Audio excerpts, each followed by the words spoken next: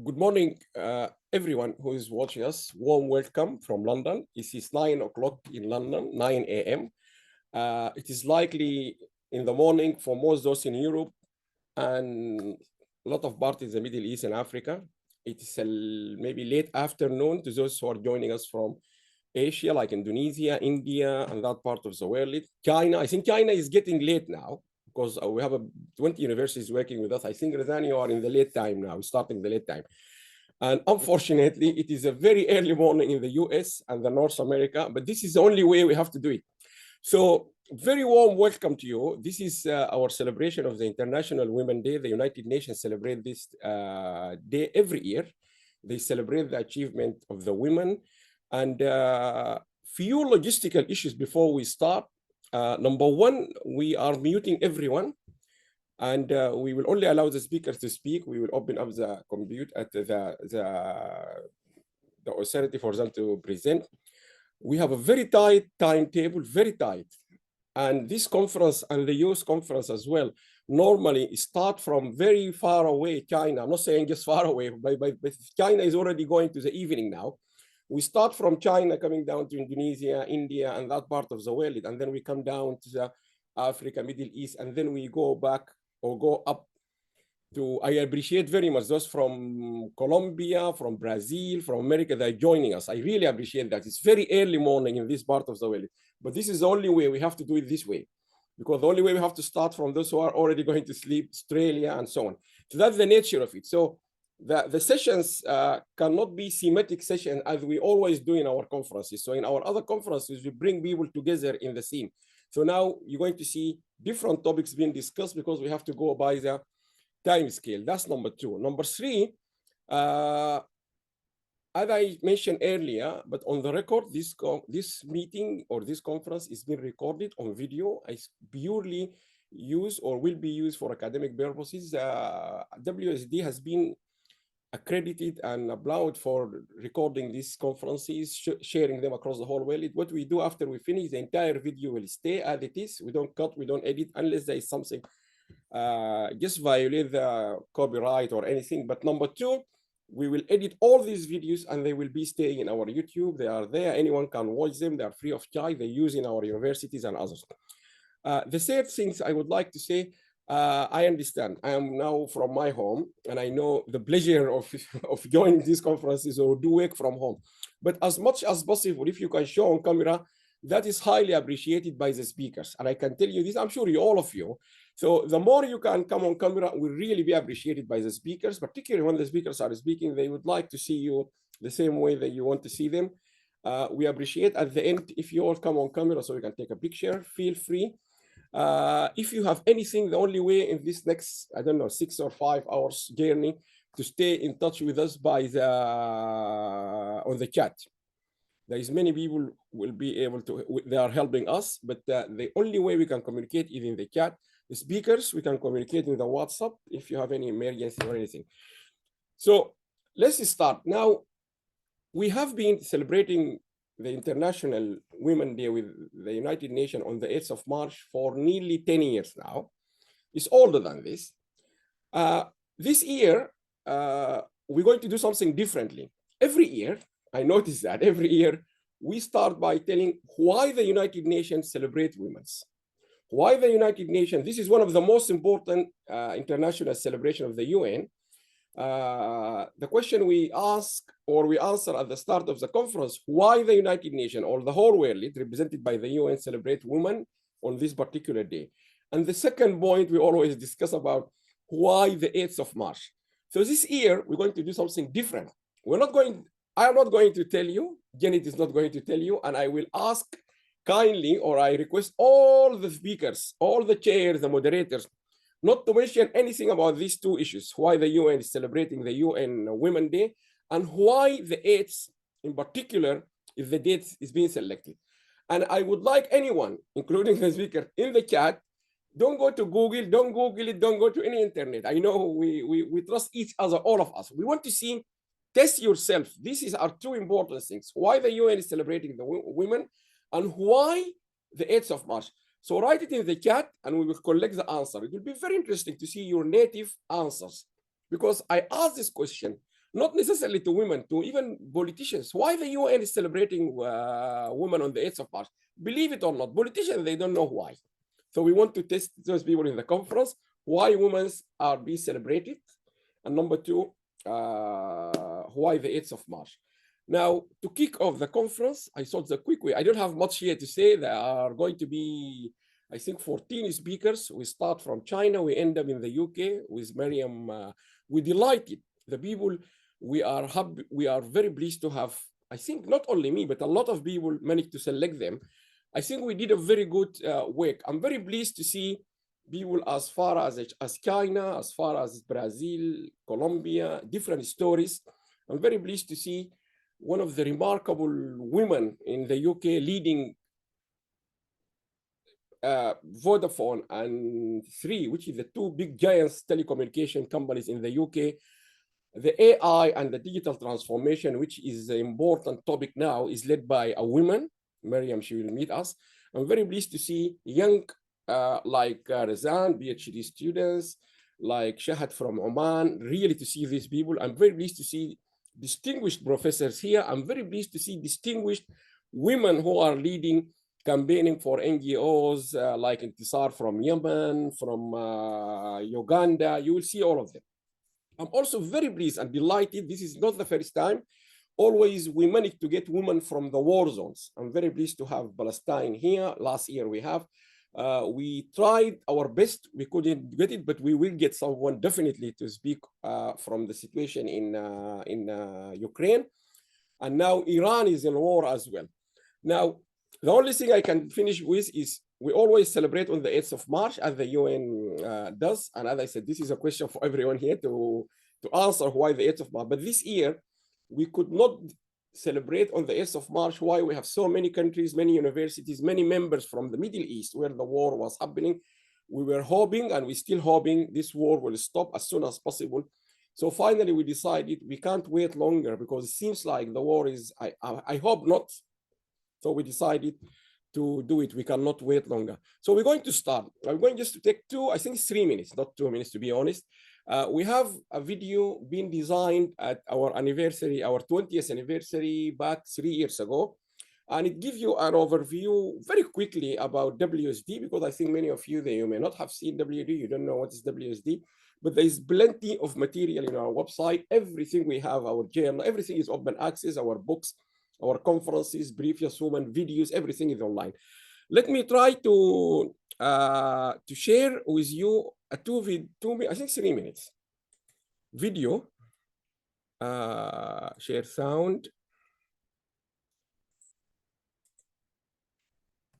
It will give you an idea about who we are. We started very long time ago. We are a slightly older organization.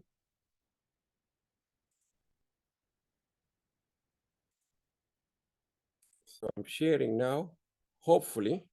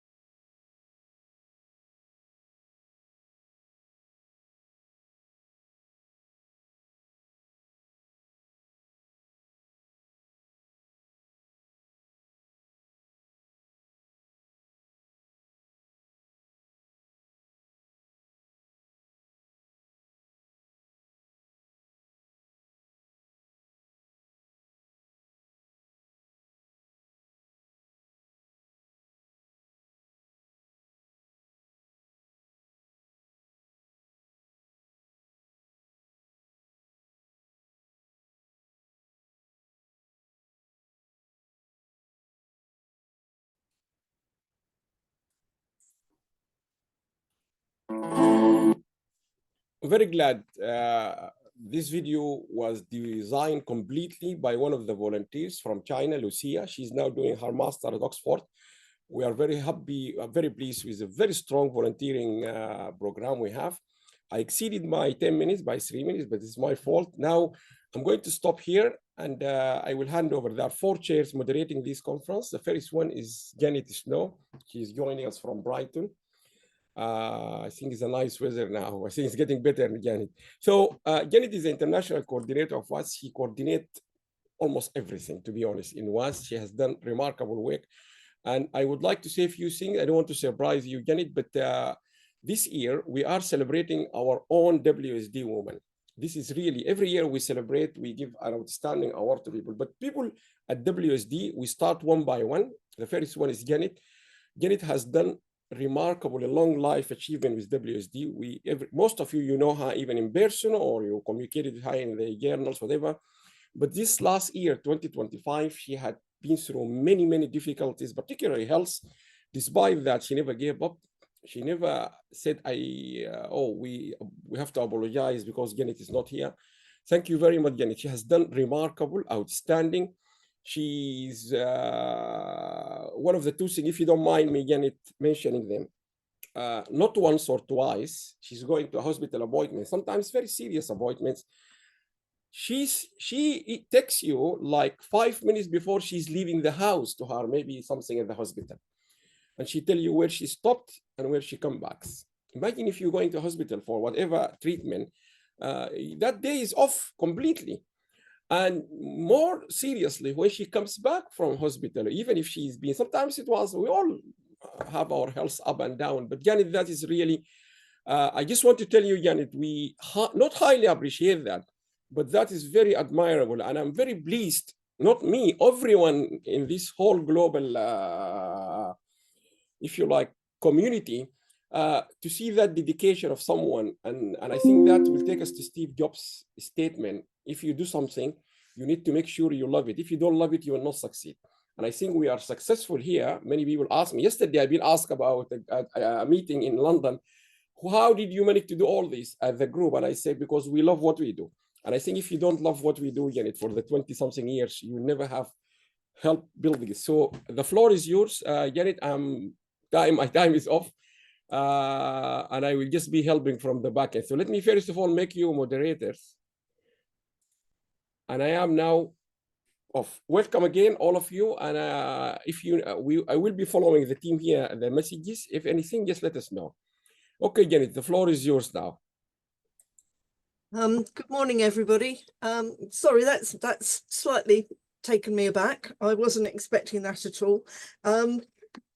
It's regarding letting people know, I think it's important, because if you suddenly don't answer emails or WhatsApp or anything else, then hopefully the people at the other end who are sending the messages think, what on earth's wrong? What's happened? Is she okay? Is this so I just sent a simple message. Really sorry, off to hospital, let you know when I'm out. And as you can see, I'm here, I'm hale, I'm hearty. A few more bits ache now, but hey, I'm 71, I'm allowed to ache. So thank you for those kind words, Allam. Yes, it's thrown me a little. Anyway, welcome everybody. Welcome to Friends Old and New, and welcome to this year's International Women's Day Conference. Before our first 3 papers, Allam has asked me to introduce WAD's activities aimed specifically at women, and any any web links I give here, I speak of, I will actually send via the chat, or you can email me later and I can forward them to you. Links to all the activities aimed at women can be found at women.wasd.org.uk. We have our new journal, the World Journal of Women and Sustainable Development, a specific section of our SDGs Who's Who, links to women's universities, and much, much more. Please just take time to explore the pages. There's so much information on there. And again, if you have any queries, either email Allam or me, or there's a generic email on there and someone will respond to you as soon as possible. Our journal, the World Journal for Women and Sustainable Development, is for papers promoting top quality international research, ideas and information about the role of women in achieving sustainable development across the world. However, that journal is not just for women, nor is it just for papers written by women. This information is important for everyone. Everyone needs to realize just how important women's contributions are for sustainable development. After all, usually we're the ones who budget, we're the ones who buy things, we're the ones who find things out. It needs to be sustainable. Women lead the way in many, many homes. We therefore invite papers from everyone, from student to professor, non-academic to top academics. Everyone has something to say about women's contributions, and we want to receive those top quality papers from those with something to say. Issues of this journal have already been published, mainly with papers from previous International Women's Day conferences. We hope to publish many of the 14 papers from this conference in an International Women's Day double special issue, and we will be contacting everybody about that after the conference. We are also looking for editorial advisory board members for this journal. If anyone here is interested in doing this or knows someone who may be interested, please email Professor Allam for further details. Again, details about the advisory board are on the journal's web pages. There's a line of tabs across the top. Just click on the one that says advisory board. Whilst SDG Uni's platform has many sub-platforms, e.g. for universities in Europe, Africa, the Islamic world, one of these is for women's universities. Likewise, SDG's Who's Who also has a section specifically showing all our women's experts. Please take a little time also to explore these pages.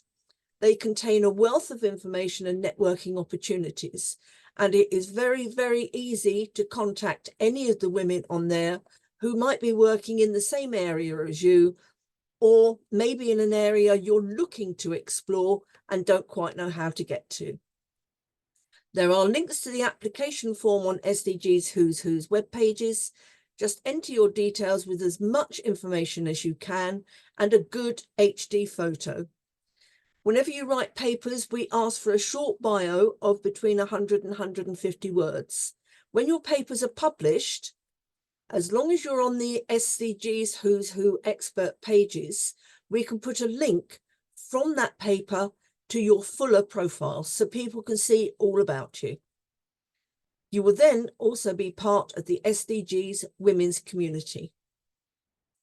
If you would like any further information about the SDG's Uni's initiative or the SDG's Who's Who or the journal pages, please email either Professor Allam or me, and we will be happy to forward any information to you. And so to the first session in this conference. And as usual, I will apologise if I mispronounce any names. I mean, no offence, but I'm British. So we had 3 papers in this first session from Razan, Alharith, Professor Dewi, Darlan, and Professor Balghis, Badri. To start, Ms. Razan speaks on turning AI research into leadership for girls. Ms. Razan is currently undertaking a PhD in AI and computing, while also working in China as an AI researcher and growth consultant, blending academia with real-world impact. She aims to advance women in the STEM area and leadership on a global stage. Ms. Razan, if you'd like to present your paper. Thank you.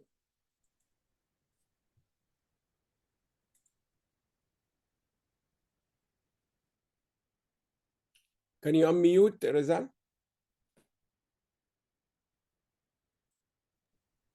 Yes, I can unmute. Yes, I'm excellent. ready to present. Yeah. Can you see it? Perfect. Go ahead. It's my pleasure to be with you. I'm Razan Alharith. I'm doing PhD on Southeast Jiaotong University in China. Usually, people start to talk about AI, just feeling a little bit afraid about how AI could do things, how AI can deal with them. But AI is a great opportunity that could help all the youth, especially the girls, to have a brighter future. What I'm going to talk about, the first thing, the fear of unknown. Fear of unknown, we don't know how AI model build, we don't know how they are dealing with this stuff. We don't know what's going on inside that black box. This gave us a fear of, what if it didn't produce something accurate? What if it makes something wrong? What if? So the first thing I want to say, don't deal with AI as something could replace you. AI will never replace you, but a person who is using AI will replace you. So use AI as just one computer came. It's just an asset, a tool. You can help you to perform better and to have a good result in your thing. If you get to know what's going on in 1 minute, 1 full minute in internet, usually people feel afraid of internet, what's going on, how the things are going there. If we take Facebook and we check, Facebook in 1 minute, people upload 243,000 of images per minute. So this kind of data is huge data. So we are starving in data, but we don't know about how we can bring knowledge, information from these data to be benefit from them. So if we take this in our consideration and we start to work with them, we will take a huge step forward, knowing that data analysis, data science, AI are here to uncover the hidden pattern about all these data we have. We will bring them information, then to regenerate a good knowledge for them to help all decision makers to build their decision. To do this thing, you have to start from curiosity. Yes, people say curiosity kills the cat, but he didn't kill it. It will just give you the sprinkle of how to do the thing. So the first thing came out, start with the question. To start, you have to observe what's going on around, to understand what's here. Then you have to initiate an action, to take an action forward, to start doing the things you're on. After you doing things several times and acting regarding them, you will start to learn how it works, how this thing could be done, which thing, if you change, it will give you a good result and will help you in your real life, not just in academia or in what you are doing. What we are doing now with AI, for example, in our field, we are doing AI models that help deterministic or doctor to signify, to diagnose the lesions that they have in their skin. If it's just a lesion or it could be a melanoma and diagnosis as a cancer. So we go through a long process of taking the image, then extract the feature from it, combine it with the result. Then at the end, we will have interpretable result to confirm the diagnosis. So the fear that first starts with is, we can't trust AI model. No, now we can't trust them because we are understanding what's going on, and we could understand how those models can provide the results. Regarding to the images that we have, it confirmed the diagnosis that we said it's not melanoma, it's something normal, it's a nevus. Based on what? Based on the features that we extracted from the image itself. So AI not just like, we know a ChatGPT, ask it, Gemini. No. We are doing something that could help people, could help the nation to be able to understand how this thing could be a solution to a real problem. We know the dermatologists have many issues because of hair, skin tone, many problems. But when we are feeding all these things to big model, it will be able to identify and diagnose the skin lesion in a proper way. So this is what we are doing really now, and what we are going to enhance to have a better results to help the nation. Going to give the young girls just a thing to be in hand to work properly in a team. First, you have to know, yes, we have always the hard skills. If you have to be data scientist, if you want to be AI engineer, yes, you have to know Python, you have to know how to make critical thinking to solve problem. Those are the technical issue or the technical courses you need to learn. But also you have to keep in your mind the soft skills. Soft skills are important as the hard skills. So soft skills is the way you are solving problem, how you are understanding the data, and then start to tell a full story about it, which is called a storytelling skill. You have to be curious about how these things work, to communicate with your friend and your teammate in a proper way that could help you to understand each other and to accomplish the mission successfully. And even you need to feed yourself with creativity to be able to think out of the box and to be able to understand what's going around. Time is coming. All people in first world, they are developing because of they having a will inside themselves. They want to be a better version of themselves. So it isn't just about coding and mathematics, but also it's about soft skills that you have. So you need to gain soft skills as you are gaining the hard skills. Here, we could know, like, if you are working in a team could be building in different way. Team are starting with forming when they are just knowing each other, coming to norming, started to act and performing. And even after that, it's going to accomplish the model and working properly. But in this thing, you have to understand we are working in a team. So we are not all of us the same kind of person. We are different, but these differences make it us a strong team, because which I feel as a weakness on myself, someone else, it's a strong point in their personality. So this came from a diverse of personality is 8. So for me, as example, extrovert, a person who can be energized, talk loudly, go everywhere and have friendship. But someone else is introvert, he is silent, he wants to proceed the thing inside himself several times and to talk out. For sincere and intuitive, how they are dealing with things, are you just feel it or you think about it? If you are a thinker or a feeler, how you are dealing with the thing? Let your mind think first, then your heart, or the opposite.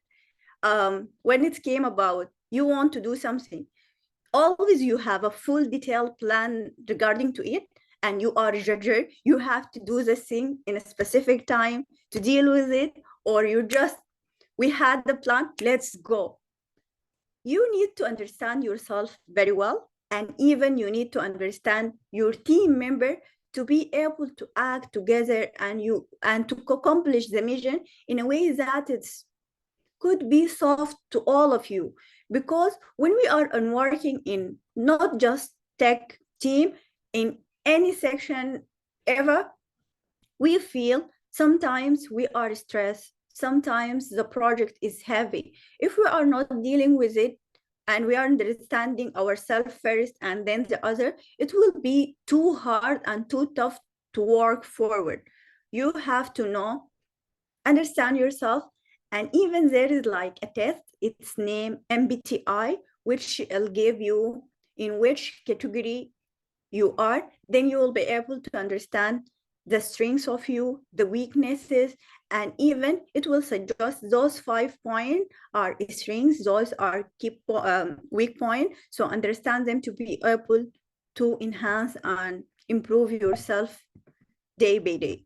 So To building a team, as I told first, we have, in the first, we start with the forming. We want to make a team to do something. Then the problems came, conflicts came, so we feel like stress. Someone did something wrong. Why you did that? You have to do that. After that, we will start norming to go to norm. We are understanding each other very well. We know the task. We know the roles, who could do what, and we will start to work in a proper way to do things. Then after that, we go through performing. We start to do the actions as it has to be. Any of us start to make a tick task is going done. So we are working in a good way. After that, it came to the end of our project finish. We did a great job, and now it's a time to say goodbye. So people are leaving. So if I want to give you a receipt of success to any team working with you, first, you have to be committed to the shared goal. If you commit to do something, please do it. Please do it, because goals, if we want to have a successful project, it depends on the small task on our hand. So be committed. As a team leader, define the roles and the responsibilities clearly, because sometimes not defining the roles, it will cause a conflict. So this will issue us. So do it in a good way. You have to make a clear, effective system of communication to be able to know what's going on, to accept what you are receiving. Try to be polite. It's not about us. It's about being hard to the problem, but soft in talking to each other. Let people communicate and participate in the project in a well way that could help them improve their work. Usually, when we are saying like we are CS engineer, we are IT, AI, yes, we are always thinking about things. It gave us a way of, we are introvert, we are not talking. But I'm not talking, you are a team leader, you have to take care about all of the team to let them participate well and to share everything they have. So if we are leveling up from being just a member to be a leader in your team, you have to understand two main concepts: to be a manager or to be a leader. Yes, if you are a manager, you will just keep seeing execution of tasks. You are caring about how the work is going, controlling the resource, keeping the procedure going well, ensuring that everything is done successfully. But if you want to have a good team, you want to understand how they are feeling, you have to go from level of just a manager to a leader, because leader is not just focusing about processes, but it's focused on how people feeling, the mission that we want to accomplish. So you are becoming one who inspires the team.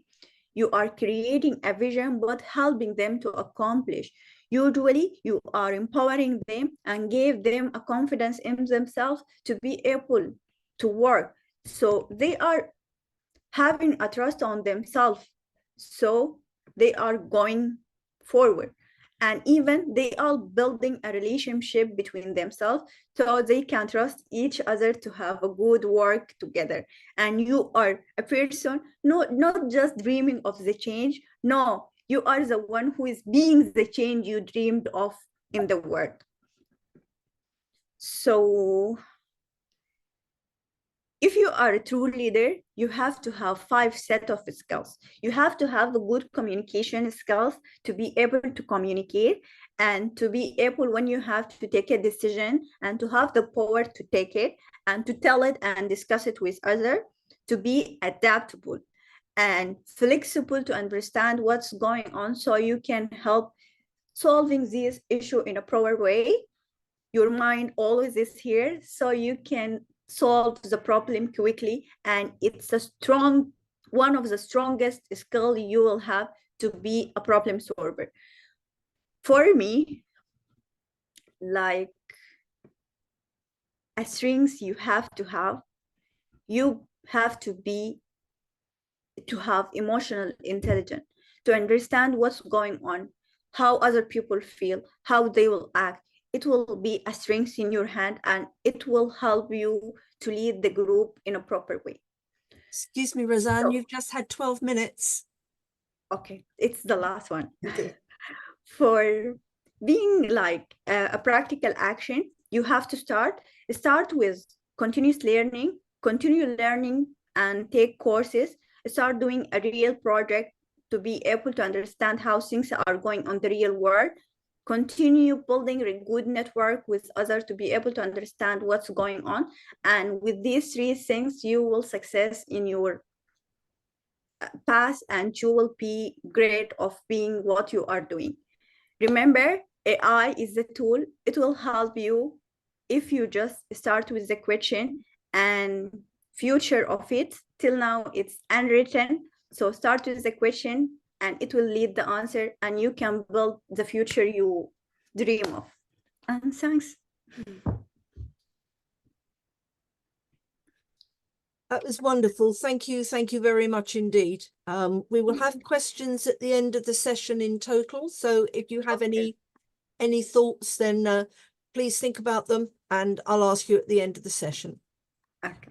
Our next paper is Professor Dewi Darlan, who is a senior academic and parasitologist in Indonesia, focusing on parasitic infection, nutrition, and environmental sanitation, particularly among vulnerable and underserved populations.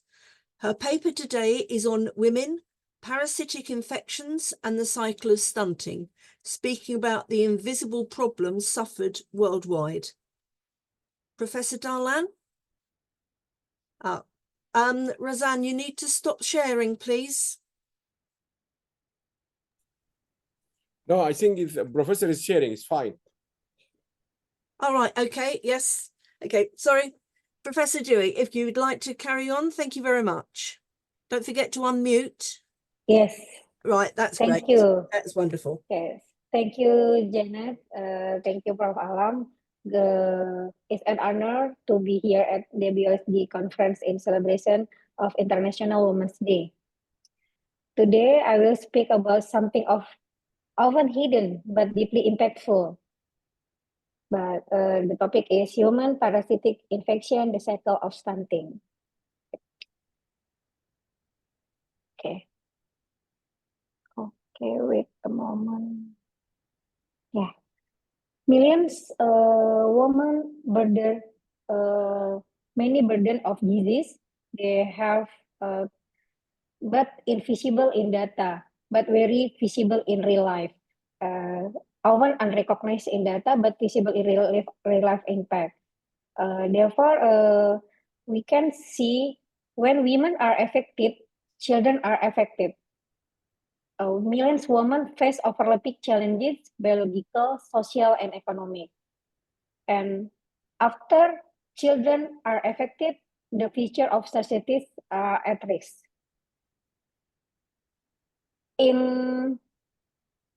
We can see the globally more than 150 million children are stunted, 42.8 million are wasted, and 35.5 million overweight. At the same time, around 1/3 of women of reproductive age and pregnant women are anemia. This dual burden is interconnected. They impact each other. Now, we can see in data,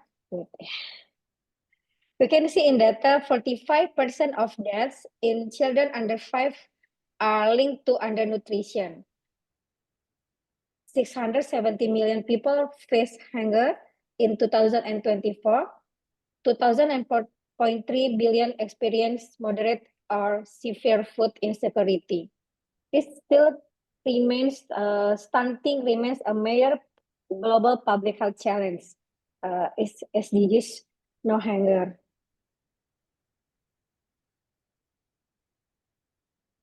Where is the burden concentrated? The prevalence higher in Africa is For the prevalence pregnant woman with anemia is 61.3%.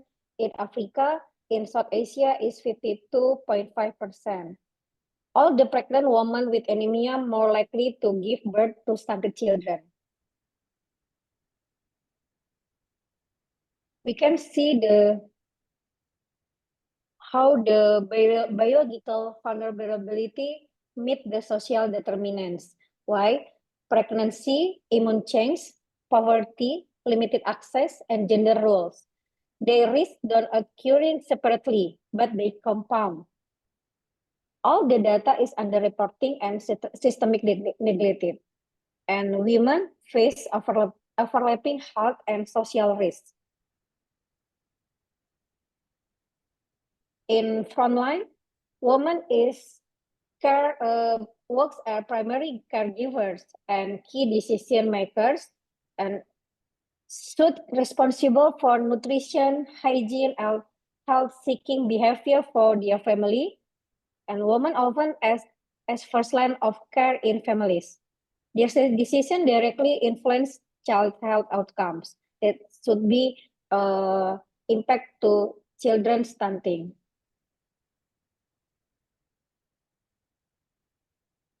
We can see, let me show how something critical that 1.5 billion people globally are infected with soil transmitted helminth.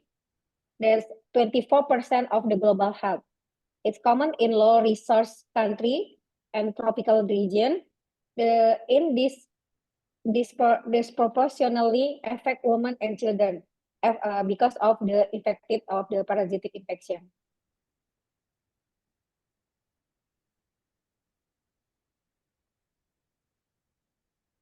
And health risks are shaped by both biology and social condition. Now, let me show how something critical. This is not about the biological inequality, about soil transmitted infection. There's impaired nutrition absorption, anemia, and particularly harmful for women of reproductive age and children. Gender inequality limit access to treatment and prevention. Health risks are shaped by both biology and social condition. This cycle is important. Why? Because infection can lead malnutrition. Malnutrition can lead stunting. Stunting can lead impaired cognitive and physical development. And this can impact of poverty and increase to exposure to infection. This is in persistent intergenerated cycle. That's why this is important cycle of this diagram. Why it matters? Because stunting reduces learning ability and future earning, and limits human capital development. High prevalence slows national economic growth up to 20% income loss, and reflects inequality health development.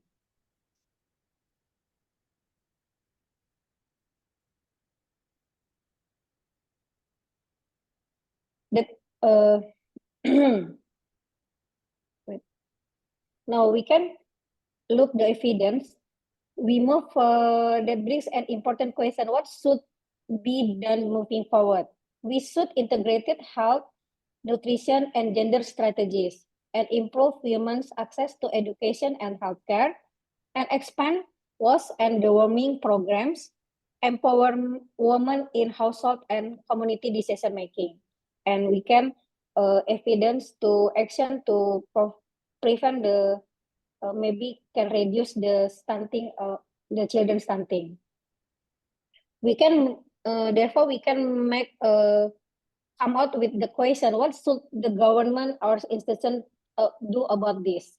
We make a policy implication should like make a policy about integrating program to maternal health, parasitic control, and nutrition program, and strengthening gender-sensitive health system, or promoting community-based and culturally responsive intervention.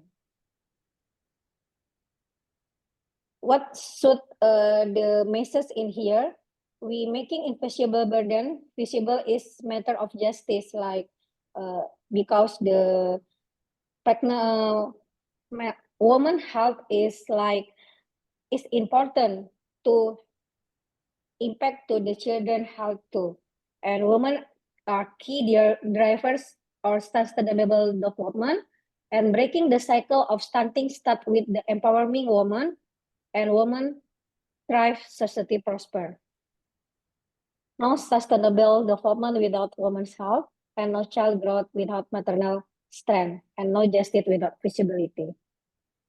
Maybe that's I delivery to you, Janet. Thank It's you. wonderful, wonderful. Thank you very much indeed. Something I don't think many of us have actually thought about. The cycle. We know that there is a cycle, obviously, that if you are poorly educated, you pass on that poor education. Yes. But to pass on things over which we have absolutely no control, yes, we need to be empowered. We need to pass this on. Thank you very much indeed. Thank you, Janet.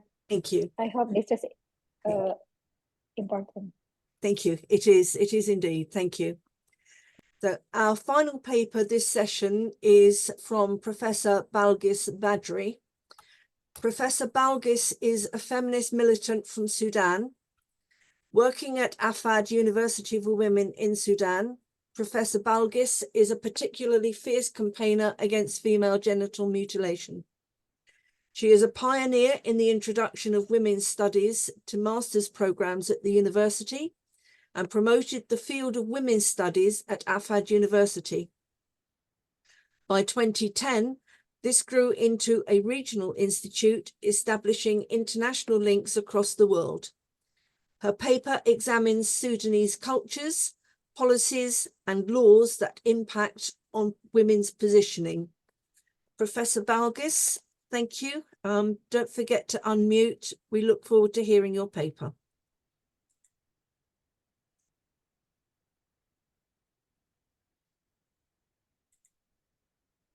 Professor Balghis?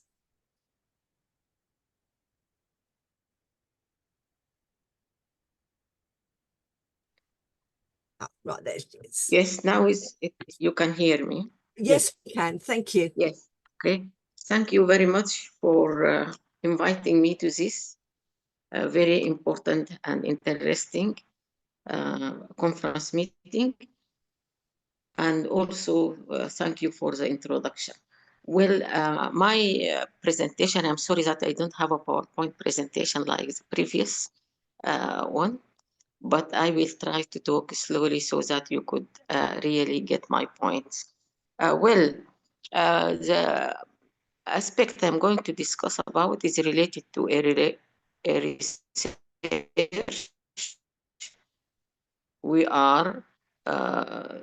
have just recently undertaken about women in the informal sector and the resilience they have shown during this war and the problems they are facing.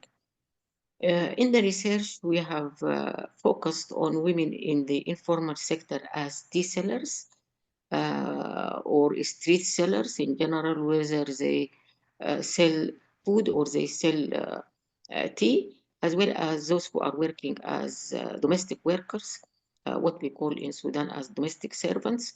So these two categories actually of women, we wanted to see the kind of resilience and the kind of challenges they are facing. So we discovered that the women actually are categorized as part of the informal sector. When we say informal sector, that is, it means they are not formally recognized as part of the formal economic sector, and accordingly they face harassment, whether from the police itself by confiscating their utensils and what they are using for the production of their food and drinks, whether tea or soft drinks, and so they have also to pay fines.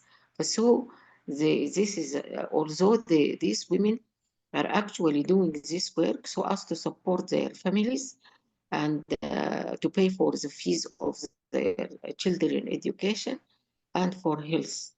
And they don't receive any kind of support because they are not part of the formal sector. Therefore, also they face some kind of harassment from the customers themselves, who are mainly males, and these males are consider these women as well if they are working on the streets, so they can accept any kind of sexual harassment. This is the idea. And also there is the idea that those who are working on the streets are coming from different specific ethnic groups or illegal migrants. And so they are not going to mind any kind of sexual harassment. So they are facing both problems of harassment from the police for confiscation, and they are not receiving any kind of services, say, for example, to get loans from the banks or whatsoever. And that is why there is a need for changes in policies and laws. And we are actually recommending that the laws that these women should actually, and the policies should be grouped into productive cooperatives. And according to the laws, the productive cooperatives can be made from even just 5 persons. They can form and register a cooperative. And when they register that cooperative, then they can actually together work and make a small kind of a restaurant where they can sell their goods.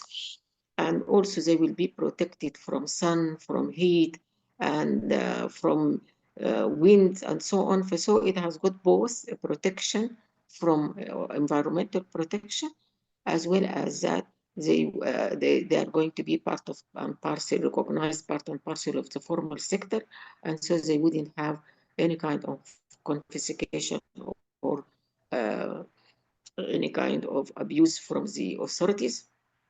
This is important. And then they could promote their economic activities, and this is an economic empowerment. And as well, then they could have access to credit from the banks and so on and so forth, and they could be registered, and they could have access to health insurance, and so on and so forth.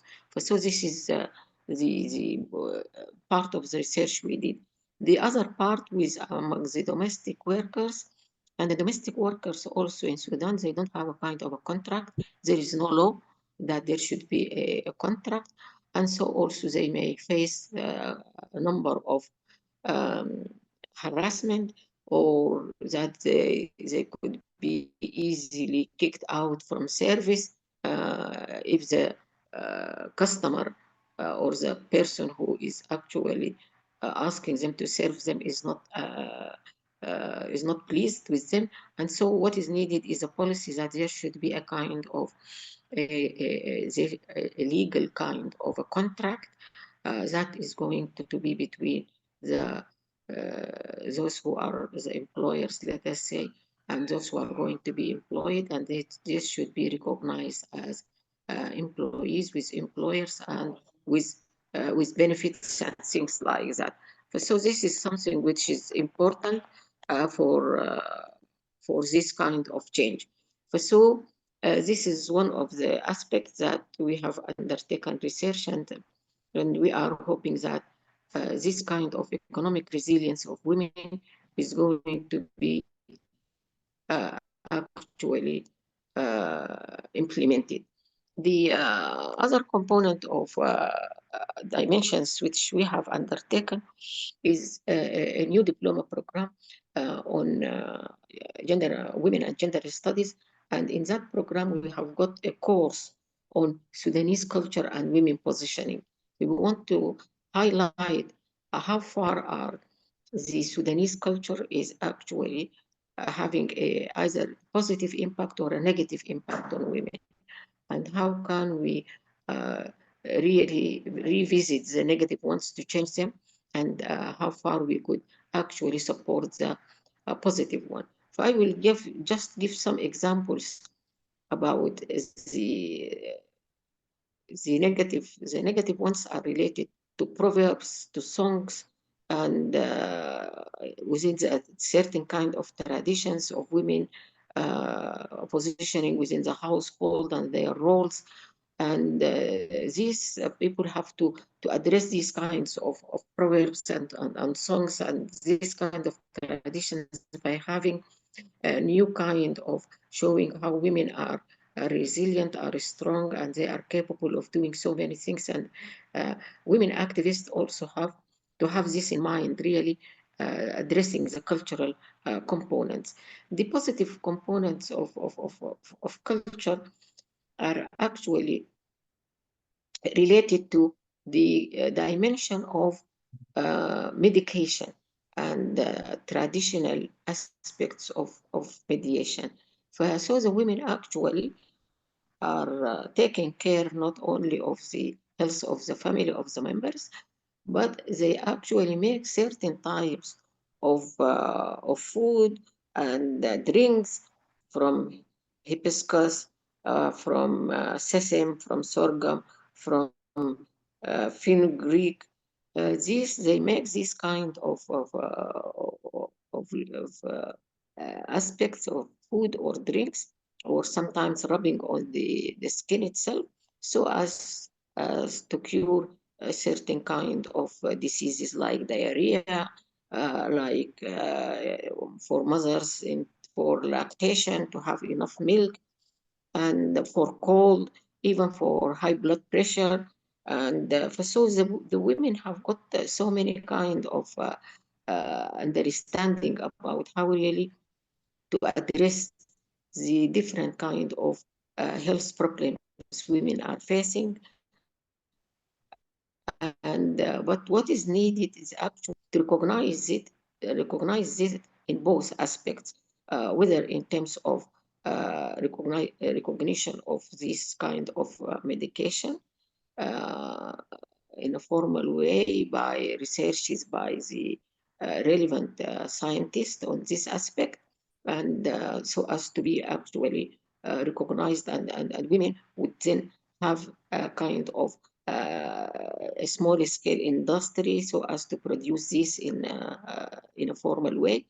Or otherwise, even if that is not done, at least they should have some kind of economic uh, projects whereby they could produce these kind of seeds and crops, and then these would be sold in different markets as being women production. And this is what we need, that we recognize it as women production, because now, yes, it is sold in markets, and even it is exported outside, like gum arabic and things like that, which the women also use, and hibiscus and sesame. But what we need is really to have some kind of also recognition, and women to be part and parcel of small scale industries that and other crop production programs and projects that are going to actually make the women, they are the main producers, and they are the ones who are actually telling about how it could be used, and for different aspects of dimensions. So in this kind of courses, we just wanted to highlight how far women are actually behind the scene, not only in medication, but also in conflict resolution and peace building, whereby we have got different methods of native administration and mechanisms of peace building, but women are not part and parcel of the formal native administration structure and hierarchy. But behind the scene, yes, they are actually their ideas and advice is given to their husbands, who are the chiefs, or those who are leading high position within the native administration.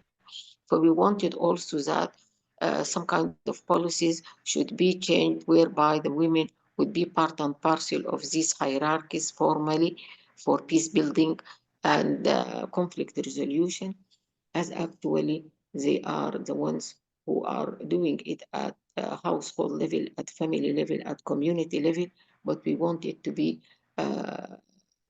recognized in terms of the formal structure. So these are issues which we try to highlight, whereby our students who are themselves activists, and they are working in different UN agencies, they are working, they are part and parcel of different NGOs, national and international, and so on and so forth. So we wanted them to think in terms of how is it that policies and programs and projects and other kind of legal reform should be undertaken to empower women and to recognize their voice. This is mainly what I wanted to highlight. If you want me to elaborate more, I am sure I could give you more examples. And for example, in terms of the proverbs that need to be changed. Okay, and then these are proverbs which will say, "May God give you a boy who will support his mother to live and to live with him and to take care of her." Then there is these proverbs like "Shadow of a man is better than that of a wall," and so many other kind of proverbs that we need to change them, as well as songs related to just the positioning of men as strong, as brave, and things like that. But the women songs related to women are not so much like that. But when we look at how far mothers themselves are bringing their children, actually they tell them stories which they have developed themselves to show how great are women. So we need to highlight these kind of stories the women and the mothers are actually giving to their sons and to their daughters and their children. So this is also something that we highlight it in this kind of courses, and to motivate the girls, the students themselves, to come up with new songs, with new proverbs, and so on and so forth. So this is what we need to highlight, and I just wanted to say these things, and I'm open for any kind of discussions. The last thing I just wanted to say is that Ahfad University itself is a co-partner, part of SDG 1, and we used to be the main partners in G1 for SDG 5 for the past 10 years, and then after the war, the UNI, the United Nations Academic Initiative, changed our position into SDG 1. So this is where actually the university is having quite a lot of activities, and through the students associations and so on and so forth. Thank you. Over Professor to you, Balghis, Valerie. thank you so much. Again, very thought-provoking. If I can just get onto that part. Right. Does anybody have any questions? At the bottom of your screens, you will see a row of tabs. On one of them is a reaction. If you click on there, you can actually wave at me, and I will I'll bring your question to the fore. Are there any questions from the floor?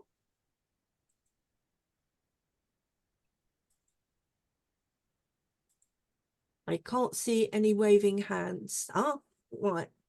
Professor Izzat, Dr. Izzat, if you can unmute and ask your question. Thank you very much, Ms. Janet, and thank you, Prof. Balghis, Badri. Actually, I was thinking in my own sleep, why don't we, across the long journey of education, why don't we put in the syllabus the values of empowering, or say, let's say, make the balance between man and woman in our syllabus. Why we miss to handle that? This is my question to Prof. Balghis. Especially Ahfad University was a very great university, and your family is also very well known for the contribution in the education at the level of primary and all the way to the university. I hope you got my question. Thank you very much. Professor Balghis? Yes, I could answer. Okay, thank you. I understood Dr. Izzat well. He is speaking about why is it that we are not having in our syllabus positive values towards women. But I just told him that yes, we are putting positive values about women. We highlight that, and it is not just only the negative dimensions, but also the positive ones, so that the students themselves would have the kind of feeling prestige, will have the feeling that they are capable to do things, and that is why the courses have got both dimensions to highlight both the positive aspects, the strengths of the women, the participation of the women in economy as farmers, in the economy as producers of different things, as well as the dimensions which are negative. So we are having both these. Of course, you cannot just emphasize things that are going to make you not feel great, or that you could change things. No, we have a balance between the two, and we tell both stories of, say, for example, great women who led quite a lot of activities positive to women, those who led education in different rural areas, those who are midwives and trained midwives, those who are working in different health positions, as well as, and so on and so forth. So we also give them about these pioneer women's information about these pioneer women and their contribution socially, politically, economically, and in different services. I hope that I answered your question, Dr. Izzat. A very comprehensive answer, Professor Balghis. Thank you. Are there any more questions from the floor? Can't see any at all. If you think of any questions, just drop it into the chat, and perhaps we can come back to that later. Okay. So thank you very much to our three first speakers this morning. So I think it's time. I see, in the honest tradition of all conferences, we've overrun a little. Apologies. So thank you again. Discussions, I've no doubt, will arise both on here and back in your home universities and with people who have picked up this paper. So the last thing I want to add is it's been said, it does not take much to be thought a difficult woman. That is why there are so many of us. I thank you, and I now pass the chair to Professor Arshi Naim for our second session. Thank you, everybody. Okay, Janet, thank you very, very much. Wonderful. Thank you, Janet, Prof. Allam. Fantastic session. I enjoyed it, and I'm pretty sure all of us enjoyed this fantastic session. And I just wanted to remind, because he's sitting next to me in my office, Professor Balghis, I don't know if you remember this, 10 years ago, Ahfad University, by the way, I'm not being biased here, is one of the best university dedicated to women in Sudan, in Africa, in Arab countries, in the Islamic world. And I'm pretty sure, I think among us here is Professor Omar Hilli from the Islamic Universities forum in Morocco, he can agree with me. One of the best across the whole world, one of the few universities dedicated for, every time we go to Sudan, we give one of our day to Ahfad University. If you remember, Professor, you gave me this, and Professor Hunud, in your office when we came to give a lecture, Ahfad University, and I tell you why it is staying with me very close here, because you can see what's inside. I can tell you, these are SIM cards. When I travel to Saudi, everywhere, very treasured, very important part of my travel is these SIM cards. So they're falling now, so I'm keeping them there. So thank you very much, wonderful. And it is a real university making a real change. All of you, thank you very much. It was wonderful. Now we want to move. Allam, Yes. before you go, I believe Dr. Shadi had his hand raised. Did you want to ask a quick question? I think he was just clapping. I think so. All right. Okay. I just saw the hand. Thank you very much, Janet. Very good start. We're going to move to Professor Arshi Naim, and I will say two things about her. There are two things. We have advanced them fast, WSD, in the last 6 months or 7 months. And I can tell you this, Janet is here. Many people from WSD can confirm we would not have happened without the next chair of the conference, Professor Arshi Naim. She helped us to move things very fast. Why? Because she's so clever, so smart, but more importantly, many times she emailed me, texting me around 1 o'clock in the morning, and I continue texting her. Suddenly, I realized she's not in the UK. There's 3 or sometimes 4 hours different. She worked very hard. One of the hardest persons I have ever met. Not women, hardest person. She worked very hard.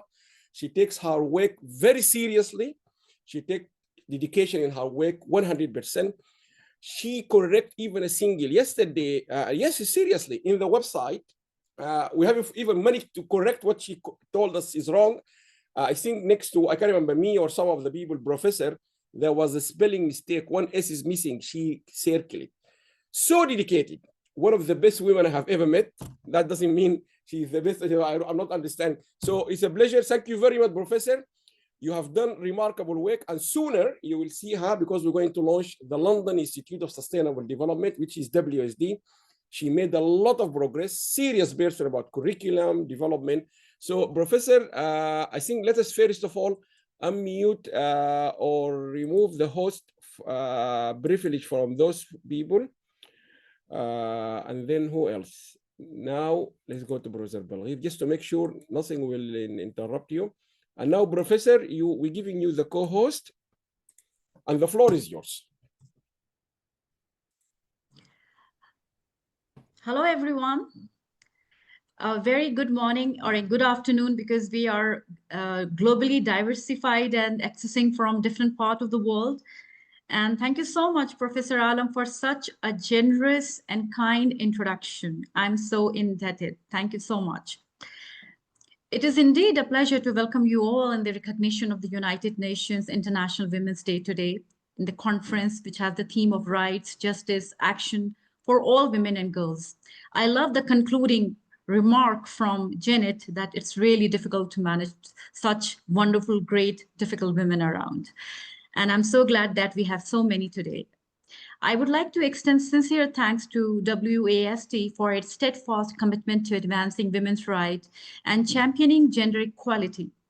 Over the years, WASD has consistently supported initiatives that promote women's empowerment, amplify women's voices in leadership and decision-making, and advocate for equitable opportunities in education, employment, and public life.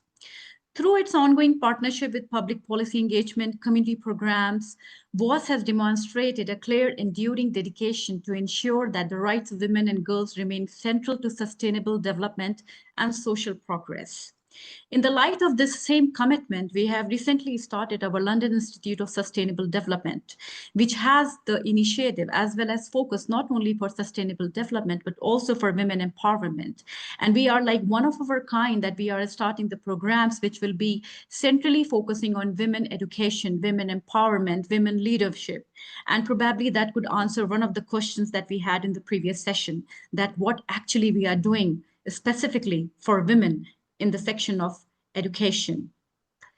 As we mark this important occasion today, we recognize that the pursuit of gender equality is not only a matter of justice, but a shared responsibility requiring collective actions. So today's discussion definitely will be an opportunity to reflect a progress made, address to the challenges that remain unmet, renew our commitment to building a future where every woman, every girl can thrive with dignity, equality, and opportunity. Today, I'm also honored to present few distinguished panel of speakers whose work exemplifies the leadership, innovation, and advocacy in advancing the rights and empowerment of women worldwide.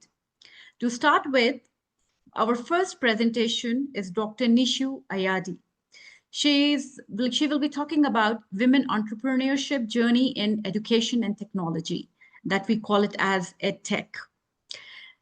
Dr. Nishu Ayadi, in just, I would say, 10 years, she has seen and she has contributed extensively in the education, conference, publication, not only for women, rather for the young Indians and for more, I would say, globally. She is the founder and CEO of Confab 360 Degree. It is an organization conducting conferences worldwide. She has seen the insight and she has shared the insight into opportunities and challenges faced by women entrepreneurs in education particularly. Over to you, Dr. Nishu. I would like to welcome you. I would request you to please share your screen so that we can have some wonderful examples from you regarding entrepreneurship in women. Yeah, thank you so much, Arshi, and thank you so much, Dr. Allam, for putting me here and giving me this opportunity where I can speak my challenges and how it has taken me to come so far while I've started this entire platform. Arshi, just a little request, if you can share the PPT from your side, because on this laptop, I'm having a little problem in sharing. So if you can share, it's okay. Otherwise, I can. I have your PPTs with me. Just give me a moment. I can share that surely. Arshi, let me share from here because I got the PowerPoint. Is it better? Okay. Let me just quickly get it for you. Okay. Okay. So meanwhile, when it's being shared, I will talk that when we talk about EdTech and we talk about India and we talk about women, these three angles right now are taking a little difficult time in stitching together. So when we talk about EdTech all over the world, they say that they say that it's a very tough space to be in, because the schools, colleges, and universities have had their so strong feet and base joint that for us who come as the new ones, they call us the third party.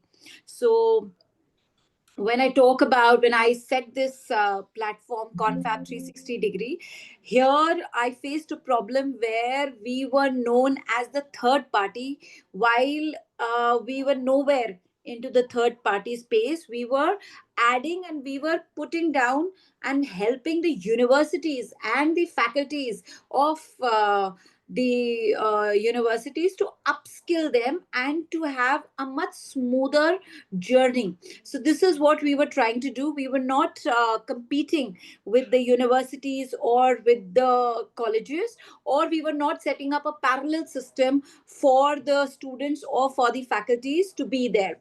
Now, this was one of the challenge that we faced, that we had to change the mindset of the universities, the faculties, and the entire system. So if we can go to the next slide.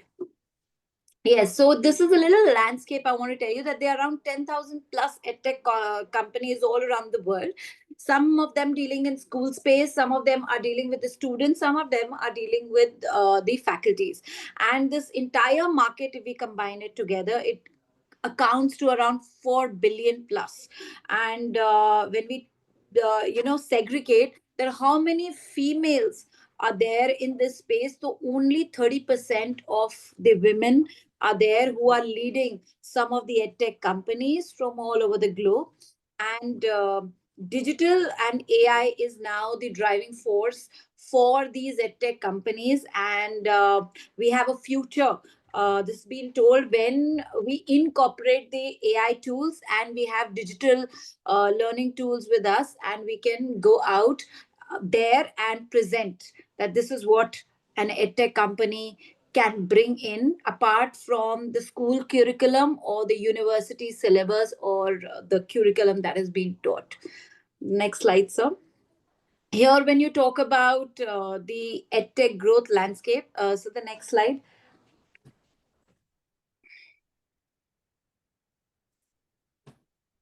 Yeah, so when we talk about women entering STEM system, that is science, technology, entrepreneurship, and mathematics, here we see that there is a high number for the women who are in this space.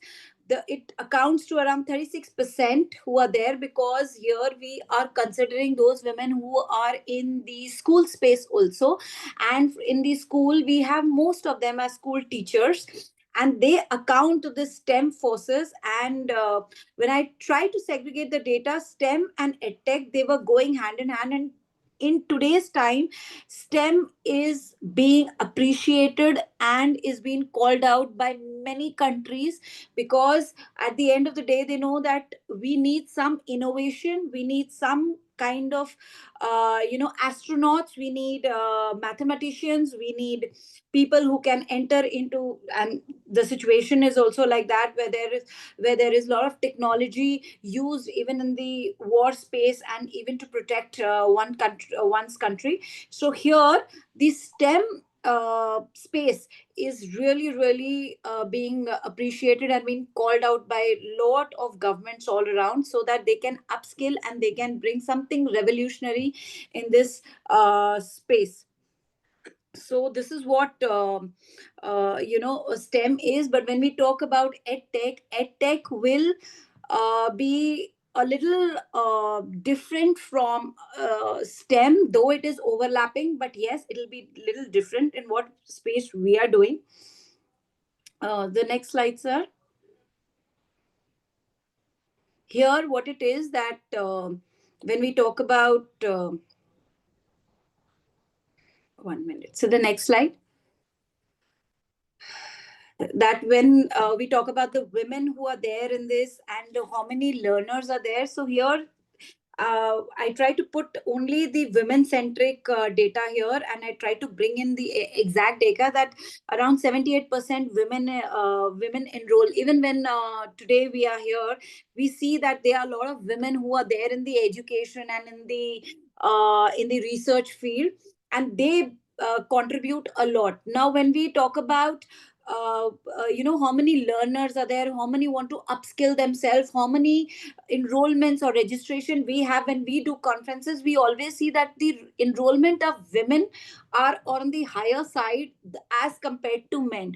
And women really want to grow and want to invest in these skills that are not being taught, or they are being left behind. So when I was also looking at my data from last 7 years, how many conferences, around 200 plus conferences I have attended and I have contributed to. And over there also, if I was trying to take out the data, it was astonishing that the data for the women who wanted to participate, who wanted to grow, and who wanted to contribute to the nation, to the university, were much higher, and the data was around 80 plus. So it is really appreciative, and it is really happy to be happy about that. Women are coming up, women are coming forward, and they are contributing, they are investing in themselves, they want to learn some new skills. And since now the new branches are coming up, like AI, digital computers, the computer programming, here also now we are seeing that there is a jump a jump in the women's participation. Initially it was around 10% when we took it 10 years back, but today that 10% has gone up to around 60 to 70% when we talk about women coming into AI data programs. And all over the globe, if we see this jump has gone to 30 to 40%, which is completely equivalent to males who were dominant in this field and in this part. So when we talk about women, and I see that how women are absolutely competing and are ready to change, learn, and upgrow themselves, this number is really rising, and more and more women force and more women oriented programs are coming in the global scenario. Now, when we talk about, so next slide, when we talk about why EdTech empowers women. Now, when I was saying that why is the education only, and why is that the EdTech, domain, which is so powerful, which is more powerful for the women, why it is only this domain. Now, here this domain is because the women feel where there is more of the brain work that is required and less of physical work that is to be exhibited. So here more and more more and more women are coming and feeling themselves comfortable, because they can apply their brains and they can do their creativity and they can contribute in a higher portion than the other fields. So when you look that most of this time, why is the women coming? First of all, it is very flexible and it's self-paced. When you talk about this program also, as Dr. Allam has put forward such a beautiful program, getting all the women together, I was hearing all the women right from the health, where women need to take care of the health, where women need to take care of their mental mental health. So here it is the education that gives them this kind of place where they can take care of themselves, as well as they can move forward in a in their comfortable space. They do not have to push themselves a lot physically and mentally get drained as compared to other careers. So hence, in education and technology, women are finding them space, and women are finding them comfort over there. Over here, there are a lot of opportunities as compared to other careers. You have a lot of domains, you have a lot of opportunities all over the globe. You have a lot of companies, a lot of technologies who are supporting you, who are telling you to come, and they push the women to move beyond their boundaries and help them, or give them an opportunity or a chance to settle beyond from where they were born to where they are placed, to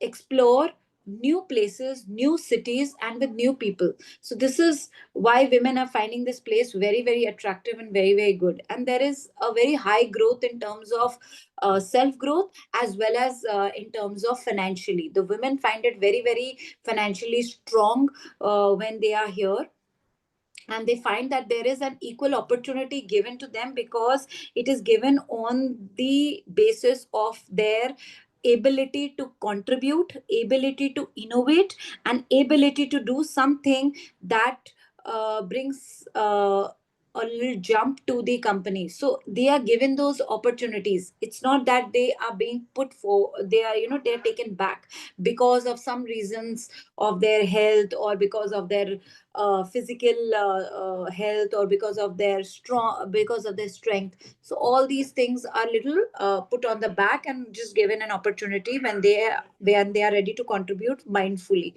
But to this, I would like to add, there was one study that was being done, that nowadays they are developing a new computer who can do multitasking in various domains. So they were studying the brain of a man, and they were studying the brain of the women. So where they found in neuroscience, and they found out that the computer cannot be, or computer cannot have a male's brain, because the males tend to shut down when they are given a second task. They are only aligned, or they are only able to do one task at one time. If given a second task, they shut down the first task and then they move on to the second, but they're not able to continue two tasks, three tasks, four tasks at a time, at one time. But while when the women brain was being studied, they saw that the women are multitasking and can do 3, 4, 5, and even up to 10 works at one time. And they said that the new computers that are going to come or they are building will be on the women's brain and on the women's analytics to do the work simultaneously. So multitasking was given to the women, while the men were not able to do multitasking as their work. So this is one new thing which even I found when I was attending one AI conference, and they said that this is what neuro links are doing, and neuro studies science they are studying, that on what brains should the future computers be based on. So when we talk about women as edtech leaders, if you, I've told that they are around 30% in the entire world. So the next slide, they are around 30% in the entire world, and most of the edtech women are found in India, and we are at number 2. The first one is US. The second one is India, where most of the women in the edtech world they are found. And when we talk about the funding ecosystem, and I'm talking about India, so here it is around 26 billion plus funding ecosystem that has been developed for the edtech founders. It's not over here, no women or men, but edtech founders. And the women over here were found the driving innovation in the edtech world. So whenever there is any education where a little sympathy is needed, where little concern is needed, little care is needed, and softness is needed, and then some high end technology or a high end course is to be presented in the institution. So here they found that the women were a better choice than men, and hence they believe that women are driving more innovation, and they are more driving innovation forces in the system. And hence when I started off my journey, everybody took me as a very good teacher. When I used to teach my students, and I used to take various examples, I should take them through in stepwise. And if there were questions which were not, great questions, or of silly questions, which we can name them as, it didn't, make the women teachers furious. Rather, they took it as a very as a challenge, and they took them in a very, very politer and in a very lighter note. While when you talk about that, if things are not up to certain level for the males, they do tend to get a little furious, and they tend to get a little harsh while explaining. So they believe that women have more innovation in teaching, while as compared to men. Right. So when we talk about the impact on education, as I have said, that when we talk about the impact, what the women are bringing to the people or to this industry, here there is a very they believe in developing an ecosystem, a very inclusive learning ecosystem, which is very inclusive learning ecosystem. That is, we tend to teach in a certain environment. We take the pressure and the condition there, and we leave it in that place when the solution is out. It is that we are developing inclusively an ecosystem, and we are not taking things out and not able to manage the two worlds and mixing it up. So an ecosystem that a woman develops and brings in the system, that is a great impact in the education sector. She even brings in the personalized models, like what she has learned in her house, or what she has learned from her life, or if she has any learning from her from her own children, from her own household. So she tends to bring it, and she tends to teach in that way, and bring in those examples which she has learned, led, and experienced. So she brings in that together. So it is the next slide. And then is there, because of this, there is an improved employability. So improved employability is because the student tends to learn how to solve problems and does not learn and even learns how to manage panic. This is what we have learned when we've seen teachers teaching, and there was a study done by Harvard where they said they divided the two students in two groups. One was absolutely being taught in the male environment, the other one was being taught absolutely in the female environment, that only the female teachers will teach, and in one group only the male teachers will teach. Here they saw that the ability to solve problems, the ability to manage panic, and the ability to go out in the world with confidence was more in the students from the group who was taught by the females. While when we talk about the males, the study that came out was they were more into professionalism, they were more into how to tune the system.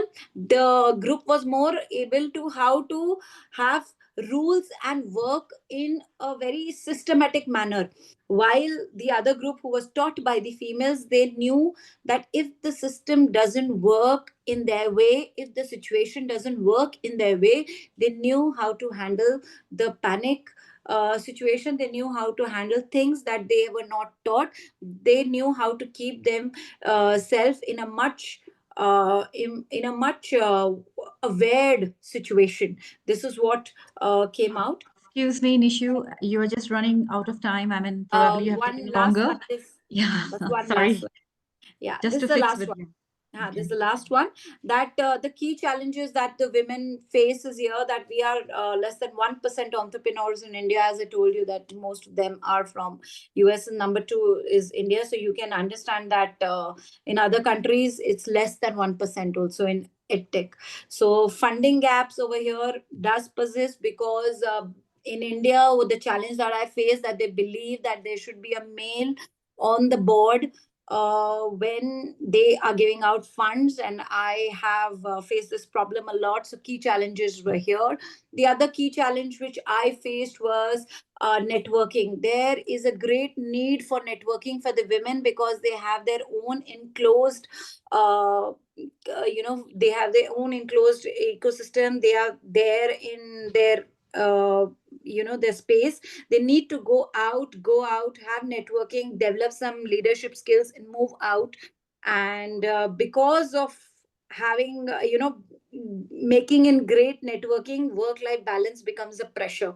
So this is what personal problems I face, that work life balance becomes a pressure while you are networking, while you're trying to create network and move there into the world, which is the world says is very difficult because you're competing with billions and billions of universities, funds loaded, and with the complete backup that they have. This is from my side, and I would say that best of luck to all the women, and I wish that women power is always on the winning side. And if there is any queries, I'm happy to take. Thank you you, so Nishu. I much. think we will take the questions after we finish all three speakers today. And I must say that you are already an example to many women out here and everywhere, I would say, and you have filled the good gender divide. So women are already shining. Yeah.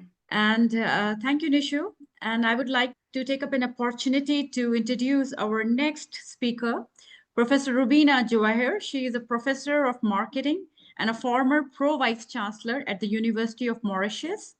She will be talking about Stand Tall, Women of the World. And she will be also talking about how inspiring reflection, women leadership, resilience, and global impact. So, Professor Rubina, we welcome you all, and we request you for your wonderful session now.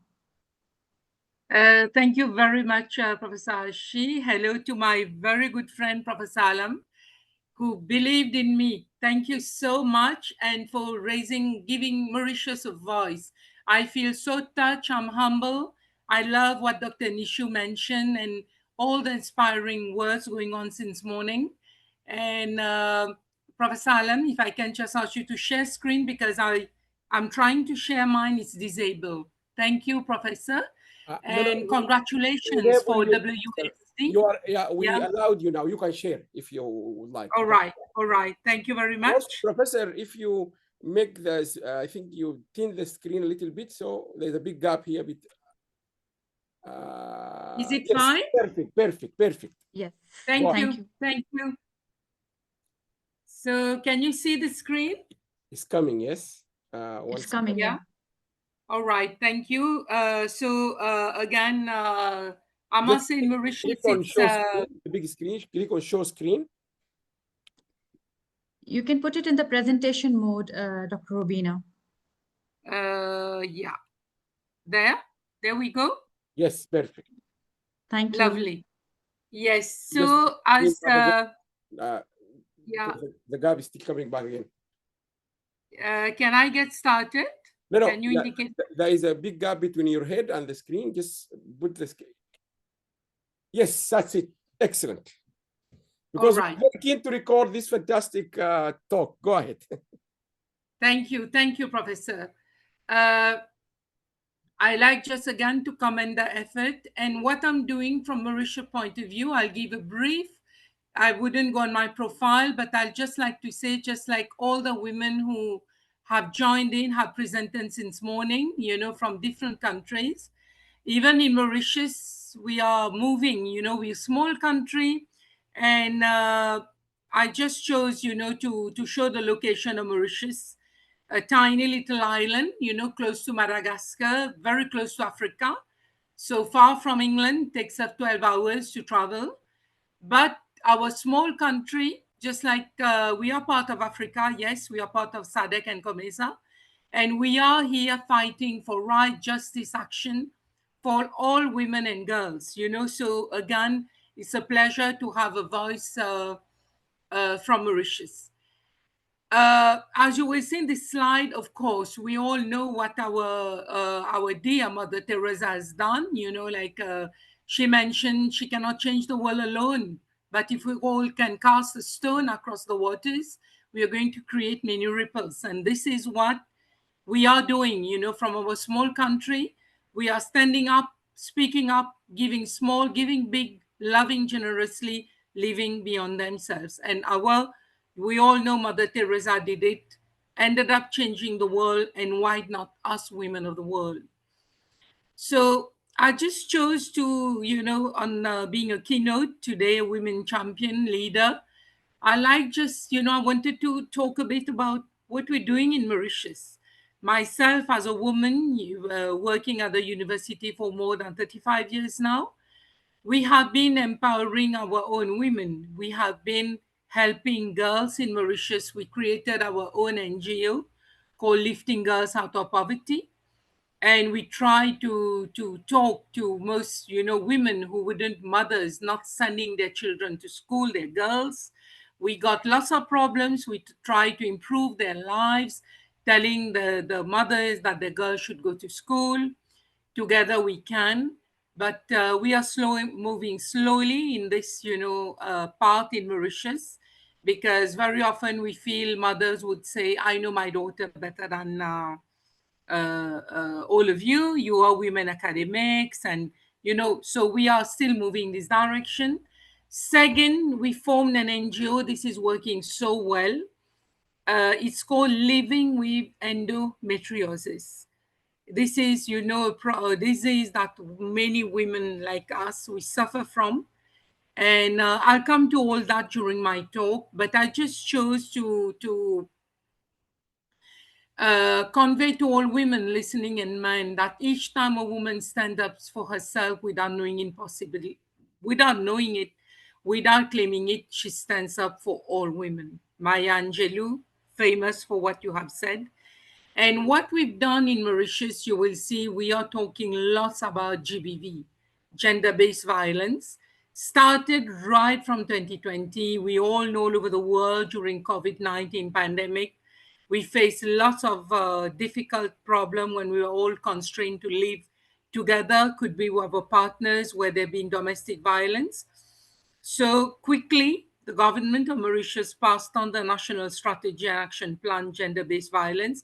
It was so important in 2020 because we have a unique sort of cultural and institutional specificities in Mauritius. You know, we're a multi-racial country.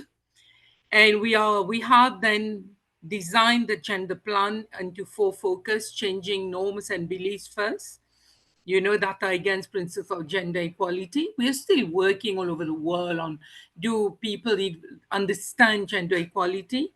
Putting the needs of survivors first. It was a question of sending women to shelter during COVID when there were problem of violence. Improving legal remedies, services delivered by our institutions, and monitoring and evaluating the progress so far. So you will see our women in Mauritius, our women who are in parliament, they formed a parliamentary gender caucus with the support of UNDP, of course. And our women in parliament, they are not just sitting to talk about, you know, political or economic policies, but they are very busy promoting gender causes. And they did a sociological profiling of perpetrators of domestic violence and identified early as 1997 that alcohol consumption and employment, long hours of work, substance misuse, this is a big problem in Mauritius these days, drug abuse, gender inequality within the household, have all, and a high level education of survivors are as risk factors. So they have been triggering what we call by domestic violence. And in moving into this, you know, trying to help, you know, like women who are victims of women violence, in Mauritius, we are even giving lots and lots of importance to our women detainees in prisons. Yes, we have not forgotten them. We are trying to get them to express their talents through stage plays, music, artistic pursuit, giving them courses on cooking, baking, so as to foster confidence, contribute towards their rehabilitation alongside education, language training. We have in the prison of Mauritius almost 200 foreign nationals, you know, who are in jail due to different causes, but mostly due to drug trafficking, illegal, of course. But yet in our prisons, I like to pass on a word to all listening to me. We are providing comprehensive health care to these women.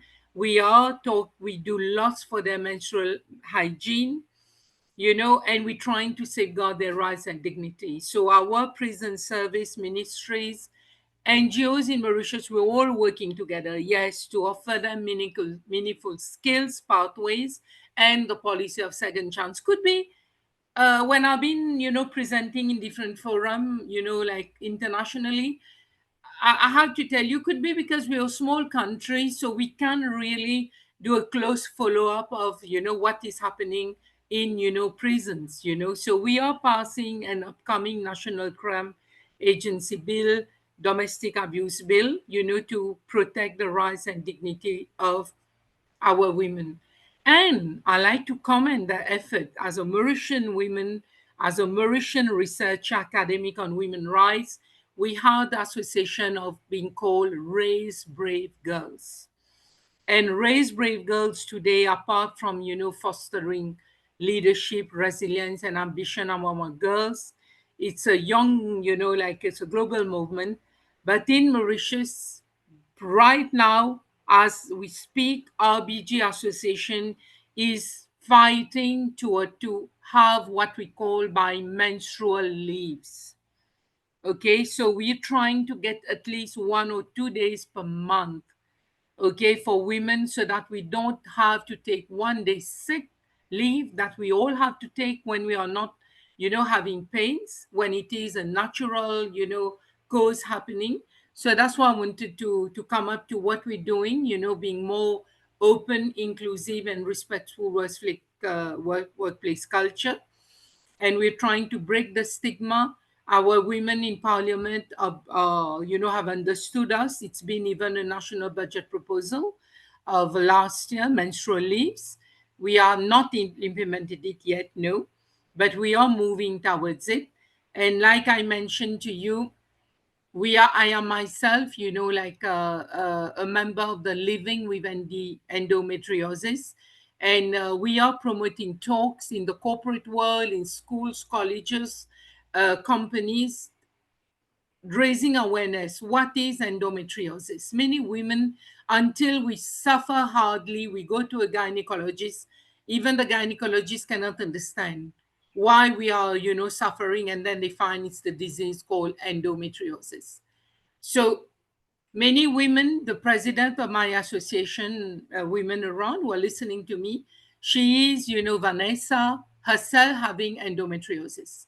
I can provide more information about that. So she's busy. She stopped working herself because all companies she would be calling saying, I can't come to work.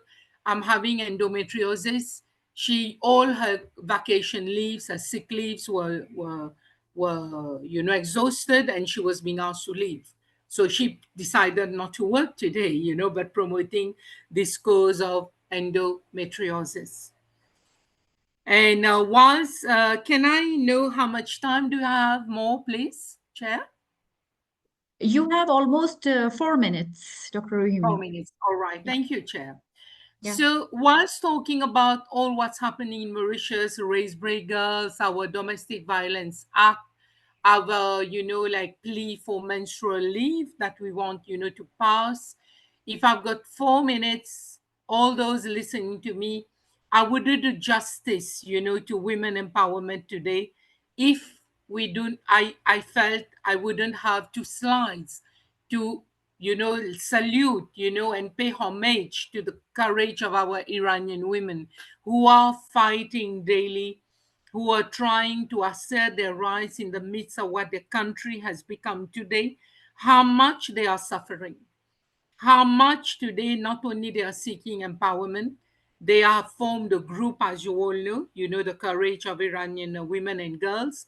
They have way right in the month of March, it was called Courage Under Fire. I don't know, I'm sure many of you are following how these women are struggling to shape their resistance. But like I said, we cannot ignore of, how to say thank you to these women, that we are all together with them, okay, where they are trying to shape the resistance of what their country has become. And there is in February 2026, the uprising, the crackdown on protesters. I was reading this morning before intervening today how many women nurses are being raped in hospital just because they are assisting the enemies, they are curing them. In hospital you don't see who is your enemy, who is your friend. So I like just to that's my turning point where I like to close down because of time like the time constraint. And so, I would say women activists like Masi, Sepide, Nobel laureate Nargis Mohammadi, they're all fighting. So let us, join them and help them, to demand freedom and justice. So you see the pictures, they were told to be silent and they refuse. So on this note, I'd like to thank you and Michelle Obama, her words, here's to strong women. May we know them, may we raise them, may we be them. Thank you very much for listening to my presentation. Thank you so much, Professor Rubina. You have been very, very encouraging for all of us. And before I invite our third speaker today, I would like to say a very small thing, that a challenge, the bottlenecks for the success to dream, every girl has to go through phase from the time she is born, from the family and then from the society and then at the global level. So we all have a responsibility to play as a mother, as a wife, as a person, wherever we are working, to provide at least a space to breathe freely, equally, fresh air for all the women worldwide. Thank you so much, Dr. Rubina. I just want to say I just want to say thank you for that. And we are here from Mauritius, willing to assist any instance, of raising this voice for women. Thank you Definitely, very much. we're gonna do that. Yes, that's the main objective of all of us coming together at one platform to discuss, to make policies and to act upon, not only to have conferences, rather to work and implement on what we are discussing today. Thank you so much. Our next participant, and she is the last one for the session, Athura Marjorie. She's a founder and CEO of Gia Women Foundation at the State Green Initiative, Uganda. She will be delivering about From Rights to Reality. She will be talking about facts and figures about how turning women's stories can work into the systems of change and exploring how lived experiences or life experiences can shape policies, advocacy, and lasting institutional reform. Athura Marjorie, I request you to please share your screen, and we welcome you all today. Good morning, good afternoon, good evening to all the speakers and the guests today. I hope you can hear me and try to see me. Now we can see you, but probably if you can, you can put your screen a little bit back, then we can see you more clearly. Athura? Okay, let me do that in a minute. Yeah. Is that okay? And that's fine. Thank you. And we would also like you to share your screen. Yeah, I am just planning that.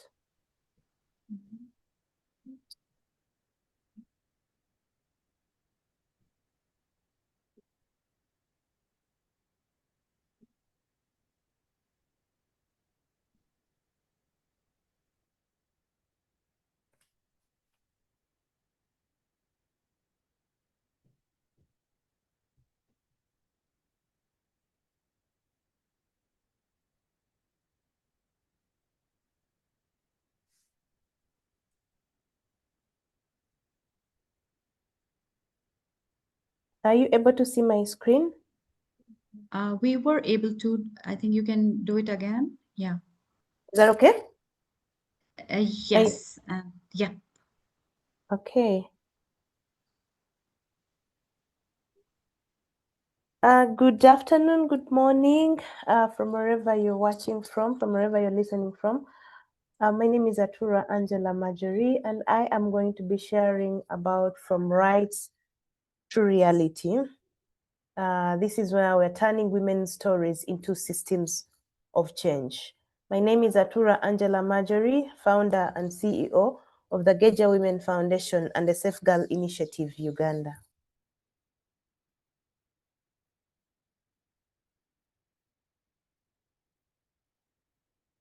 For many of us, these words might be familiar with us. Rights, justice, and action. For all women and girls, we always intend, how do we actually change or turn our rights to reality? And for us at Geja Women Foundation, we are turning women's stories into systems of change. Every statistic that you hear about women and girls has a face, a story, and lived reality behind it, if you might agree with me. This is my story. I became a mother at a tender age of 18 years old. But even prior to that, I was born by two school-going children.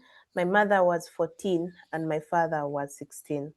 During my early childhood, I experienced significant challenges and instability just because I didn't grow up with my parents, or actually growing up in the same compound with my father, knowing that he was my brother, yet he was actually my father because he had given birth to me at the age of 16. My mother was taken away by her parents because she was also young and she had to continue with school. When I became pregnant at 18, I decided to use my pain and look for a purpose. I decided to pursue change instead of being limited by the circumstances that were around me. I chose to rise despite the low expectations, and I chose to overcome and lead. I'm not sure if I'm leading yet, but I am trying. Because in my community, or most communities of Uganda, we as girls, we are expected to lead. But the standards that are set for us may not ideally help us to rise. But as for me, I was not expected, but I chose to rise. This is very important to me because as a girl, as a young girl during that time, I realized that there's so much girls' potentials that are hindered by challenges. Give an example of lack of menstrual dignity. This affects health and well-being, economic dependency, girls being trapped into cycles of poverty. Imagine a family that lives on only less than $1 a day, having more than 5 girls to be taken to school, or even children. They mostly care about the boy child and neglect the girl. We have a number of cases of limited access to education. This restricts opportunities for the growth for the girl, for the woman. Hence, girls having untapped capabilities. There is the gap, and this gap we are naming it the rights versus the reality. What are rights that we have as women or girls? We have a right to education, but what is the reality? The reality, especially where I come from in Impigi district, is that girls drop out due to menstruation or even due to poverty. But there is also a right to dignity. But what is the reality? The reality is that there is stigma and silence amongst people of who are less privileged. Everyone around the world has the right to opportunity, yes, but the reality is there is less economic access.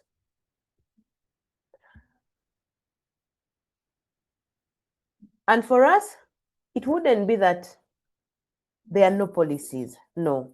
The issue is not lack of policies, it's lack of access. For many of the girls, for many of the women around the world, the policies are issued. For example, it is known that Uganda is one of those countries that has had the best policies on paper, but accessing them and putting them into implementation becomes a big challenge. What are we doing at Geja Women Foundation and Safeguard Initiative? Through our work, we do produce the Safeguard Reusable Sanitary Kit. That is our kit. It comes in a standard kit of 2 reusable sanitary pads, a cotton nika, a mosquito repellent soap, and a storage bag. That for a woman, anywhere you are in your periods, you feel safe. If you have access to a bathroom, you just enter, take a shower, change your nika, and feel comfortable, safe, and kept are happy during your period. Our kit is also affordable. For up to $3 is our standard kit. This we sell and also distribute mostly in schools. We go for community outreaches whereby we talk about menstruation, sexual reproductive health, breaking the stigma and myth associated with periods, and girls' education. We also do offer women economic empowerment programs, and this through our acceleration program, where we have an 8-week program where women and men go through personal, professional, and business development. And then the 8 of their 8 weeks, they are given startup capital to start businesses that are derived directly from their own passion.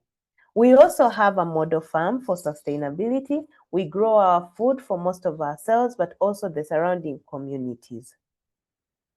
We are not just talking about empowerment. At Geja Women Foundation, we are building it.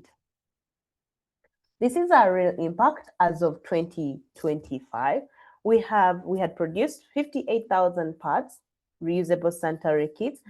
We had 2,204 participants trained in reusable sanitary making. We've had 45 menstrual health sessions conducted in schools and in refugee camps. We have 90 refugee women trained in Chaka 2, where we also have a team of 8 whom we employ, and they do produce the reusable sanitary pads. This acts as a consolence, as a time to bridge the gap between a woman who left home because of displacement and they find hope. We've had over 30,000 people directly reached, and 12 women are currently employed at our refugee settlement camps in Chaka and the Rhino camp. And as of this year, we are planning to scale further to even reach the far islands of Kalangala. We've had 5 girls supported in our school educational program, giving them meaningful educational support. Our highest girl is currently at university in her 2nd year. We have 15 new social businesses created as of 2025 from our acceleration program that I just talked about. For us, justice, this is what justice looks for us. Justice is not just the policies, it's not just the conversation. Justice is a girl staying in school, a woman earning income, a community shifting belief. And we believe that the role of women leaders is as it should be. Women leaders we must be able to tell our stories fully. For example, I have used my story of how I was born, of how I became a teenage mother, and it has helped me become a more strong woman. We must build solutions from lived experiences. I started the Geja Women Foundation and the Safe Girl Initiative from a lived experience of from lacking menstrual hygiene, from when I started my first period, I remember, and I had to use cloth. We must also refuse to shrink for comfort, because I believe that your story is not a weakness, it is your leadership. This is our talk to action. We must have discussions. These discussions will initiate conversations and propagate for planning. We must have fund grassroots. Let us learn to invest in local initiatives, include community, empower those that are directly affected. And also, this will bring in tangible actions for implementation and later expanded impact for a broader reach. The future that we are building at Geja Women Foundation, we believe a future where no girl misses school because of her period, women are economically independent, leadership being inclusive and authentic, and the rest of us will all live in a better world. For everyone that is listening and watching, my story did not end as struggle. I became a bridge for others to cross. And I believe that rights must not just exist on paper, they must be lived, felt, and experienced. Thank you so much. Thank you, Atura. You have lived an incredible journey, and we wish you that you keep on shining and keep on building the future for everyone and filling the gaps, gender gaps, the gaps which are preventing women to achieve their goals. Today is a global call to recognize the achievement of women and girls while confronting the inequality that still persists across societies and the urgent need to protect women's rights, ensure equal access to justice, to make meaningful actions toward gender equality worldwide. And today, while we are talking about injustice, while we are talking about equality, we cannot move ahead without mentioning about courageous advocacy of Malaya Yousafzai for girls' education to the leadership of Ngozi Okonjo-Iweala in global economies. These are the names who grassroots movements of fighting gender-based violence in communities across the world. Women continue to drive transformative change, yet millions still face barriers to education, safety, healthcare, and leadership opportunities. So today, this gathering serves as a platform to reaffirm our commitment to building a world where every woman and a girl can live with dignity, opportunity, and equal rights.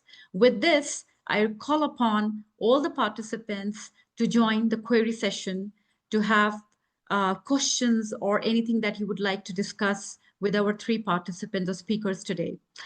I would appreciate if you can use your reactions, or you can raise your hand so that I can give you an opportunity to ask a question or discuss on this platform.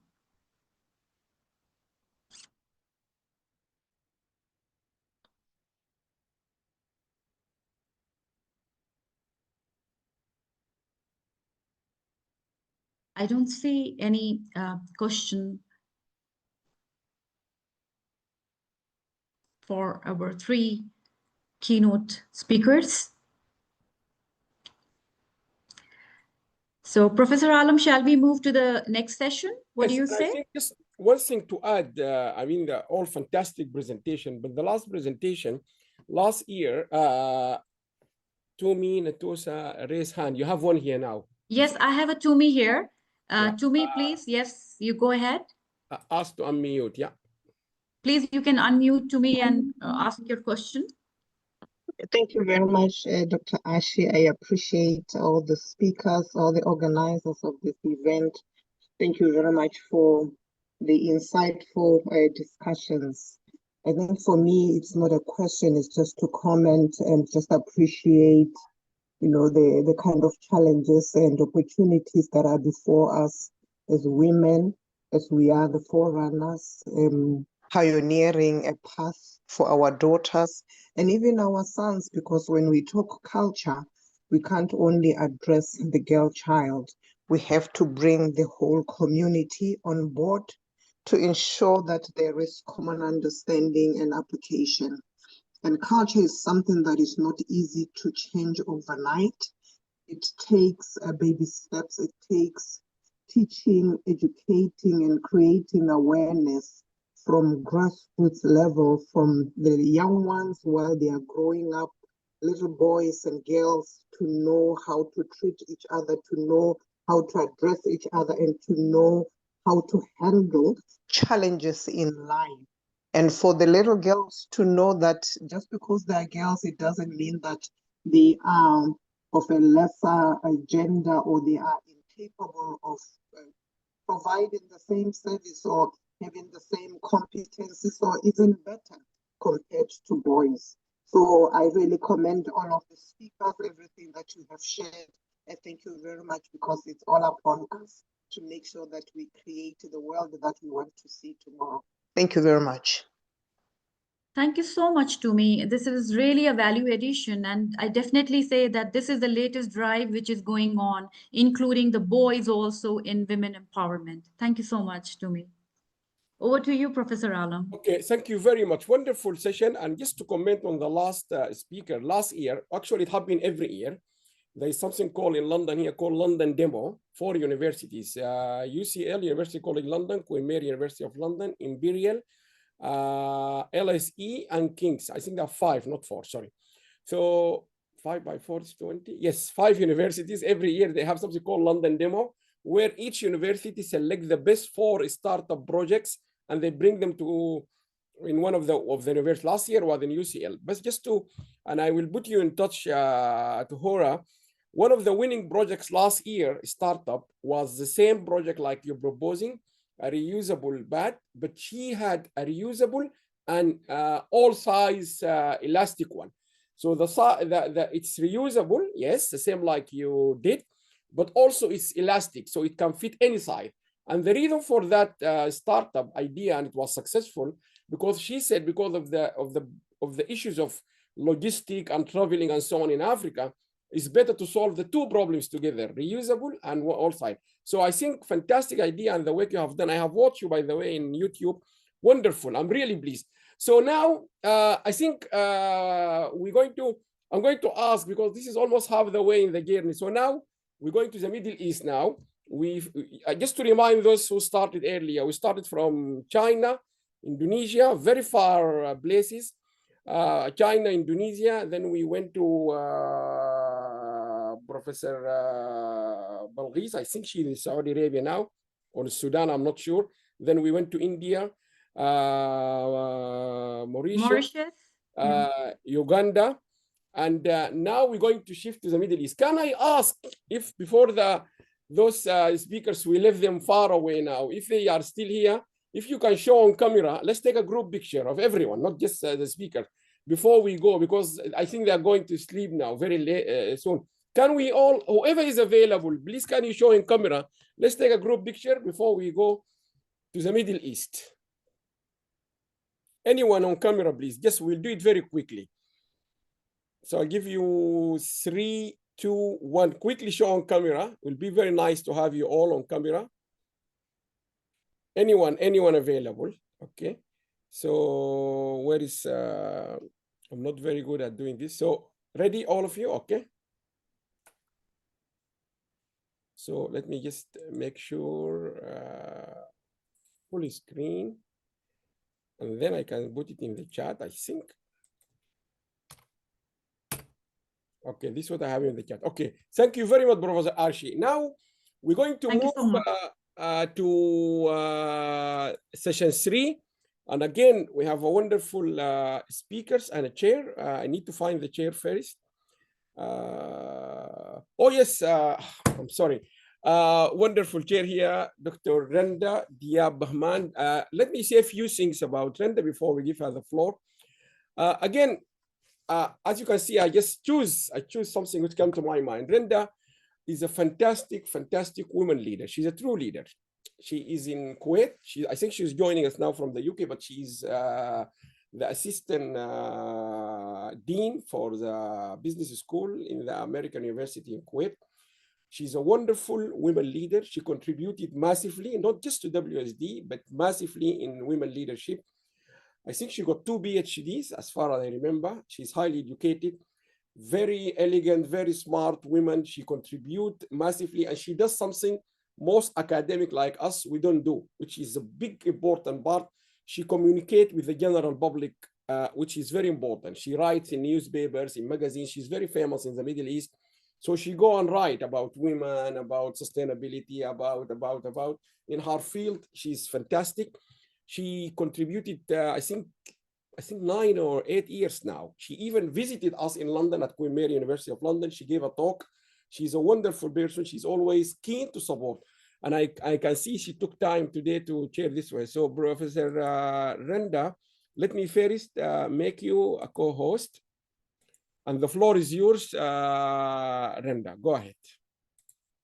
Thank you so much, Dr. Allam. That's very, very generous of you. Thank you for your kind words. I really do appreciate them. And I must say, in return, all of that really needs somebody to inspire you and to give you that platform to lead and to be able to do it in a way that's effective and in a way that is suitable for your own needs. As women, of course, I think one of the main common denominators amongst us is that there are special ways that we like to contribute, but they're not always available to us, whether they are self-imposed or from our external environment. So I'd like to thank you for playing a big part in that, because you do motivate me, and you have done so to many other women, and we really do appreciate all of the events and all of the networking that you do, and let alone that inspiration that that maybe we lack in our everyday life. So thank you for constantly motivating us to give back and to applaud it in the way that you do, whether it's through recognition or even these seminars. So thank you very much for that.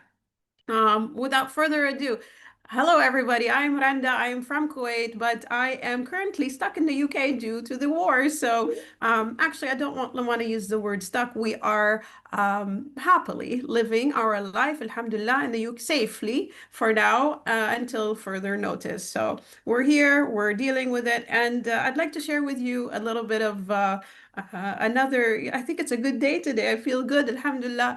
My daughter, so everybody's on online school. My daughter, who's 10 years old, who is more or less a tomboy, so she's not really, she is in tune with her emotions, but she doesn't like to express them as much as maybe I wish she would, to me at least. However, I heard her today talking, and so they've got these projects based upon the UN Sustainable Development Goals, and she chose gender equality. And I can hear her bragging to her friends and saying, my mom knows all about that. She's been trying to save us in Kuwait and around the world. And I had to wait. My daughter was saying that about me in a way that she was so proud of, that she chose to do this herself. So, the continuation of that motivation, or maybe the domino effect that you generously and actively seek and help us, find in one another. I saw it this morning in my own child, and it was really heartwarming. So greetings from Kuwait and or UK.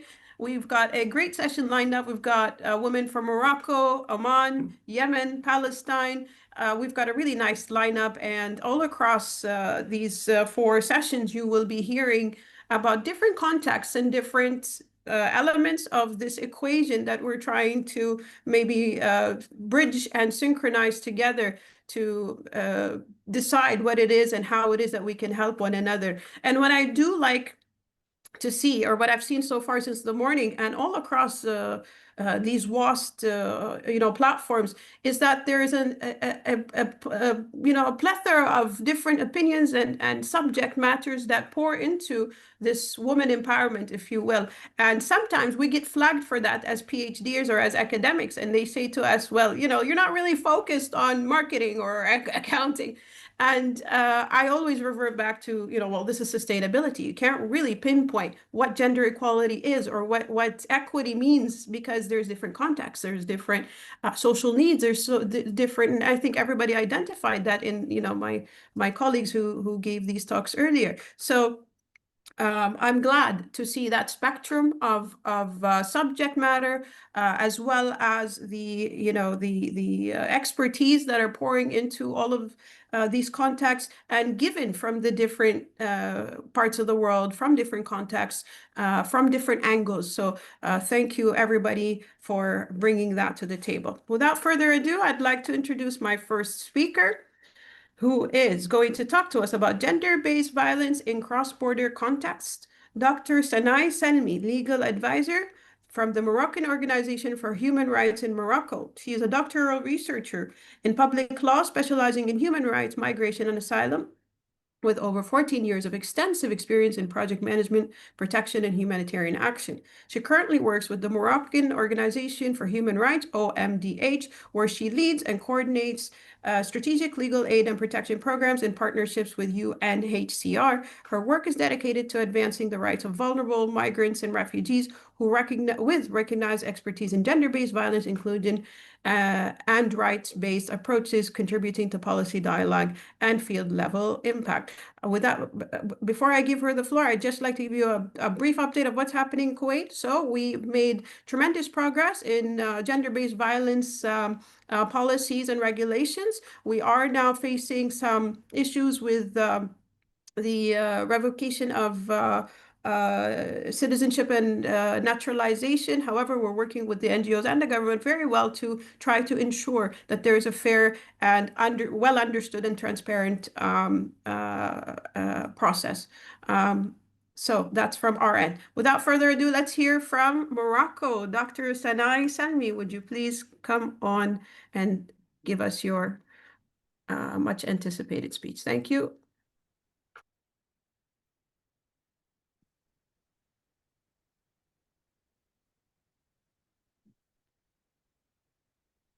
Dr. Sanai Selmi.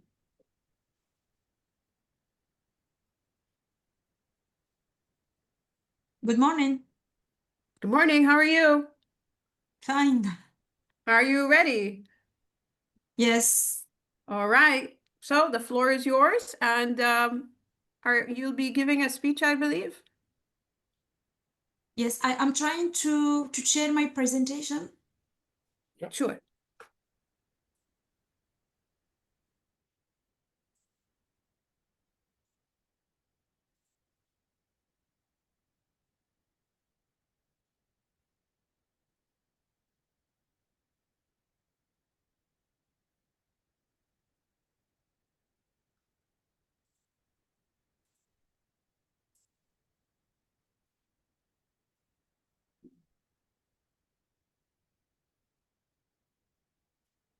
I think you need to open the PowerPoint first, Dr. Sana. Yes.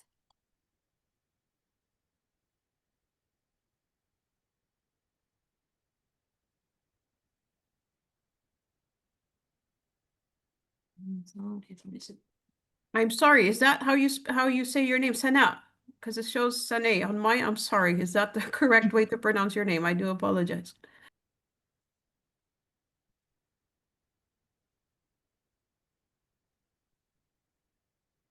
Excellent. It's okay? Yes, you can see my presentation? Yes, just click on show. Click on the show, so it will become big. Yeah, we can see. Just go ahead and make it into the full screen. There you go. All right. You've got about 12 to 15 minutes from now. Go ahead. But you are not on camera, Dr. Sana. Do you have a camera? I cannot use the camera. Okay, I'm sorry. Okay, go ahead. No, go ahead. Okay. Okay, good morning, everybody. Good morning, everybody. I would like to warmly greet you all, and I'm very happy and honored to be with you today at this important conference organized by the World Association for Sustainable Development. And I would also like to sincerely thank the organizer for inviting me. Thank you, Mr. Dr. Allam. In my presentation, I will try to be clear and concise while focusing on important topic, which is gender-based violence in cross-border migration context. This is a serious issue that creates many challenges, both legal and humanitarian. My presentation will focus on three main parts. First, the international legal framework to protect women, especially in migration and asylum situation. Second, the reality of women survivors based on test memories and file data. And the third, best practices, challenges, and the role of international cooperation in improving protection. Before I move to the first part, let me share with you a few important figures. In North Africa, 1 in 3 women has experienced violence according to UN Women.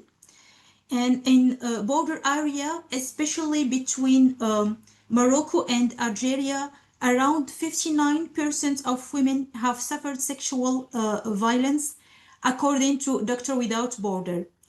And during the migration journey, about 87% of migrant women experience violence based on research on PubMed. Also, more than 60% of migrants report experiencing of witnessing violence according to International Organization for Migration. And in case of trafficking, around 9/5 of victims of sexual exploitation are women and girls. So these are not just numbers, they represent real lives and real suffering. Based on these indicators that show the scale of the problem, let us now move to the first part. The international legal framework is the main reference for protecting human rights, including the protection of women from violence, especially in a migration context. First, the Universal Declaration of Human Rights is the foundation. Article 3 states the rights to life, liberty, and security. And Article 5 clearly says no one should be subjected to torture or to cruel, inhuman, or degrading treatment. Second, the International Covenant on Civil and Political Rights strengthens this protection. In Article 7, it prohibits torture and all forms of violence and protects human dignity. And when we speak about women specifically, the CEDAW Convention is very important. Article 2 requires states to eliminate discrimination against women, and Article 6 focuses on combating trafficking and exploitation of women. And in migration and asylum context, the convention, Refugee Convention, play a key roles. Article 33 introduces the principle of non-refoulement, which means that a person should not be returned to a country where they may be in a danger. This protection is reinforced by the Palomero Protocol, which focuses on preventing human trafficking, especially of women and girls, and supporting victims, both physically and psychologically. Also, the Declaration on the Elimination of Violence Against Women recognize violence as violation of human rights and call for prevention and protection. And finally, the Global Compact for Migration, also known as the Marrakesh Compact, emphasizes the importance of a gender-sensitive approach in migration policies. However, even with all these legal instruments, there is still a gap between what is written in the law and what happened in reality. Now, let's move to the second part, the reality of survivors of violence. The information I will present is based on field research that I conducted this year, including in-depth interview with migrant women who have survived violence during migration. And this interview helped us understand real experience and clearly show the types of violence women face, as well as the challenges they encounter. I will go directly to the first case. This case concerns a young Eritrean woman, only 90 years old. She left her country in search of safety and dignity, but during her journey, she was deprived of both in Libya. She was detained for 2 years, not in prison protected by law, but in condition where there was no protection at all.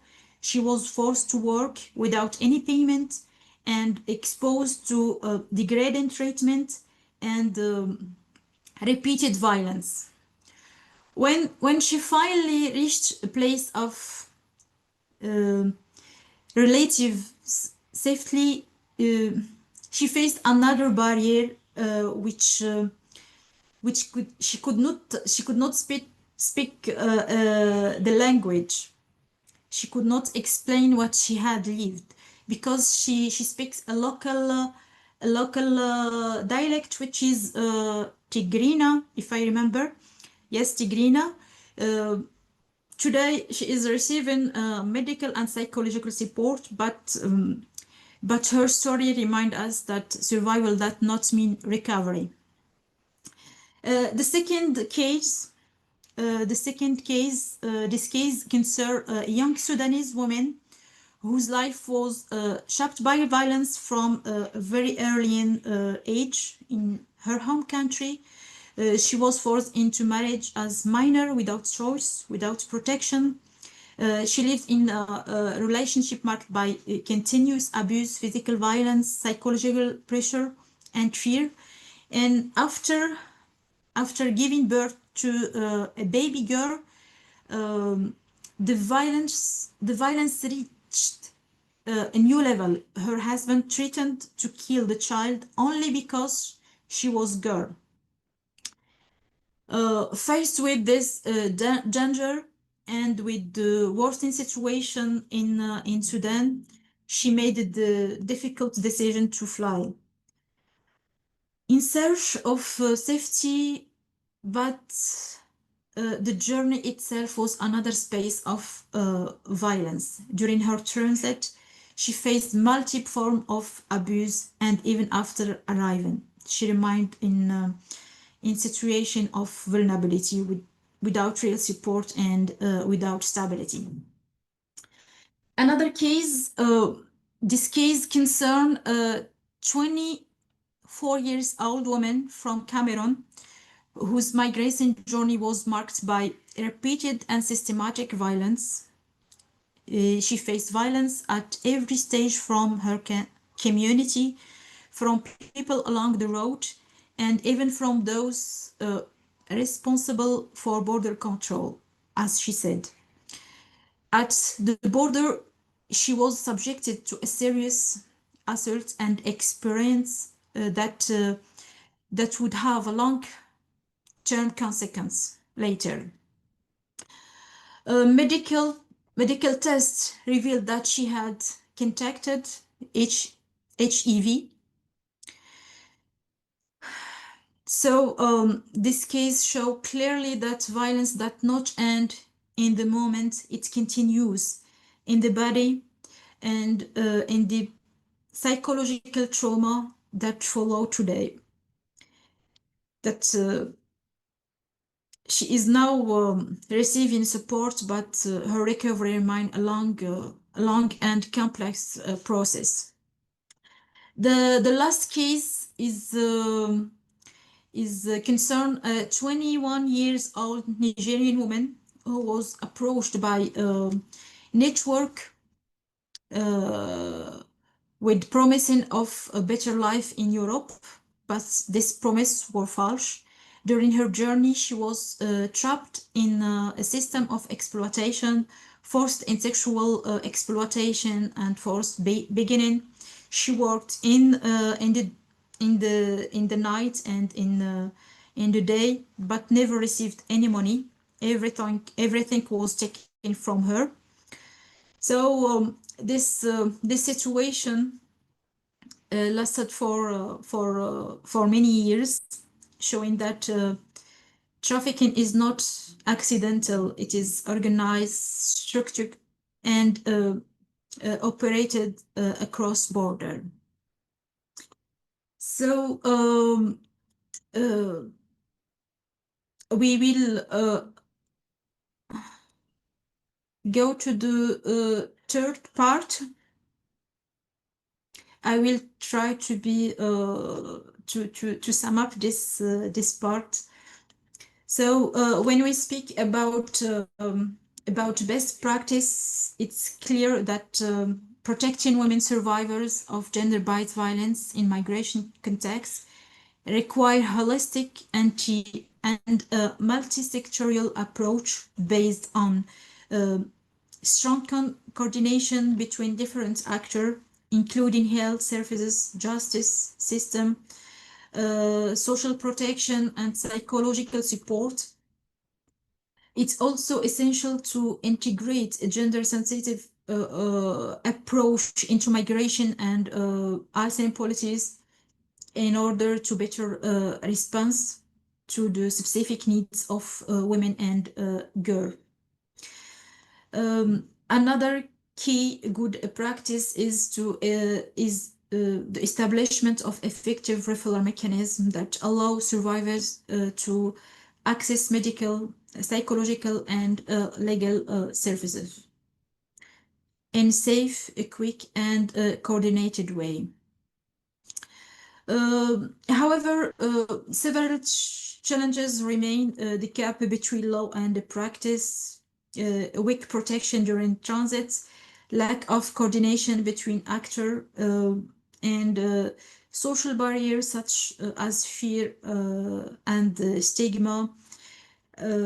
All those challenges limit access to protection and services.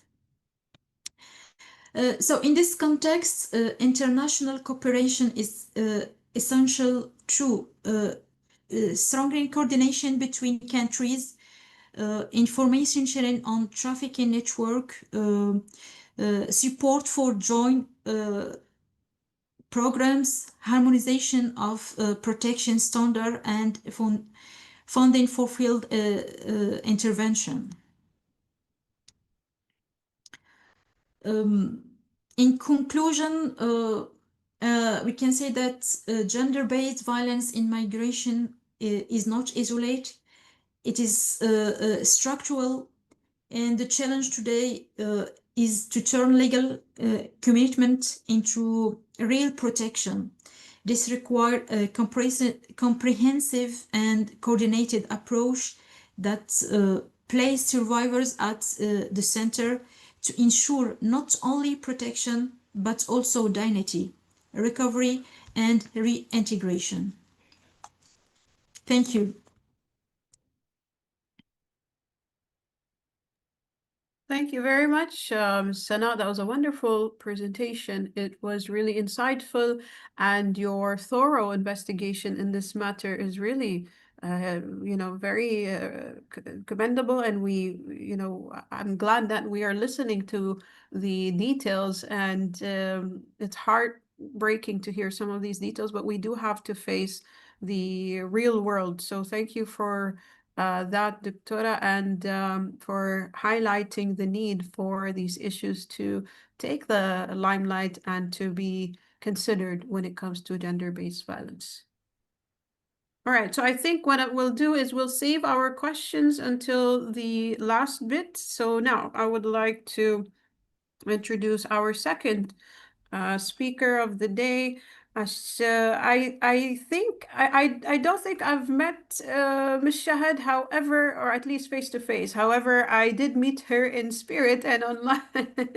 I guess we met in the previous conference. Did I meet you face to face? I'm sorry. No, I did not. Yeah, but I met only you virtually. Yeah, we've met virtually several times, and I know I follow you also on LinkedIn, and I see, your activity there, and I thank you for all of the likes and loves that you post for me. Thank you so much. I love that energy that you bring forward, especially, being a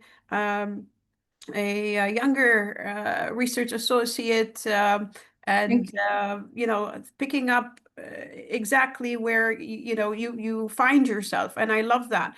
You don't have to start from scratch. We're all here for you. So Ms. Shahad Mohammed, a research associate at Sohar University with a strong interest in gender issues, social justice, and community development. Her work focuses on highlighting underrepresented voices and addressing critical challenges affecting women, particularly in conflict-affected contexts such as Sudan. She is passionate about using research and advocacy to drive meaningful change and contribute to more inclusive and equitable societies.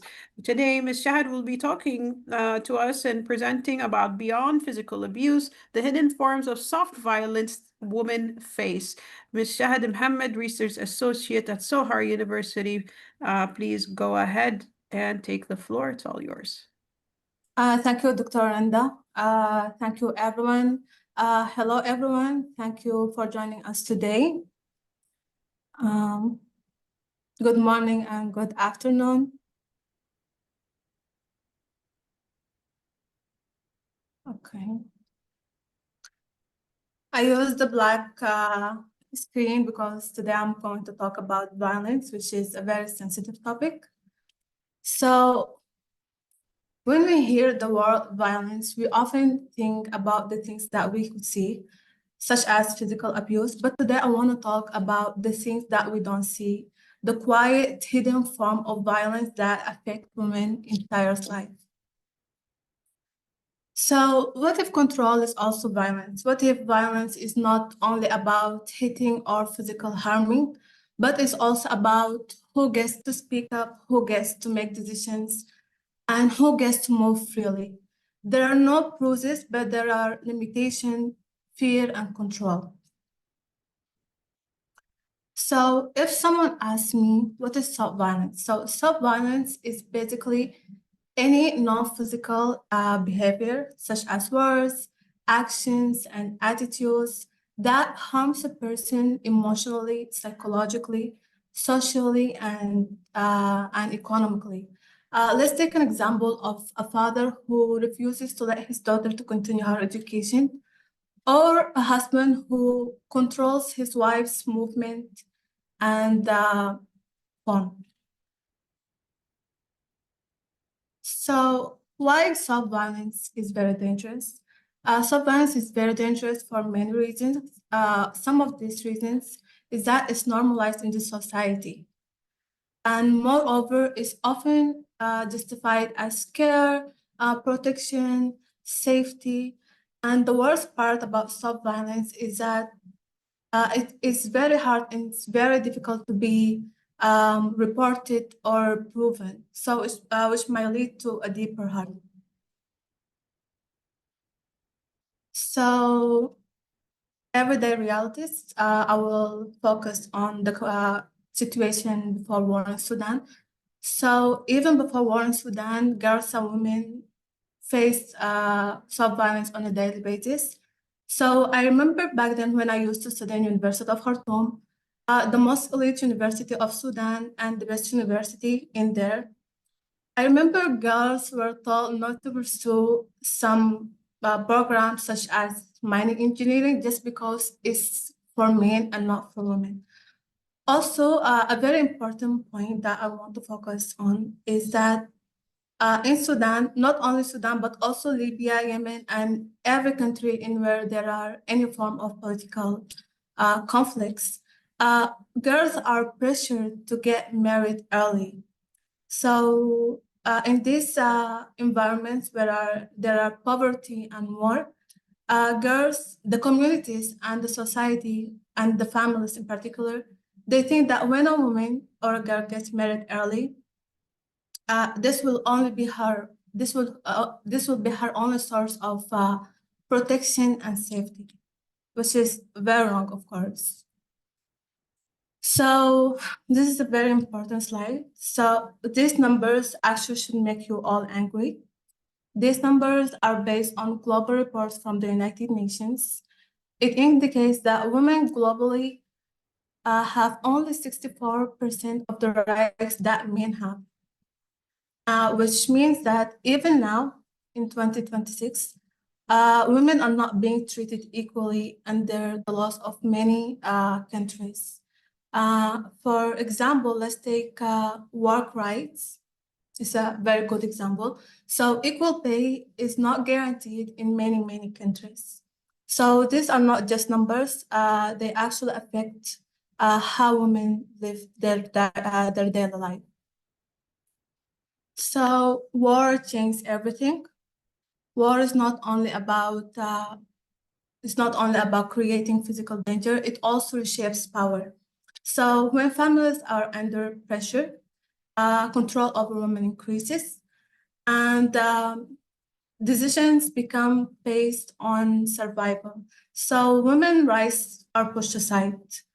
Also, I need to clarify a very important point that not all of these restrictive behaviors from communities and families are based on bad or harmful intentions.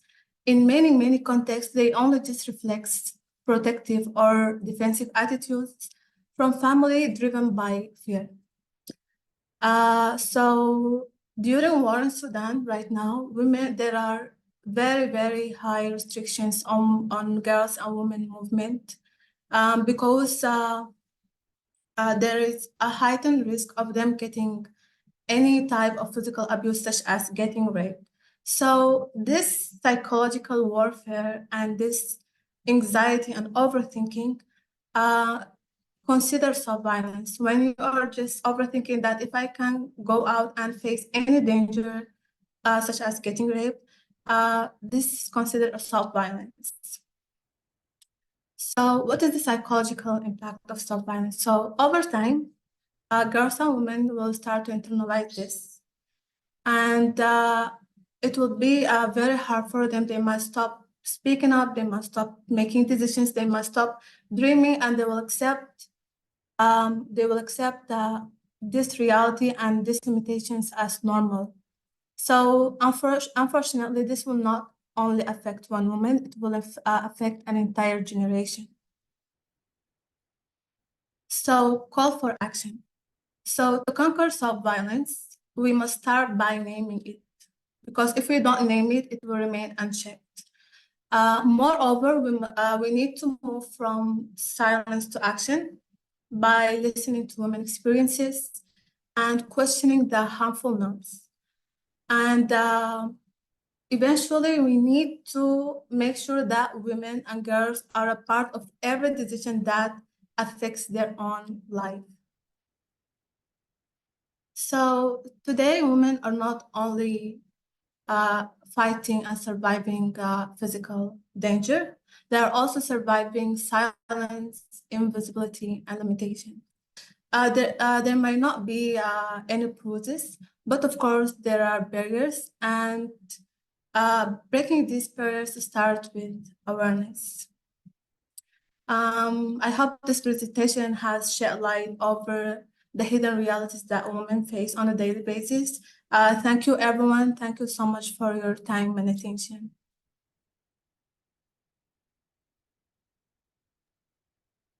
Excellent. Thank you very much, Ms. Shahid. It's so inspiring to see women like you who are really taking the initiative and running with it. It's really heartwarming to see that. And thank you for this presentation. It's very Thank you, eye-opening. Rhonda. Thank you very much. We appreciate it. Thank you. So I think we'll leave the questions again till the later part of this session. We are on time.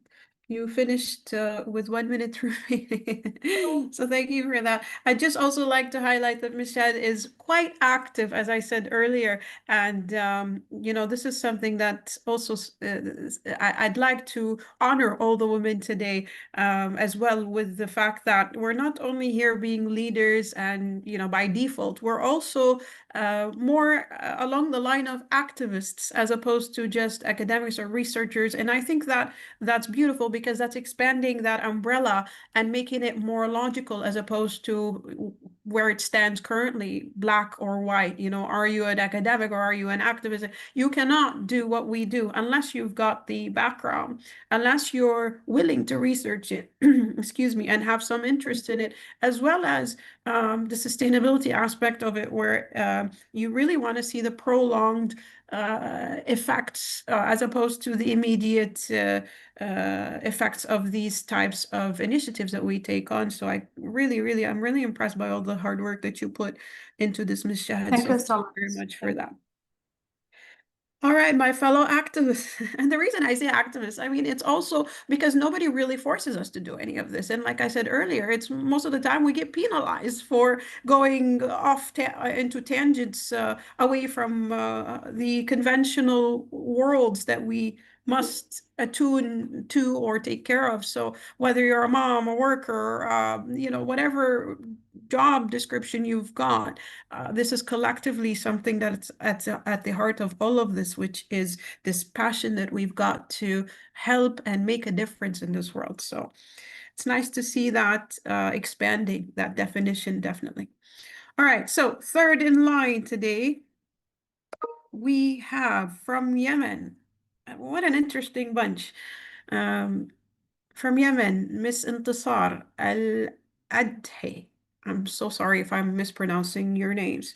Miss Intisar is the founder and chairwoman of All Girls Foundation for Development, AGF, a woman-led organization established in 2003 in Yemen. She holds a master's degree in gender and international development. She is an alumna of the Leaders for Democracy Fellows Program at Syracuse University and the United Nations Alliance of Civilizations Fellowship. She engaged in high-level policy dialogues and institutional exchanges in the United States and Europe with multiple entities. Ms. Intisar today, the founder and chairwoman, will be talking to us about a very important subject, which is resilience. Her PowerPoint or her presentation today is titled From Livelihoods to Justice, Strengthening Women's Resilience and Community Stability in Fragile Contexts. Ms. Intisar. Yes. How are you today? Thank you so much. Thank you so much, Dr.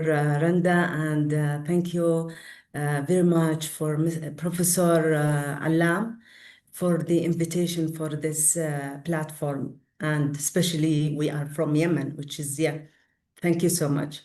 Actually, my presentation, it's about the research that have been done about the livelihoods interventions in enhancing the community resilience, and especially for women. And this is as a study. First of all, I'd like to mention the main core issue and the challenges that we face in Yemen in general. It's about how I can say Yemen is facing the worst humanitarian crisis in the world due to the conflicts and the collapse of economic, also beside the climate change. All these in a group has the conflict and the crisis in Yemen, the scale up of vulnerability of people, I can say, based on the reports, that more than 17 million people are facing food insecurity, and more than 4 million people are IDPs, internal displaced people. More than 80% of the people depends on the humanitarian aids. The long term of development and resilience programs are neglected. Also, despite the extensive humanitarian interventions, the contribution of livelihoods programs to long-term resilience in Yemen still remains insufficiently understood and not explored. The challenges, especially for women, that we face in Yemen, that regarding the livelihoods programs, it is short-term projects, and when there is any interventions, they leaving women without sustained supports. The second challenge is barriers for women, limited access to assets, the market, the finance, and restricted mobility. As a women-led organization, we face these obstacles regarding the women. The third is about the weak sustainability. When we have small income generating activities, it's rarely developed to valuable enterprise and to long term of sustainability. Survivor, it's not transformative, or it's not for long-term sustainability and development. Just the interventions only support the coping, not long-term resilience. My research, it's focusing on the role of livelihoods program in enhancing the community resilience in fragile contexts. And in this presentation, I'll focus on women resilience. The research design, it's mixed methods. The quantitative through the questionnaire, and qualitative through the thematic analysis and focus group discussions among the beneficiaries. And the research, it's among the non-governmental organization, the local and the international, with UN agencies, also organizations. When we come to the resilience community, we speak about the dimensions, about the adaptive capacity, absorptive capacity, and also the transformative capacities. When we speak about the livelihoods programs, it means we speak about the assets, the activities, and the last one, it's about the access to services. The key research funding of this, it's that from the results you can see 73.5% it's R square, which is indicate that the livelihood programs strongly predict the community resilience, and there is relationship between the livelihoods programs and community resilience, and speak about women, especially with women. And what does it mean this for women? I can also mention the main findings of this research, that livelihoods programs play a significant role in strengthening the community resilience across the dimension of community resilience. The programs contributing in enhancing income generation and economic empowerment, particularly through the development of small business, livelihood activities, and supporting opportunities especially for women. The livelihood interventions enhance the beneficiaries' self-reliance and reduce dependence on external assistance. The funding from the qualitative fundings highlight the critical structure constraints, including the funding shortage, coordination that limit program impact and sustainability. So what does it mean this for women? Women, it's, as we know, maybe in the world, women is carrying the heaviest economic burden during the crisis. The livelihood access enhance the decision-making power. Economic participation reducing the harmful coping mechanism, and women's livelihoods strengthen household and community resilience. When we speak about women, it's not women as a beneficiaries, they are the foundation of community resilience. So when we speak about the livelihood, it's not about income, it's about dignity, survival, and justice.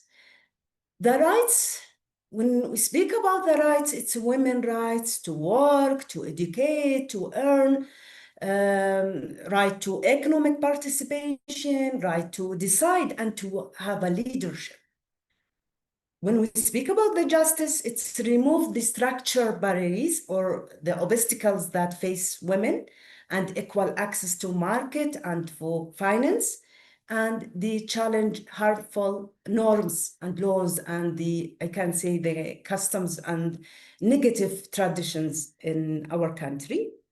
So what is the action? It should be invest in sustainable livelihood system, shift from projects to the ecosystem, which is to long-term development or long-term sustainability, place women at the center and to be a leader. So what is the strategic gap? The project alone, it's not enough for livelihood and for the community resilience, and especially for women resilience. It's about to transfer the project from short term to long term, especially for economic inclusion, from one-time skills training to capacity building and market access to integration and enhancing the governance and institutional support. When we speak about the market integration, it's not only to integrate women, no, to be a leadership and to have the responsibility and to have a good leadership roles. Lately, the last one, it's about dependency on donor, to not depend on the donor, no, to have integrational sustainability and to take women to be a leader and to have the sustainable place. So what we should do next?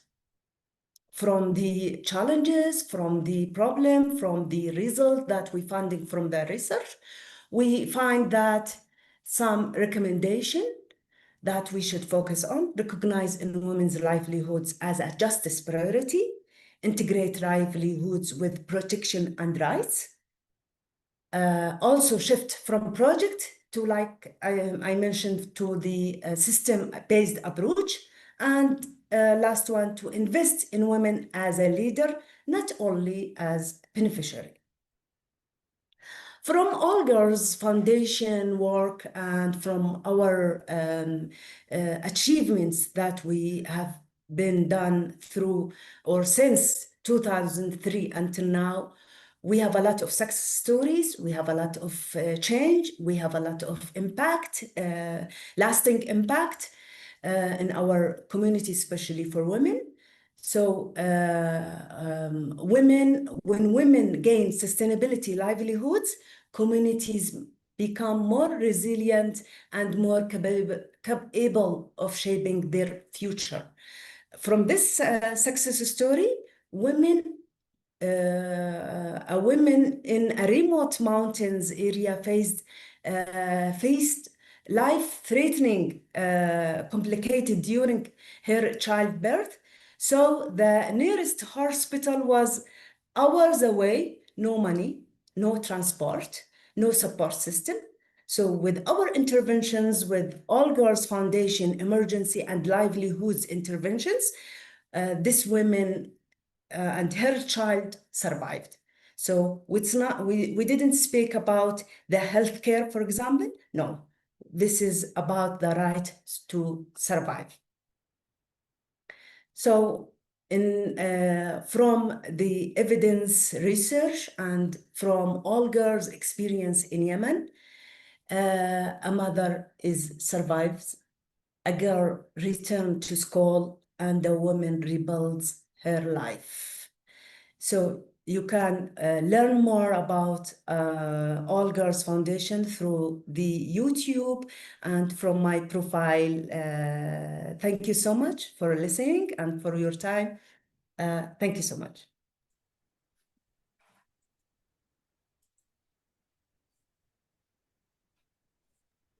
Ms. Intisar, what a wonderful initiative that you're taking on, and how proud you must feel for what you are offering.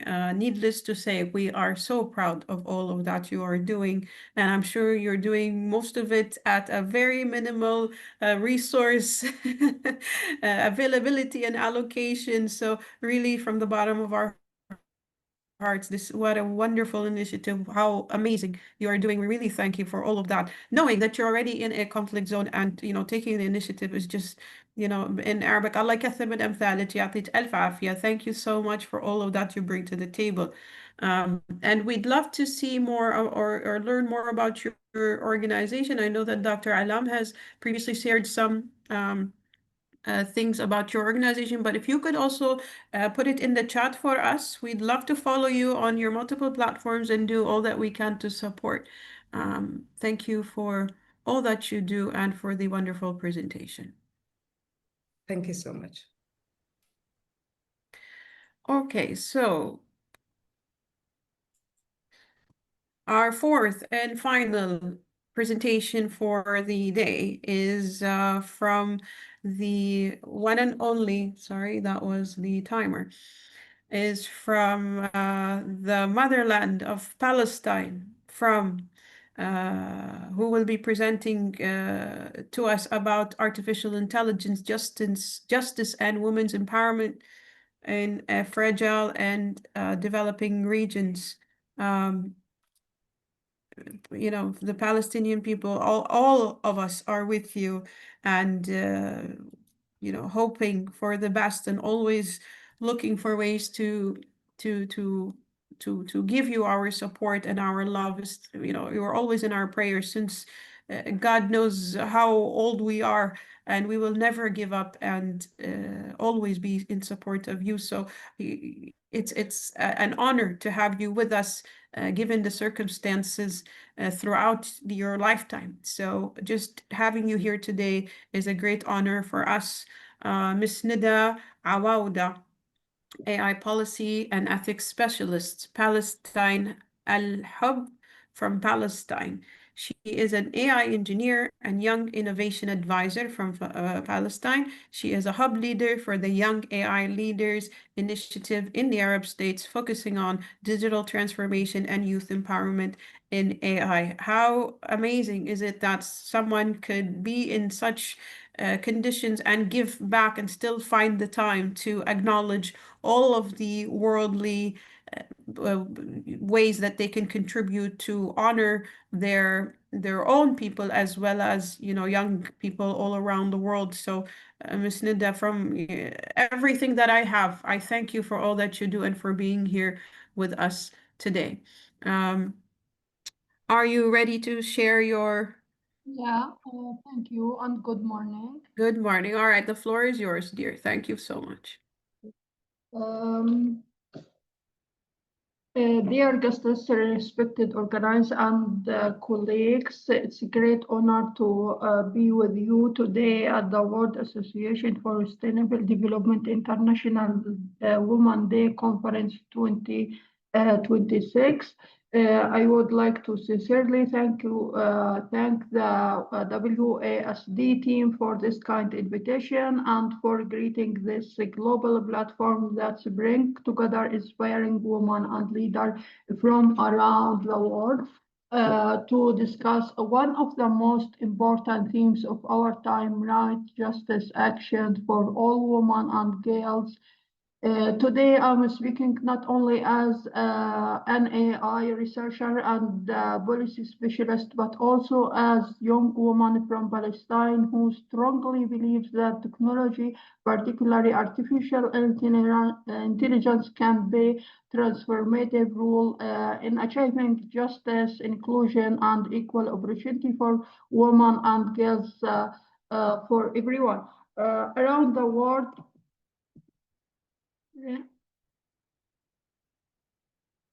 Around the world, millions of women and girls still face segmentation barriers to education, digital tools, legal protection, decision-making, and economic participation. In developing region, these challenges are even more complex due to weak legal frameworks, limited infrastructure, social and economic constraint, and lack of digital inclusion. This reality makes it clear that achieving justice for women is not only a legal issue, it is also technological, economic, and social challenge. Artificial intelligence today is shaping the future of governments, economic, healthcare, education, and financial system.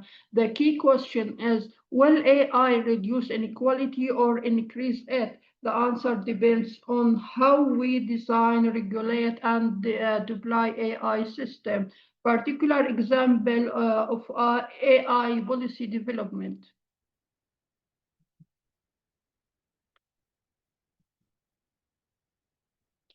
AI in financial system. As part of AI ethics charter, I contribute 2-year research project exploring the potential application of AI in Palestinian financial system. This study identified gap that discourage investors, such as risks of capital loss and operational instability, particularly in conflict-affected area.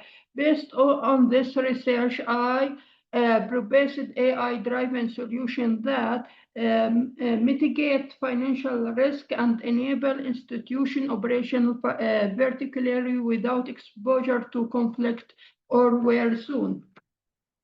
Enhance transparency and stability and reduce potential for money and increasing investor confidence and support economic inclusion, a fragile region. AI and healthcare development. In this healthcare sector, I lead a startup project using AI to assess patient and improve healthcare delivery. Early development received international recognition, motivation me to pursue future academic and reciprocal development. Sorry, but I have disability, physical disability, if my voice is not clear. Sorry for that. To join research center in the UK, United Kingdom, to advance this project with PhD framework, creating invitation AI-driven solution that address critical healthcare challenge globally. Empowering youth and society, I founded the Palestinian Youth Center for AI for Good, an invitation empowering youth and women in conflict-affected regions to develop technical skills and the human capacities. This innovation demonstrates that women can lead transformative change even in resource-limited and challenged environment by including humanity capitalists through knowledge and collaboration, not necessary capital. We enable sensible societal development.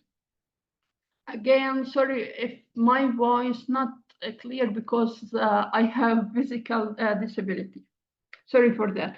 contributing to the global AI ethics charters. Currently, I contribute to the global AI ethics charters, focusing transforming global and national AI policies into actionable framework. This work ensures that AI serves humanity, promotes equality, and translate policy into real-world impact.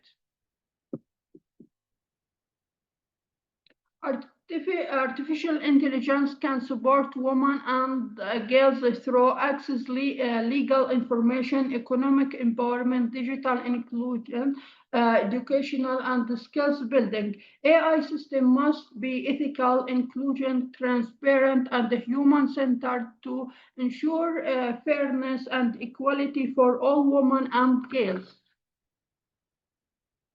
To ensure technology reflects real social needs, women must take leading role as researcher, investor, policymaker, leading in AI innovation. Achieving justice through AI also requires global cooperation, international partnership, and inclusive innovation ecosystem. All these achievements are only possible through strong societal belief in the role of women and collective support for their empowerment. Empowering women in AI is not optional. It is essential for creating a fair, justice, and sensible future. Artificial intelligence must serve humanity. Artificial intelligence must uphold justice.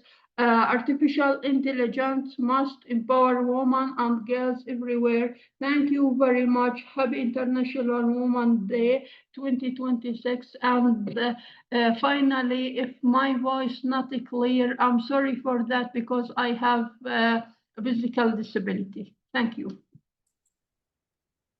Thank you very much. No need to apologize for anything. We apologize if we couldn't hear you properly, but you were wonderful. You did a great job, and we all heard you loud and clear. Thank you so much, Ms. Nida. يعطيك ألف عافية. Thank you for Palestine. God bless all the people, all the mothers, all the women. Every night I go to bed and I say my prayers, and I say every woman around the world who is struggling and trying to keep their family safe. God bless you all, us all.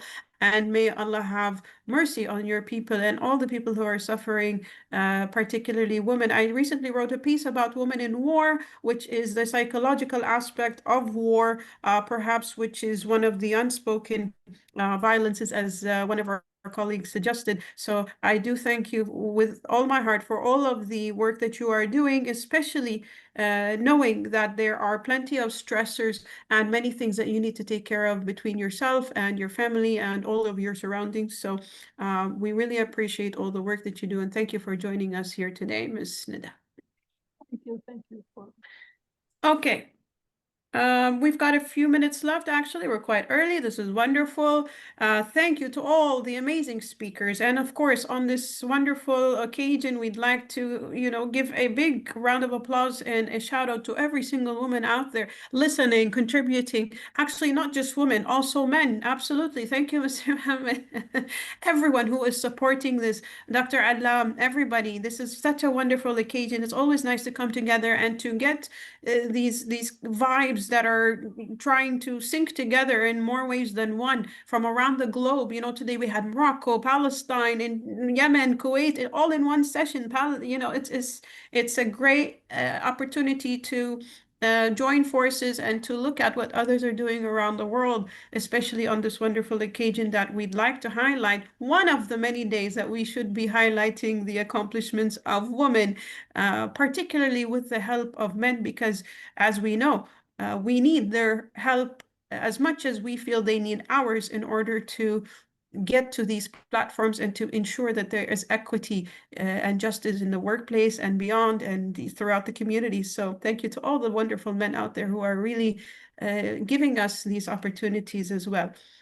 I think that's it for me from my end. I will open the floor to those who do have questions for my lovely speakers today. So if you've got any questions for our 4 keynotes, kindly raise your hand so we can call upon you to open your mic or use the chat to put your questions in. In the meantime, I'd like to also remind everyone to share their social media handles or whatnot, any kind of communication tools that we can use to find you or to communicate with you. That would be lovely. We've got a question from Ahmed. Go ahead, please turn your mic on or write your question. Oh, okay, thank you. Muawiyah Ahmed, sorry. Muawiyah Ahmed, sorry. Okay. أنا آسفة جدا معاوية. أستاذ معاوية سامحني. No one can pronounce my name correctly because of vowel letters. You have You vowel are that letters. special. Yes, sir. Go ahead. W, Y, A, all these letters are there. Okay. No issue, no issue. Thank you very much for giving me this opportunity. Thank you very much for the organizers of the event. My concern and my question is around the challenges, okay, of in women ED education, tech education, especially. In this regard, we can say that women in education face persistent barriers in access, equality, leadership worldwide. Despite the progress in the enrollment, why it is like that? These challenges stem from maybe cultural norms, maybe education factors, but we can see that there is a progress in the enrollment. I'm in a university. I'm in Oman. I'm in a private university called Dhofar University. I think the number of ladies is more than the number of boys. Okay, so this can be generalized. To what extent, okay? So why it is like that? Why do we have such challenges? Leadership gap, academic and STEM harness, and like this. So if we want to follow that, we can say that women dominate teaching roles, but hold only about there. I have some statistic. I don't know what I said. This statistic is true. About 25% of top K administrative position due to devaluation of women's work and business in promotions. All these issues, I want to see the challenges facing women from being these leaders, from access to academic and STEP harness and all these issues. And thank you very much for the presenters. I think smart women presented very smart presentations in this session. And thank you for the care of the session. Thank you for Allam and for the organizers all. Thank you very much, Madam. Thank you, Ustaz Muawiyah. Ya'tik al-afiyah. Thank you. Any of our panelists would like to answer this question? Ms. Nida, Sana, Shahad, we'd love to hear your input. I think I'll start off by, chime in, ladies, whenever you'd like to. Anybody else also from previous sessions? I think I'd like to address that by, first and foremost, having a look at the macroeconomics of all of these aspects, because it's, as you know, it's a multi-factorial equation that is, if we had that answer, that's $1 million question. I think I'd like to reference the Nobel Prize winner of a couple of years ago, where the professor found that the average woman starts losing track of or starts losing that momentum once they have their first child. Between the first child and the second child, here is my child right now. Please close the door. I'm sorry. I'm on a conference. I apologize. So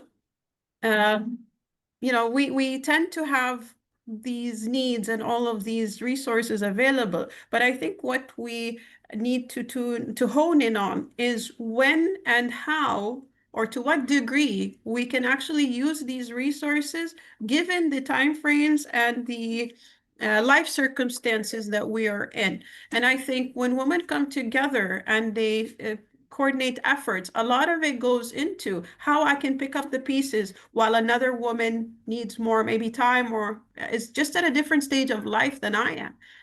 Once we figure those really subjective elements, once we entwine those and we find that rhythm again, that's when we start to really progress. But there is a very, prominent stagnation due to life circumstances and within a certain period of time usually. So I think that's at the forefront of why these differences start to occur. And then you've got the ongoing other multi-factors that are really pouring into that as well. So it's quite subjective, but yet there is some sort of consistency as to how and why these things, these gaps start and how they tend to sort of gravitate in one direction or another. So I hope that answers your question to some degree. Ladies, if you'd like to chime in while I yell at my son right here.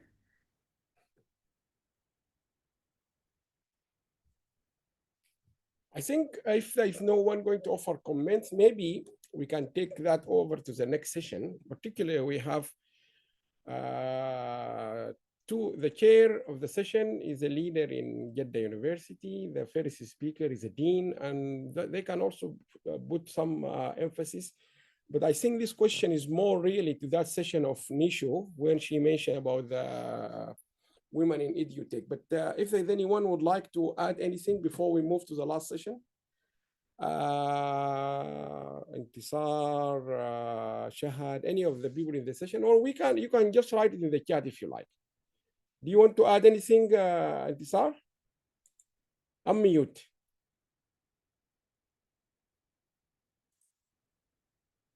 Can you unmute, Intisar, if you want to talk? I didn't hear your question actually, or your excuse me. I think Renda is mute now.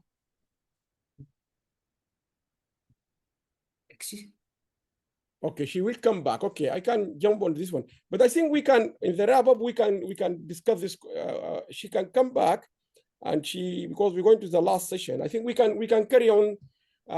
If you also allow us to me, Natsosa, if you don't mind, we will go to the final session, and then we will have a round up at the end, because I think we only got 1 minute for this session. So anyway, I will, on behalf of Dr. Renda, I can thank you all. You've been wonderful, all of you, Dr. Sana, Intisar, Nada or Nida, you did very well, and I'm really appreciate the fact with all this struggling, and also you said you have a physical disability, and despite that you have done fantastic work. You're really, really remarkable, and also we had Shahad there. Now we're going to move to our last not least session, and I'm really glad we're all on time. And this is one of the criteria of women, they're all on time. They do better than men, there's no question. And one of the things men didn't like, I know that because I'm a man, I know this discussion between men. Most of the World Bank, most of the research agree on a couple of things. One of them, when there is women leaders, there is less corruption. This is research, this is not me. So men, they know that corruption will come very less with according to the World Bank when the leaders are women. But more interestingly, most of the people who are writing on women leadership, they said the more you educate men, the more women will become leaders. So the problem is not in the, I think we have a talk from America before, fantastic presentation in one of our women conferences, I think from Washington or New York, I can't remember which university, but the professor said, fix the men, don't fix the women. Don't waste time on telling women how to become leaders. Fix the men. The men is the problem, it's part of the problem. Now we want to move to our last session, but before that, I would like, because we talked about 2 people from WSD, there is one, I think we have her now. Neda, where are you, Neda? We have a fantastic woman here. I'm here. Where are you, Neda? I'm here, but I'm trying. Can you raise your hand, Neda? Can you click on the hand? Neda Yusri. Neda Yusri from Egypt. I think she's here. If we don't find her, we can come back to her. Neda, do you hear me? Where? Yeah, here. Where is Neda? She said, allow me to unmute. Can you raise your hand? Can you click on the hand? Oh, Neda here. Yes, can you unmute, Neda? Yes. Hi, Doctor. Hi. Can Hi, we all. see you, Neda? Is it possible we see you? Yes. Can you put the camera on? Okay. Okay, second.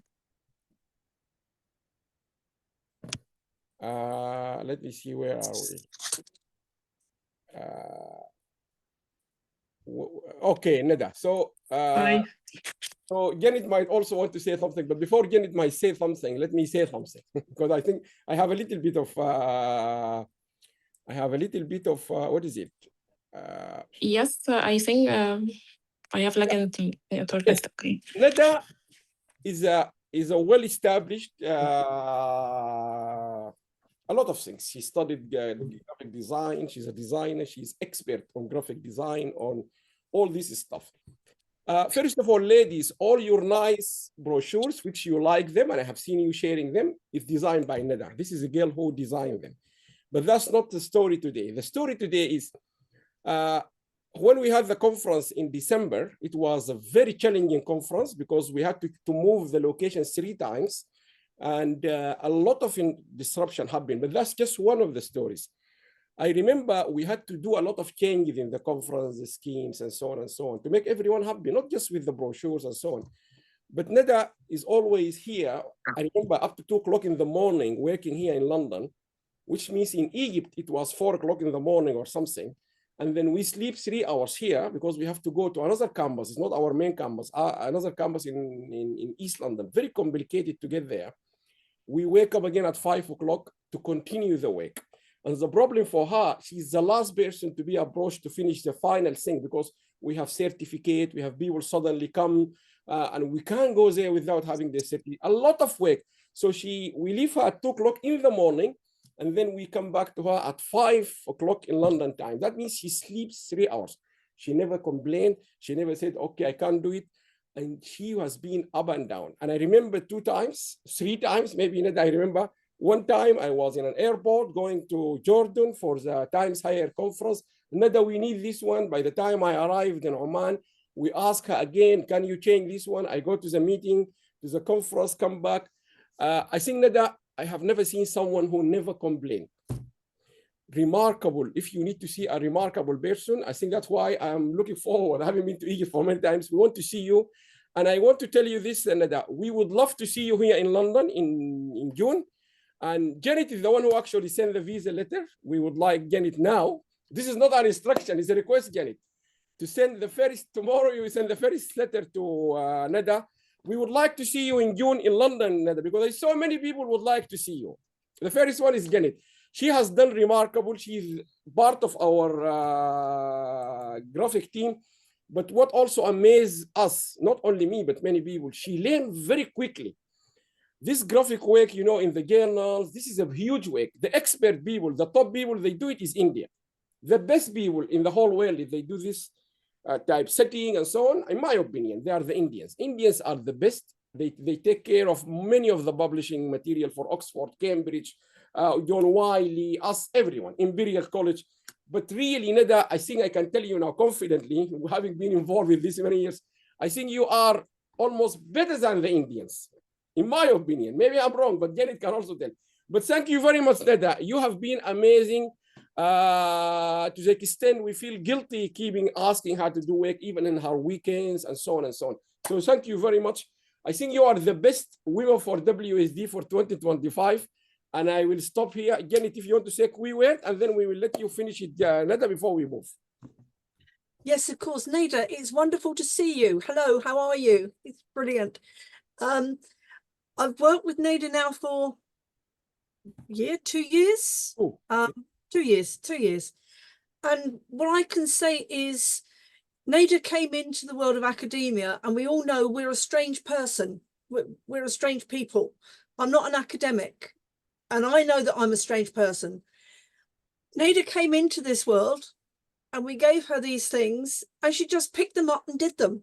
It's wonderful. You are such a pleasure to work with. You are beautiful, and I can't wait to meet you in person.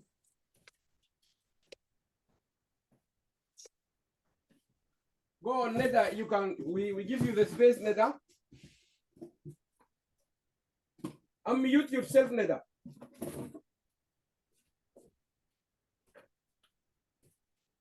Can you unmute, Neda? It doesn't look like there's the ability to unmute for Neda. Yes, okay, it works. Right, that's it. Neda, before you It go, can I give you these things, Neda? It will come to you in Egypt, definitely. This is a physical copy. This Yes. is the journal in the world about women and sustainable development. And she is the one who designed this. So for your future career, you have designed the fairest journal in the world. Yes, it's a record for you. Sure. And we're going to send you a complete box as a complimentary. It will come to you in Egypt if we don't bring it by ourselves. Unless you collect it in June when you come, okay? So Neda is going to design this journal, by the way. Now go ahead, Neda. Many thanks, and many thanks for this opportunity. And I'm really very appreciate and very happy to work with you all, you and Miss Janet. Really happy to join with. Thank you very much, Neda. Thank you very much. Many thanks. شكرا. Okay, so now we go to our last, not least, and as I said earlier, we're moving out of the Middle East. So I think we're going to the people who are now their early morning or now the chair. I think we're going to Emirates, Saudi Arabia, Emirates, Brazil, Colombia, and then we finish back in London because London is our base. We have to start from London. We have to come back. So now we're going to finish in London, but now we're going to hand over to a very safe hand. Again, is a remarkable leader from the Saudi Arabia, and even the two people we had them from the same university. Both of them they were women actually. Jeddah University is remarkable. Professor Leila is a distinguished academics.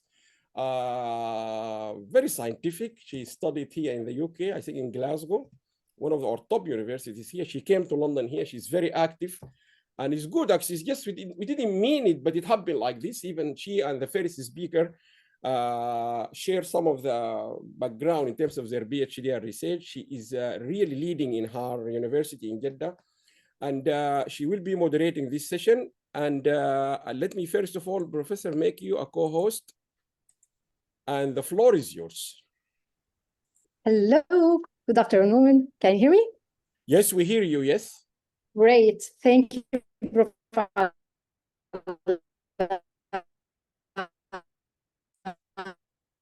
For all of your speech. Okay, with this last session, let's start with, I can't wait to hear this speech from Prof. Rachel Matter. She's gonna talk about who shaped the future, why women must lead science, innovation, and society. I can't agree more with that. Prof. Rachel, she's the Dean of School of Art and Science, American University of Ras Al Khaimah, UAE. Prof. Rachel, the floor is yours. If you can share from your side. Sure, thank you so much. You're welcome. I don't know if you can see can you see my screen? I can see, not yet.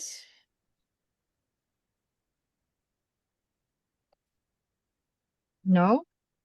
No, not yet. Okay, let me see what's happening.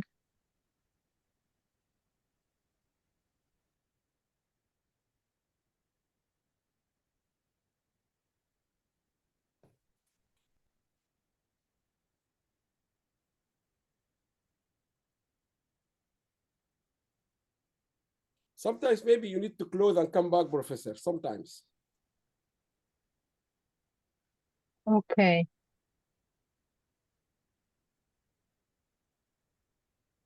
Okay, I'll close and then come back. One second. Okay. Thank you. While she's coming back, just remind me now, American University of Ras Al Khaimah This is, by the way, Dr. Leila. Remember Professor Bassam, the keynote speaker. This is the same university. Wonderful speech last year. I think it's now being published in online.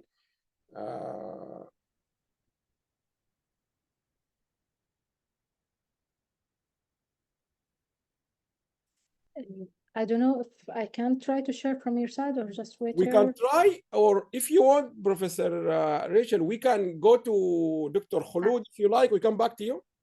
I think she's out. So if we can wait her like. Yeah, let me get her in. Yes, she's coming in. I think she will get it finally, but if not, we can move to the second speaker. Yes, you can try now, Professor. Yeah, I think I need to. Okay, you gave me access to this? Yes, we did. Okay.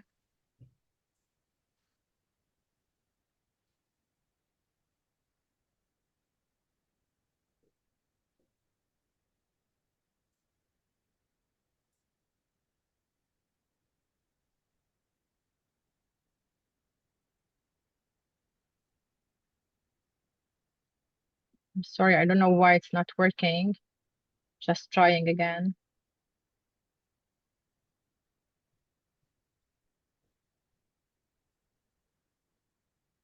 Can you put my slides and okay, let me try to do this. So, Professor, you have two options. We can share your slide, or if you like, we can go to the second speaker and come back to you. Do you prefer the second option? To give you a As you wish. I mean, if you want to, okay, I can. You see it now? Okay, but no, she has it now. Okay. Yeah, perfect. Please. No, you have a PDF. I have to share from here because this is a PDF. Let me have the okay. one. But what I'm suggesting, because it will be better for you if you can control Okay, I can do it next. No problem. Yes, I can do it. I think Dr. Leila, if you go to, unless Khulud, Dr. Khulud, if you are ready, or what's her name? Are you ready, Doctor? Can you unmute? Yes, of course. Good morning. Well, actually, it's still here, morning in Brazil. Good morning. Dr. Leila, you can go introduce the second one. Okay, our next speaker is Ali. She's assistant professor of architecture and sustainability, Central University of Games, Sudan, Brazil. She is going to talk about designing justice, advancing women's rights through architecture and AI. Please, Doctor. Yeah, give me just a second to share the presentation. Okay. Yeah, sure.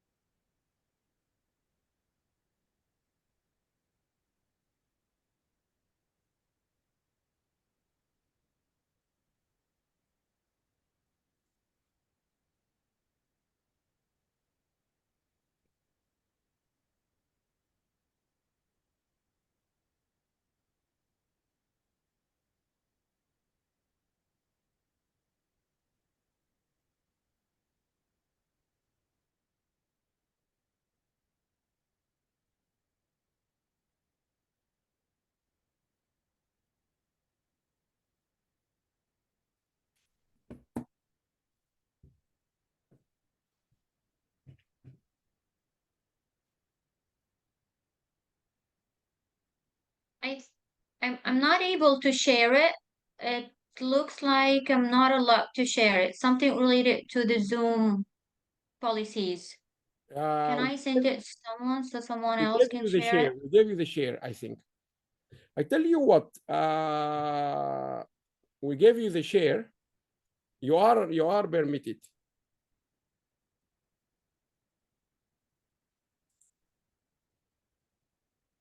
Because Rachel said she got the same issue. I don't know why.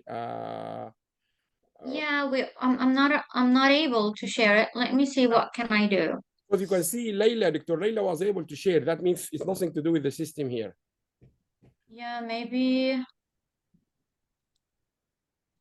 they give you the access to the file. Let me see. Okay, we can let you do that. What about, because the third speaker doesn't have a presentation, Carolina, do you want to make your speech and then we go back to these nice ladies?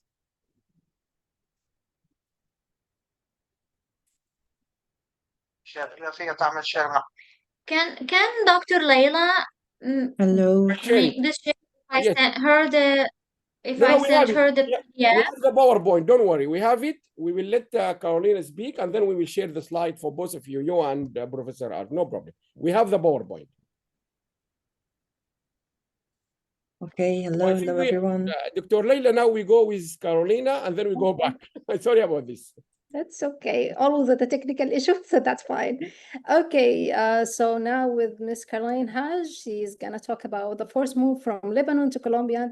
She is a registered citizen from Colombia. Please, Caro, floor is yours. Hello everyone, thank you and good day to everyone in attendance. Thank you for sharing all your rich insights and stories. Thank you for allowing me the opportunity to be here, and Professor Allam also for guiding me through this, and for Vilma who nominated me, she's an ex-colleague, to share my story today. My name is Carolina Hajjunis Montoya. I'm a registered dietitian and I'm a proud Lebanese Colombian. I'm present here with you today, but honestly, my heart is heavy and miles away in Lebanon, my birthplace, and the country I called home for all my life, but the last 4 years. I find it difficult to engage in dialogue about women's rights without first addressing the most important human right of all, the right of life. It is a globally recognized fundamental human right that prohibits the random deprivation of life. It is a concept that I learned nearly 20 years ago when I lived through the 2006 war in Lebanon. I always believed the right to life was a given, a permanent guarantee, until I was forced into an impossible choice: leave my home or stay and face the constant threat of death. Right now, Lebanese, Palestinian, Iranian, and Sudanese women, men, and children are forced to endure the horrors of brutal wars and are being denied the right to exist and live. The world is witnessing tragedy after another, where innocent lives are being taken, families are being displaced, and beautiful nations are being targeted by war monsters that show no regard for human rights or international justice. I stand before you today as a daughter of Lebanon to ask you to bear witness to the incredible resilience of my people and to join us in demanding justice, safety, and human dignity that every soul deserves. And to my beloved Lebanon, stay strong. You have always known how to rise from the ashes, and you will rise again.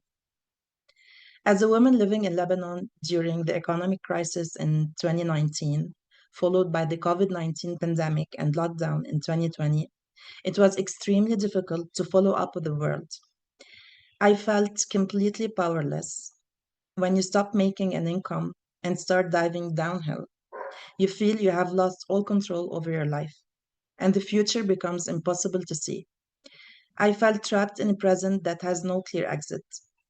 And as a woman passing through this, and especially as a dietitian, where my job is considered a secondary necessity during times of crisis and survival, I could not see a future in Lebanon anymore.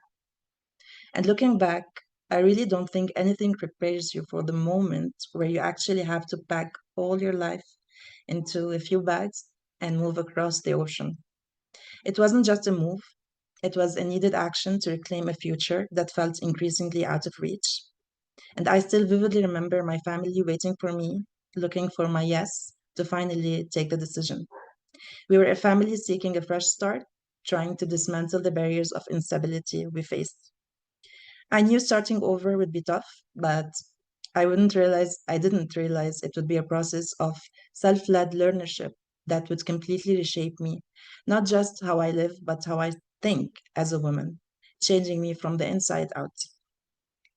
I mean, we are Lebanese people. It's in our DNA to be the phoenix rising from the ashes. But between the revolution and the pandemic, the barriers in Lebanon became too great. Suddenly, the other passport became our only really plan B for survival. We moved on February 28th, 2022, and we touched down in Colombia on March 1st. I remember my head was a mess of emotions where the fear of the unknown was winning. The irony here is that even with a Colombian mother She'd had to stop teaching us Spanish, so we would focus on learning Arabic without accent. She raised us as a single mother, and French and English to fit into the schools back home. I landed in my mother's country feeling like a total stranger to the language. This transition was a raw mission for survival. I arrived with nothing but savings and a plan to just survive. Those early days were a harsh lesson in vulnerability. Without the language, we faced daily injustice of being exploited, paying double for everything because we were seen only as targets. It created a suffocating stress that tested our spirit every day. I realized quickly that to have rights in a new society, you first must have a voice. So learning Spanish became my primary mission. While my French gave me a slight linguistic head start, but the daily reality was humbling and at times cruel. Yet this shift wasn't just about survival, it was deeply cultural. In Lebanon, I lived for a future always shadowed by the threat of conflicts. Colombia offered a beautiful, jarring contrast, a culture that finds a reason to celebrate the smallest joys despite the odds. Back home, life had specific flavor. I was used to the Mediterranean food I grew up with, but moving here meant starting over. I also had to learn to love Latin flavors, which I'm not complaining about. The transition wasn't easy. I went from the security of living in our own home to the uncertainty of renting, and for a long time, the economy felt like a constant wave of instability. Even the way I felt safe had to change. In Lebanon, the threat was bombs. Here, the danger was different. I learned that the hard way when I was dropped at knife point within the first year here. It was a terrifying lesson, but like everything else, I learned to adapt. For the first 3 years, I was living in a cloud of struggle and fear. Everything felt foreign and difficult. I've realized that despite the different food and the new dangers, people here aren't different from me. Now, 4 years into this journey, I'm still balancing my Lebanese roots with my life here, and I've realized that while our food and language differ, we are mirrors of each other in our deep love for family and community. In my perfect world, the natural beauty of Colombia would be filled with my family and the traditions that we cherish, in a place where peace is guaranteed, right, and the worry of war is non existent.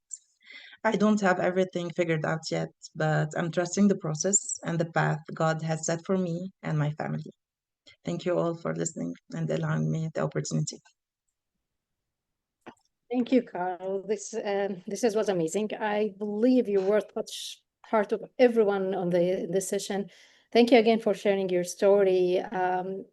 If anyone wanna have a comment or so, please raise your hand or write a comment in the chat box. Rachel can try again, maybe the sharing as well. Okay. Thank you, Carol, again. I think we Thank can you. move to our next speaker. Let's back to Prof. Rachel again. Well, it's still sending me to the setting. So if you can share my presentation, I'll just be speaking because let's it's go ahead. again sending me to the system. Yes, no problem. I will share. And just before we share, one thing, because I know this from my team here, Caroline, I think it's very early morning in Colombia now, and she's working. And despite that, she made the efforts and she wrote that piece. And I think Caroline, Janet will definitely be in touch with you to try to help in editing that piece. I think it's wonderful. And I wish you all the best. And I also, one of the things we haven't mentioned in our communication, we have one of the best nutritionist in the world here, part of the founder of WSD, Dr. Rehab. He's the leader of the School of Bioscience in Westminster. He designed a particular, I can't remember, formula where it can fit in any location. He was in Harvard. So we will put you in touch with one of the best, really. So all the best. Thank you very much. I know you have to go to your work. Thank you very much. We really appreciate it. Thank you. Now I will share Professor Rachel. Okay, just 1 second. And then you just direct me to change, okay? Yes, thank you so much. Let me... Let me just make sure, just 1 second.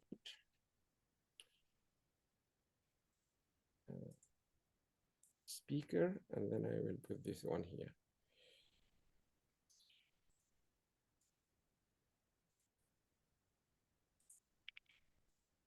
Yes, I am ready, Professor. You can go. Okay. So I'll just good morning, good afternoon, good evening, wherever you are in the world today, because I know that we're coming from all corners of this world. And this is the beautiful thing about this event. So I want to begin by thanking the organizers for bringing us all together, such a diverse and influential group from scholars, researchers, leaders from industry, around questions that really matter to everyone. I would like also to acknowledge the speakers before me for their insights, contributions, very beautiful stories, which have already highlighted both the depth of research and the urgency of fieldwork impacts. Whether we work in universities, in research centers, in industry, we all play a role in shaping what is discovered, what is funded, what is built, and ultimately what reaches the society. And that brings me to the question I would like to explore with you today, and it's who shapes the future. How many discoveries never happened? Not because of lack of talent, but because of lack of access. Somewhere in the world today, a young girl is curious about how the human body works.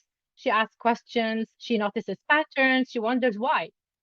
But curiosity alone is never enough, because if her education is interrupted, if her safety is not guaranteed, if her leadership is never imagined, then the future quietly loses something that it will never know it missed.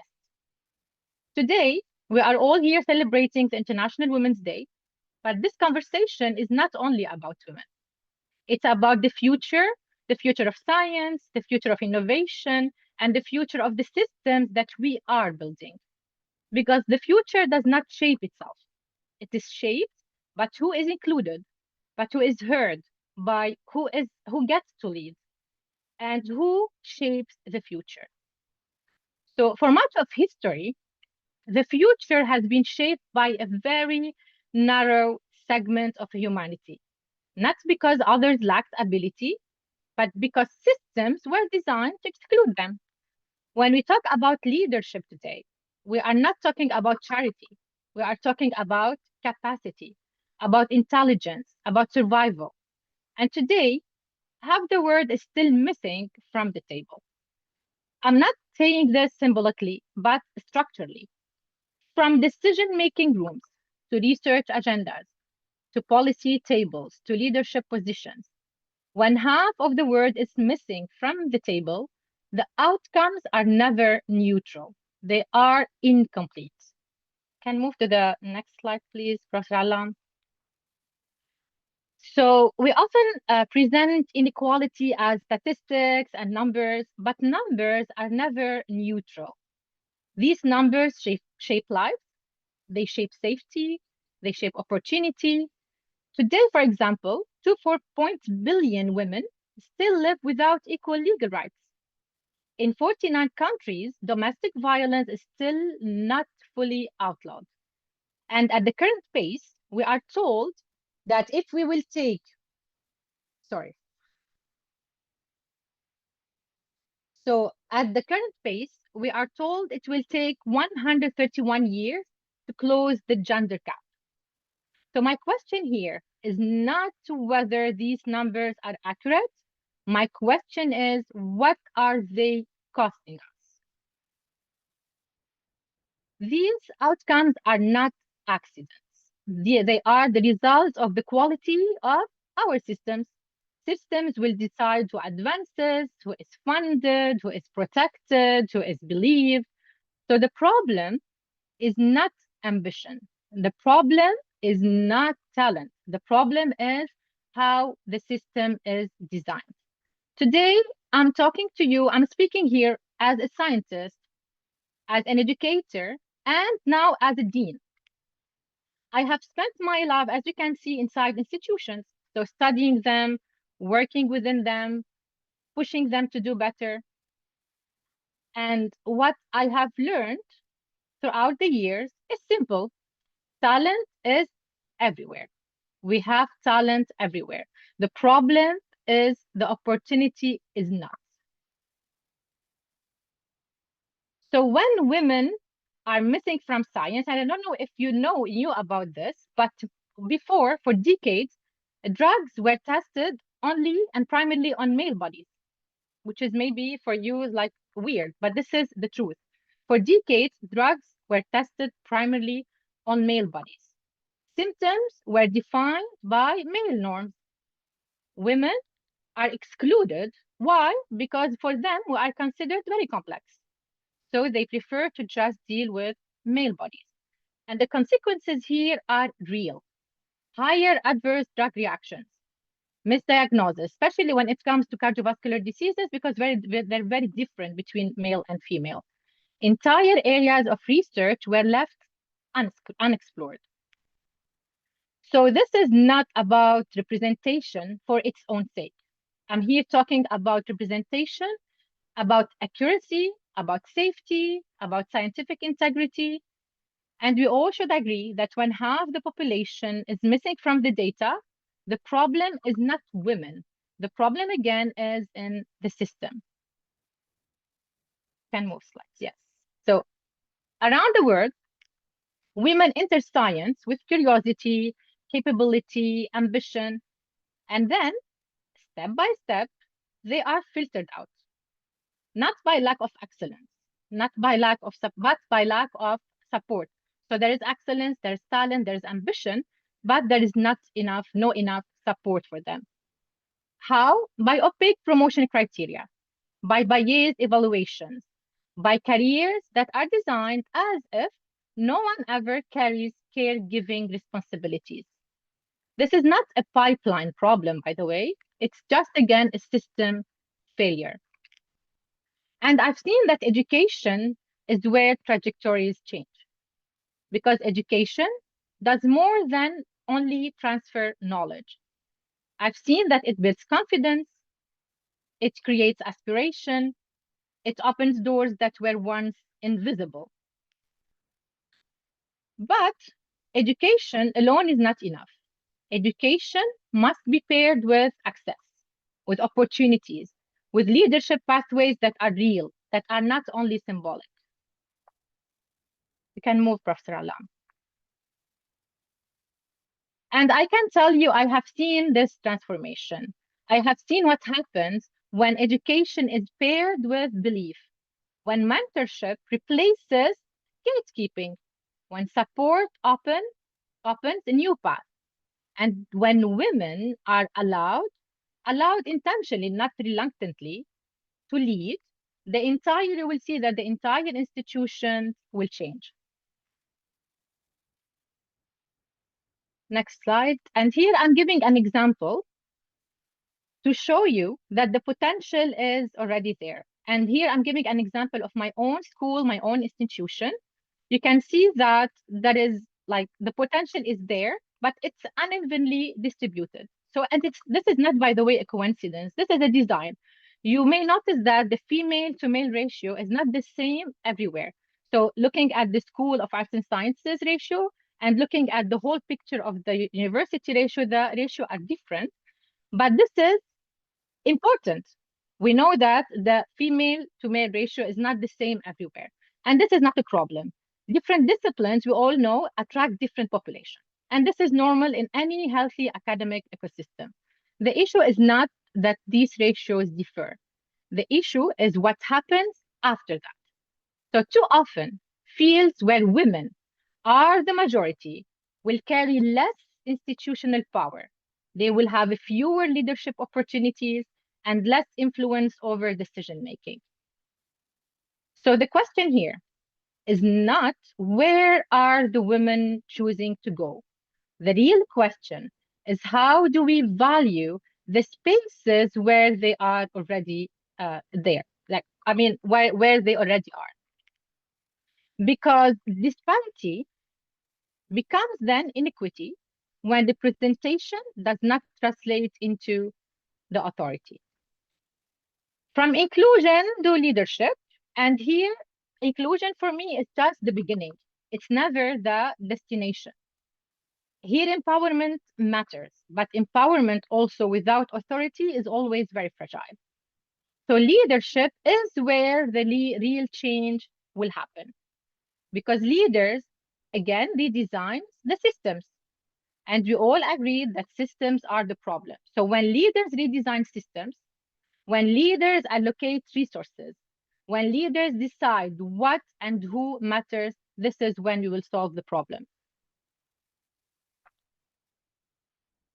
So I will end where I began. I will end with the future. The future is not neutral. It reflects the systems we design and the decisions we tolerate. Women do not need permission to lead, but systems must be redesigned to allow leadership to emerge. Yes, education changes trajectories, access creates possibility, and leadership determines the quality of the world we leave behind. So the real question here is not whether women can lead the future. The real question is whether we have the courage to build a future that will allow it. Because women, when women lead, and Professor Allam started by talking a little bit about this, because when women lead, we will see science improves, we will see society advances, and we will see that the future will become stronger, not only for women, but for everyone. Thank you so much. Thank you, Prof. Rachel. That was amazing. I believe we all know the truth about this, but when we see it in number, it's a bit shocking. And Yes. the fact you already mentioned, this is also, I really felt bad when you talked about the drug when they are testing only in men.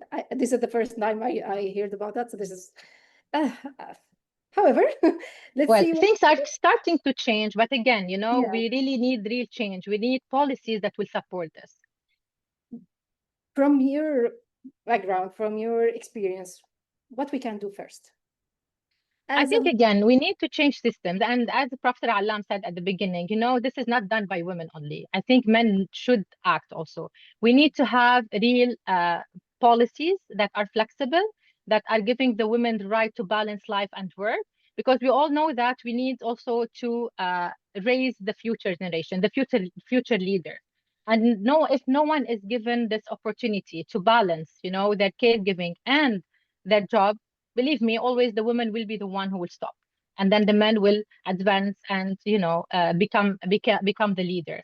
So I think we need also to have fair policies, like, for example, about promotion, about hiring. We need the women to be represented in committees, for example. We need things to be real, not only on paper, not only you know, like just big words without any effect. And I know here I'm talking from the UAE, and I know that UAE is doing great job when it comes to this.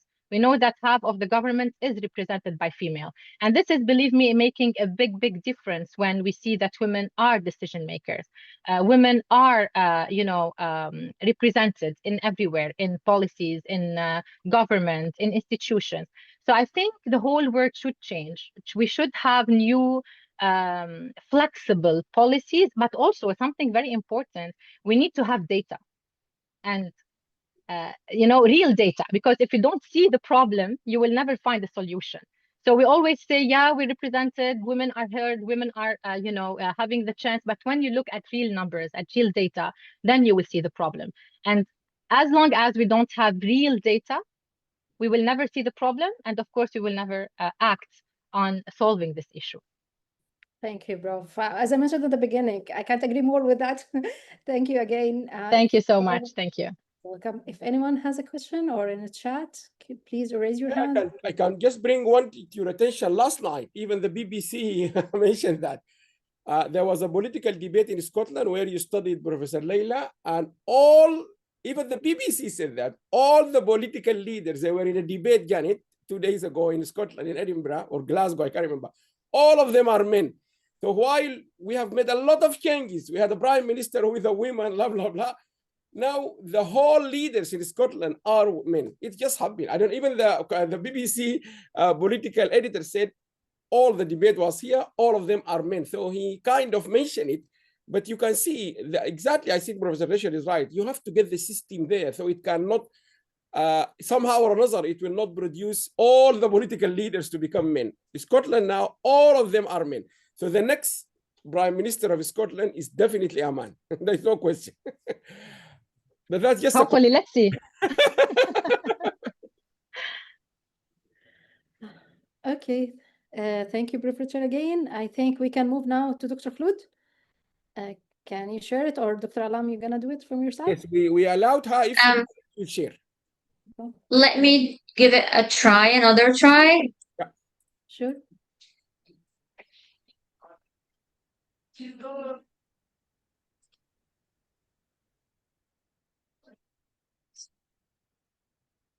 Yeah, it still doesn't appear for me that I can. Oh, now I can. Yes, okay. Excellent, excellent. Just let me know, please, if you can see my Yes, we screen. can. Yeah, great. Yeah? Yeah, That's please amazing. go ahead. Okay. Thank you. Great. Can you click on the share on the slide the next to the one? You know the slide show? Down on the bottom. Where it shares the screen? This one here? Yes, no, go to the right. Keep going to the right, to the last right. Yeah, keep going. This one. Yes. Then do it again. Do it again.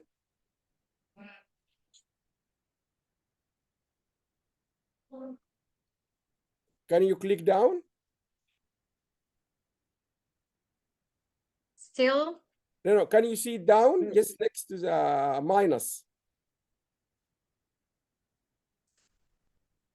No, I can't. I think it's better if you share it yourself. Maybe it's better.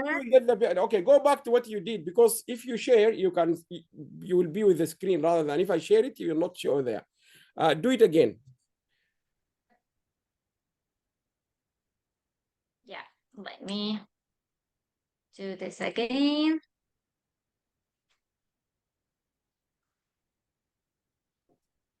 Done. Can you see it? It's coming. And then click on the screen. Yeah. Yep. Just click on the show. You know the screen where it says near the negative one. Hey, can you see the open book icon? The one next to the right? Just down where you maximize and minimize the screen.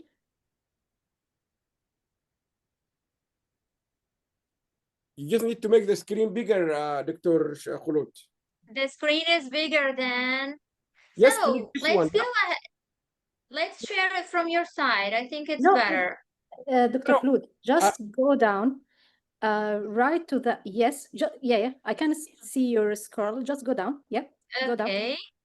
Yeah. You can see the plus and minus things. The icon just next to it. This one? To the left. To the left. The one, yeah, the one on the left. This? I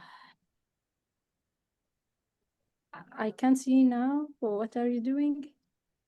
Because I know it's No, not okay. So let me just know what is the issue. Like you cannot see the whole slide, or can you see like part of it? What is it the issue?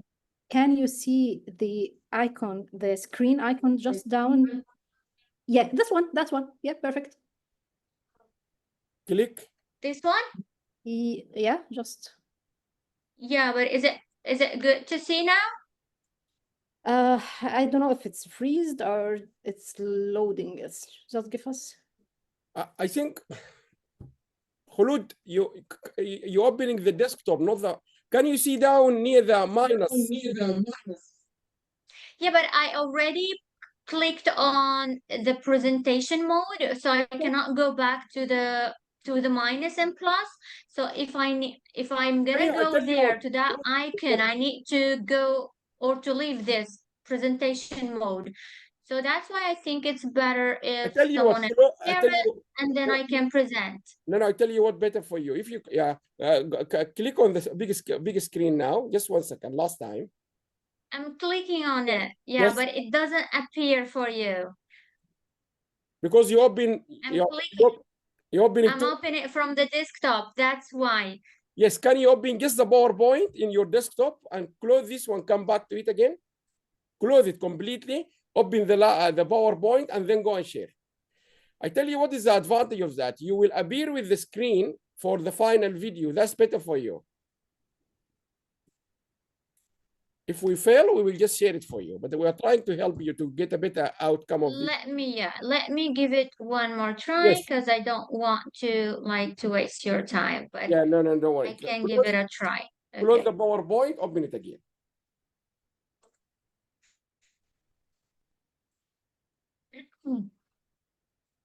So I opened only the PowerPoint. Yes, and then click on the big screen. Yeah, I clicked on the big screen, but I cannot go back to the Zoom so I can click on share. That's the point. That's the problem. So if you don't mind, you can share it from your side. Go ahead with then this. I can present. Yeah, go ahead. I think it's better you go ahead. Just as it is, go ahead. Okay. Keep it like this. Is it okay for you? Can you see it? Yes, no problem. It's just better to save time. Yes, go ahead. Yeah. Okay. So I'm gonna start by introducing myself. I'm Dr. Khulud Ali. I'm an architect that work and in sustainability and actually environmental design. Focused a little bit more on intelligent systems. My work focuses on the idea of what if buildings didn't just exist, but actually responded to us. So I'm actually also part of the United Nations Environment Program's Sufficiency Hub, where we explore how emerging technologies, especially AI, can reshape the way we design our environments. Today, I want to talk about something that sits at the intersection of design, technology, and humanity. I want to talk about designing justice. I believe that advancing women's rights through architecture and AI. As I said, it's because justice is not only something we write into policies. I believe that it's something we feel in spaces we move through every single day. So here in that slide, as you can see, let's just to stop a minute and think about rights. We often imagine documents, right? We often think about laws, declarations, frameworks, but come on, rights don't live only on paper. They move through a journey from declaration to space to lived reality. So, in that journey, something critical happens. Space becomes the translator of that document, right? The built environment is where rights are either realized or simply quality denied. So if a space, not only like public, private, any space, if a space fails, then in practice, rights fail too. And that raises an important question here. What happens when spaces around us are not designed for everyone? Here, if you can see, we often assume that buildings and cities are neutral, but honestly, they are not. They reflect decisions about who belongs, who moves, in a free way, who doesn't think about it like gaps in safety, barriers, like to move, sometimes mobility, spaces designed around assumptions that do not include everyone. These are not small issues. They shape behavior. When women go out, where they go, and sometimes whether they go at all or they just stay home, that no, it's not safe, we're not leaving. So inequality is not just social or economic, it's a spatial as well, it's designed. And once we see that, we can start asking a deeper question: how does a single design decision ripple into a real life? So for this here,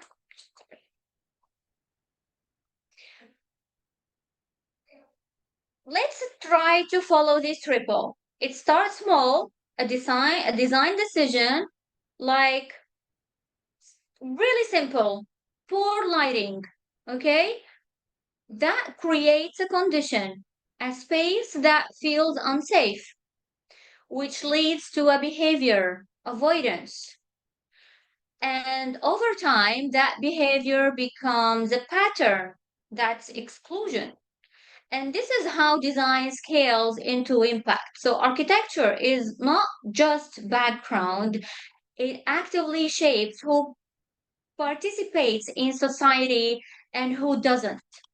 So in that sense, architecture becomes infrastructure, not just of buildings, but of justice as well. Or maybe in that case of poor lighting, it's injustice. So if design is part of the problem, could it also be part of a solution? Well,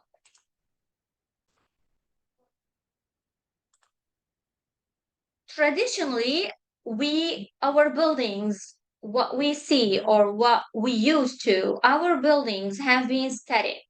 So we designed them once and they stay like that.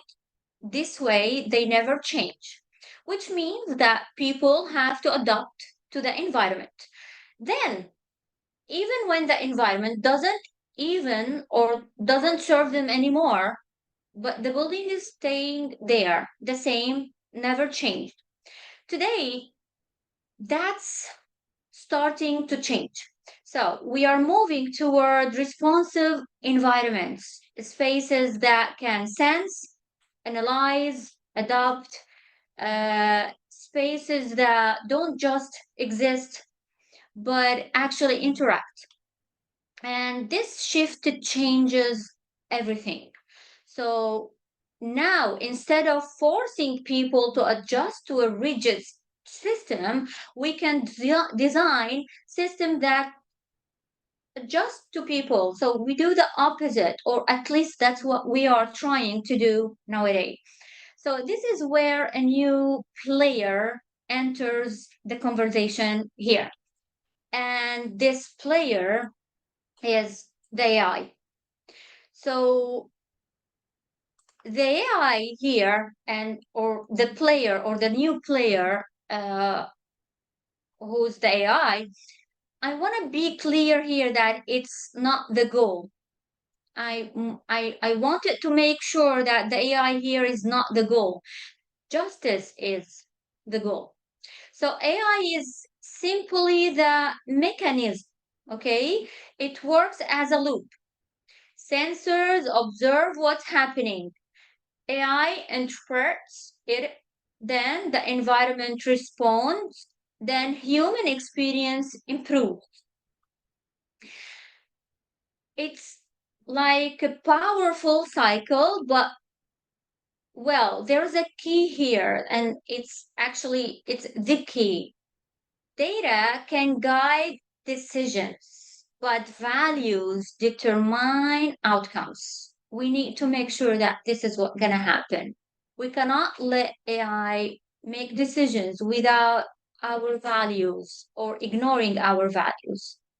So the real question is that what kind of outcomes are we designing for?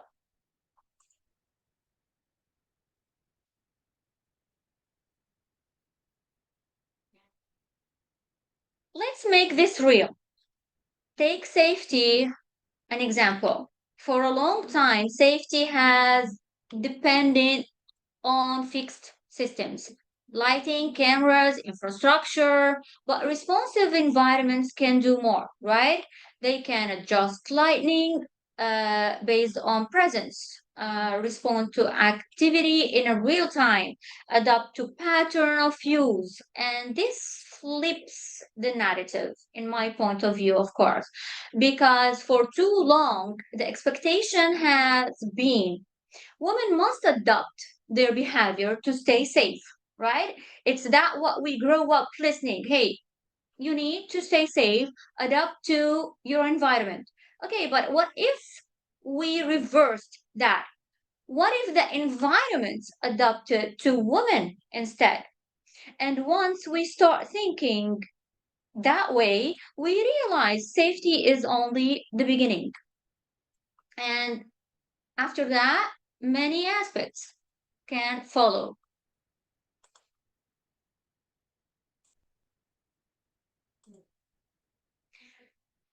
And when I'm talking about justice, I'm not talking about only protection.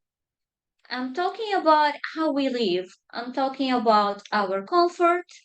I'm talking about our health. I'm talking about dignity.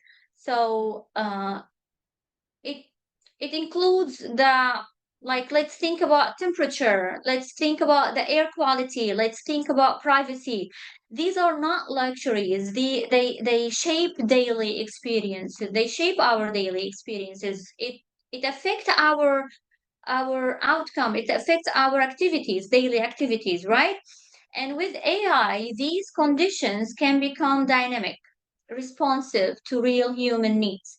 So, environments that support well being, that respect boundaries, that adopt quality in the background. So, this is where architecture stopped being just physical, and here it can be more, and it becomes deeply human. And of course, there is a risk we need to comfort, because when we are talking about AI,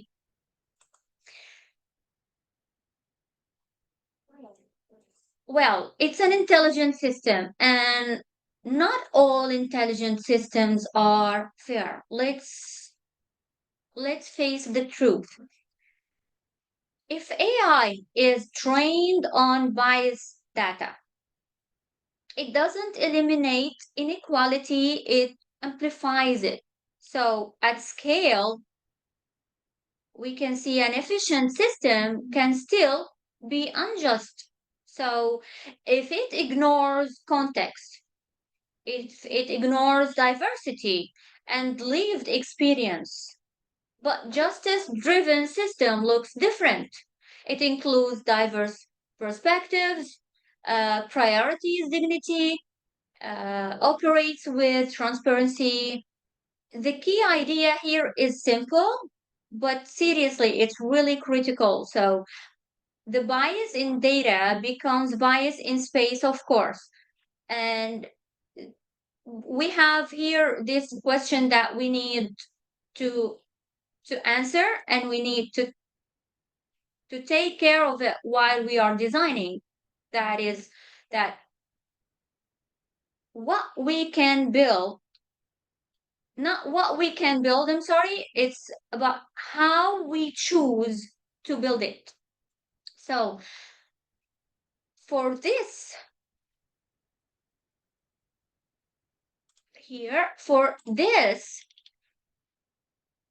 designing justice is not one action. That's why I see a designing justice or the designing in general is a system. it requires inclusive planning from the start. So we need to take into consideration from the beginning, from the early stages, that inclusive planning is there. Design that priorities, safety, and accessibility.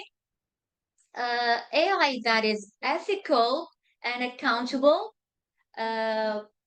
Systems we can measure, evaluate, and improve, because if something that cannot be measured, cannot be developed, of course, this is where design, technology, and policy come together.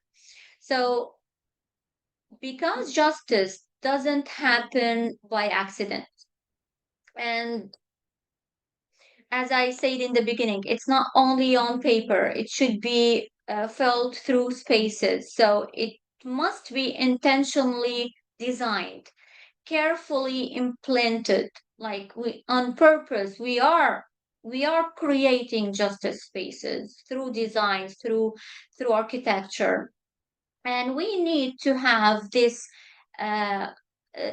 mindset that continuously evaluated. So just try to have or receive that, okay, did we make this correct? Is there something to improve?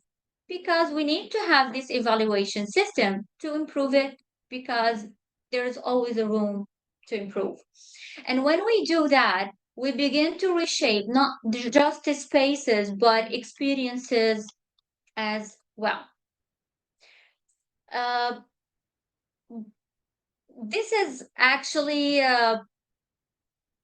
my idea of, like, I'm gonna leave you here with this. Advancing women's rights is not only about changing laws, it's not only about creating policies. Of course, they are super important. I would say that they are step one, maybe priority, of course, but it's about changing the environment where life actually happens. Because at the end of the day, justice is not something we declare. We need to feel it, we need to live it, and it's something we build. And that's how I see it, and that's how I try to move like forward with it. Thank you so much. Thank you for the opportunity of being here. I'm gonna say thank you for the organizers for this amazing job of organizing this great event. If any questions raised, I'm gonna be happy to answer it. Thank you so much. Thank you, Dr. Khulud. That was amazing. Thank you. I think the take-home message was, at the end, this is the AI is just a tool. We need really to focus on the justice, the ethics, and use the AI as a tool at the end. Thank you again. If we have any question from the audience, please raise your hand.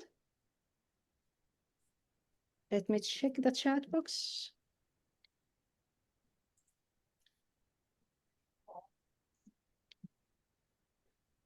No. Okay. Okay, you have Mariam ready. Yeah, excellent. So you can go, your last speaker is available. Yeah. Okay, great. So thank you again, Dr. Khulud. Thank you. Our last speaker is Dr. Mariam Salah. She's the Director of Digital Data and AI Transformation for Vodafone 3 UK. She's going to talk about the women's world, the story of 2026 women's AI founder journey. Ms. Mariam, floor is yours. Please go ahead. Thank you. Unmute, Mariam. You are muted, yes. Very good. Okay, thank you very much. I wasn't able to Good afternoon. What a lovely, lovely day here in London, by the way, to start with.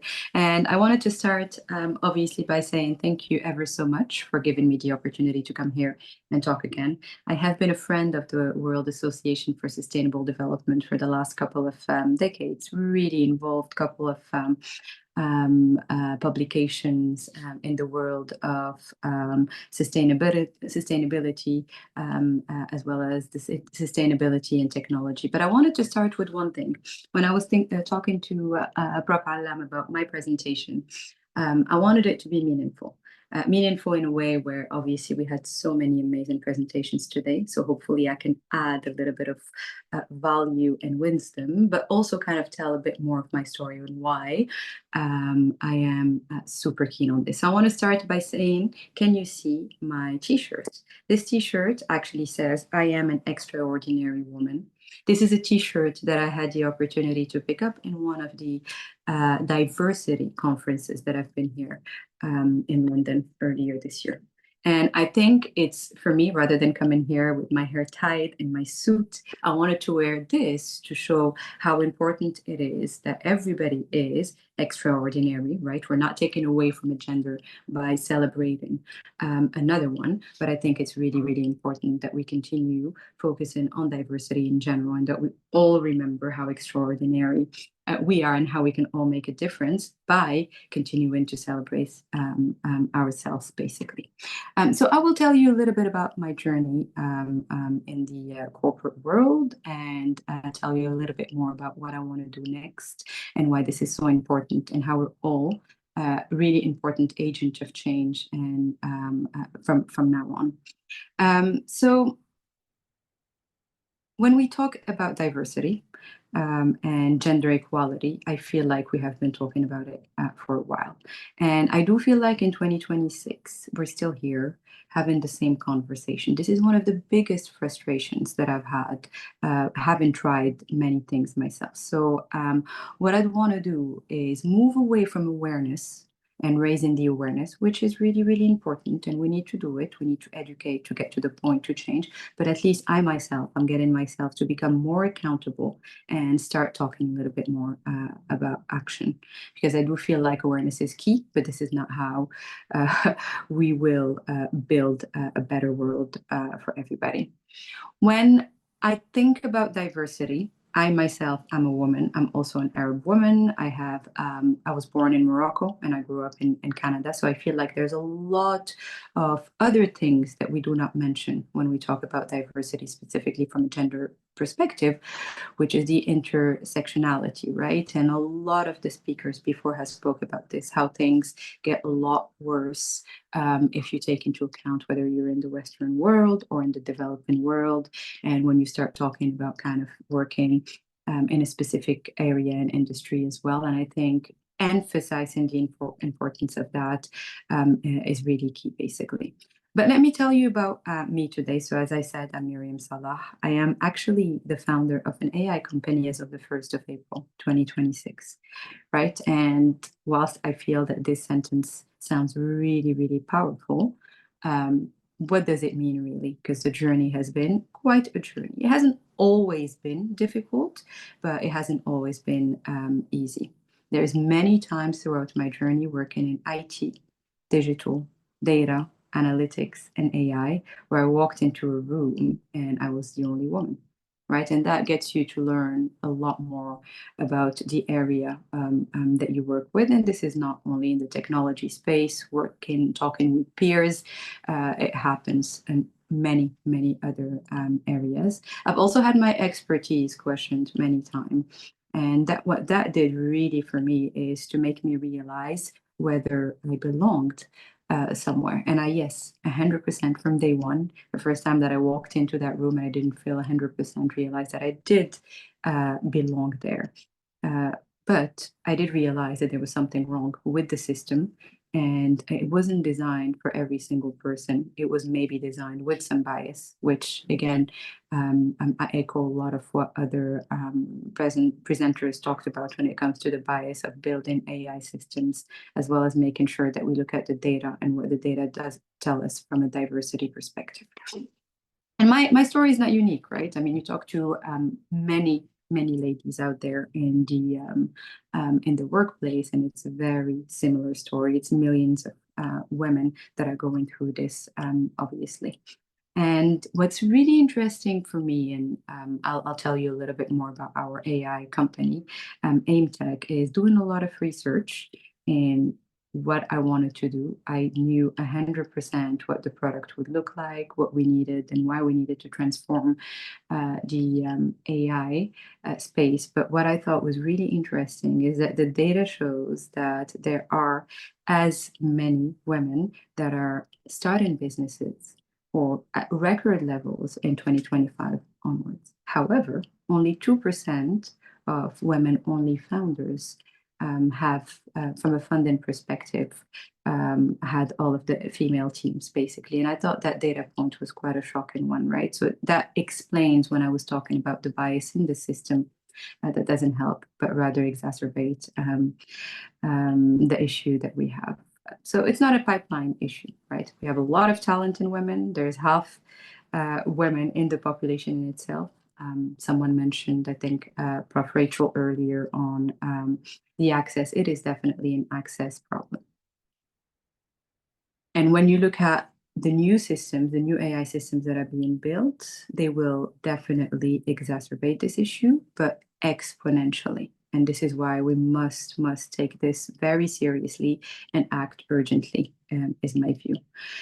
So here's the turning point. And I think what's really important is for me to kind of share my story, but also get the opportunity to get some feedback and see if this is the right direction to move from being a change maker into a game changer, which is really what I've been reflecting on, and also with our AI startup team, AimTech, on what we want to do and how we want to be involved and how we're going to make a difference.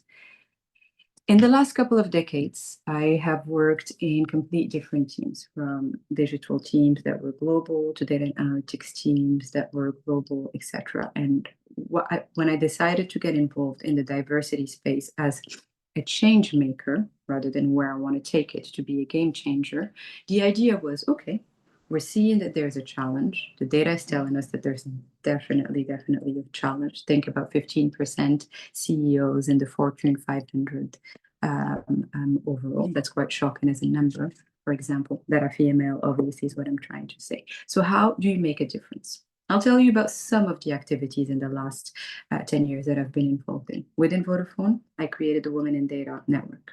This is a network to open up the outreach for all of the ladies that are in the technology space on learning what transferable skills they could have that they can bring into the tech world to be able to do a career change, for example, if they wanted to. And this came up because there were a lot of requests for mentorship in just so many hours, but also, and more importantly, because I could see from a lot of the conversations that I had with my female colleagues that they would want, for example, to tick every single box of the job description before applying for a role, rather than giving it a shot and really believing in themselves. So basically, females have also kind of a way of not helping, obviously, the opportunity for bigger, probably, roles and more career change. So that Women in Data Network has helped ladies learn, as well as allies, learn more about the technology space, but also grow in that space and do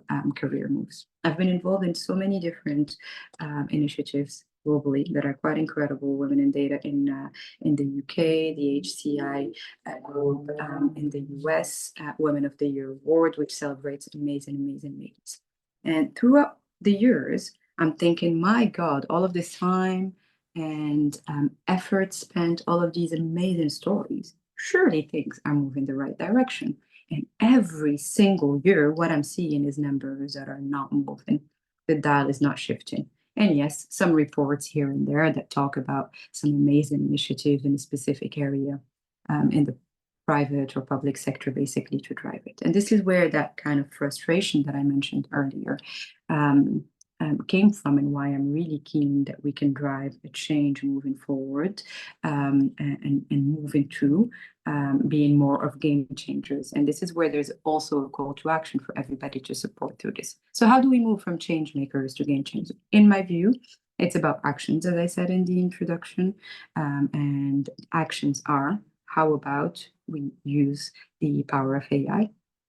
And this is something that I've discussed with the team, and we believe that we can make a difference one day at a time by creating an AI agent that would actually give us real data on diversity that we can grow over time, right? The data is not going to be easy to find, but at least make it available. And it would be an AI agent that will make publicly available, where we can track and highlight important areas of diversity so that we can call to action for people where there's things that are not going the right direction, basically. And it is, as I said in the beginning of my presentation, really everybody's accountability to try to drive the change and support through this. And I think if we all make, all extraordinary people on this call and that are making effort, if we all make these small steps, hopefully tracking things day in, day out, it will get us to a position where we can make a huge difference. That's a little bit about my story, a bit about why I feel very frustrated that we're not getting to the point where we're addressing gender diversity. Really keen to get any feedback from anyone. But more importantly, I wanted to close by sharing some fun facts on where the striking symbolic examples are when it comes to the diversity challenges that we have. So this is a really, really interesting fun fact. There's historically been more statues of animals and fictional characters than real women around London, which is quite interesting. I heard in one of the talks in the conferences that I've been to that there were even more pineapple statues than women, historical women statues across the board, which is quite striking. My co-founder earlier this week was in one of the museums with her son, and she sent me a note saying, "Oh my God, did you know that there were women samurai in Japan?" And I'm like, "No, never heard of one." Again, while the culture is iconic, the female samurai, which were very, very fierce, were rarely represented, and we haven't heard about them, basically. I mean, if we move away from different cultures in the film and media space, there was the Annenberg Inclusion Initiative, and this is quite striking. 30% of the speaking roles in top films go to women. 30%. How is it that you have 50% women and there's everything between 15 and 30%? What is happening with the rest of the percentages, basically? One of the experiences that I want to share myself was one that has to do with sport. I went to one of the FIFA games to present an award, and I was super struck to see that the stadium was it was a female game, obviously, here. And I was very, very stricken by the amount of attendance, whereas normally in these football clubs, it is impossible to find tickets.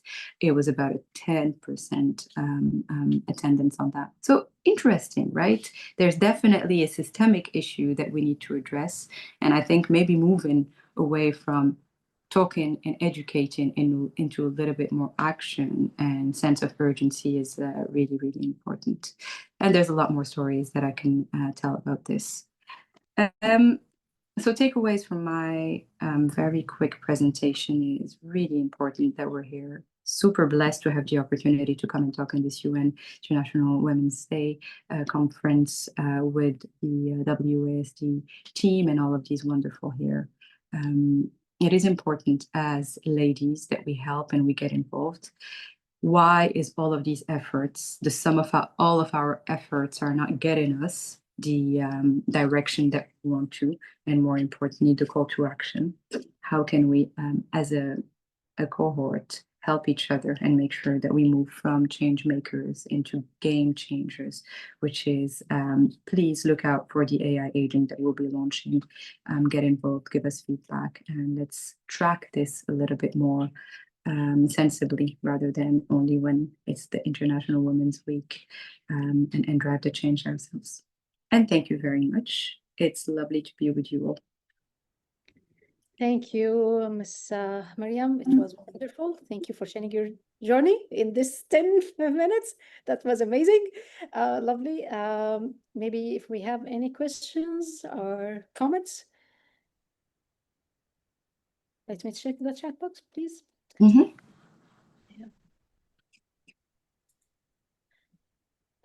From the audience, if you want, just raise your hand, open the mic. Lovely. So it was very clear that there is no more questions. I think Prof. Allam. Month end shouldn't feel like overtime.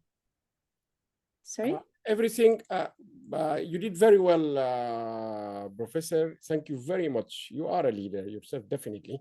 Now, one thing I can say, maybe Mariam herself might be surprised. In 2018, I remember that, Janet, the United Nations invited us to co-organize with the United Nations Joint Inspection Unit the public-private partnership. All the top of the corporate, Mariam, they were in Geneva with us. All of the top of everything. Now, we struggled to get them to write their thoughts in a scientific paper. But guess what? Mariam Gapter is in Harvard now, in Oxford, everywhere. And in 2023, she was the keynote speaker in our conference. She managed, this is our outlook.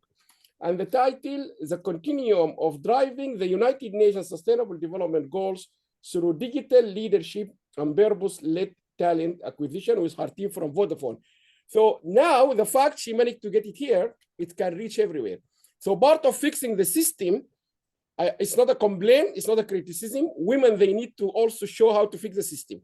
This will fix the system. Because if we can get the ideas of Rachel and others, that's why this journal was introduced, because in one of the articles here, a distinguished academics, a Toronto graduates from one of the top universities in Saudi, she had a research here showing that most of the laws, the Saudi laws, they are not actually discriminating against women.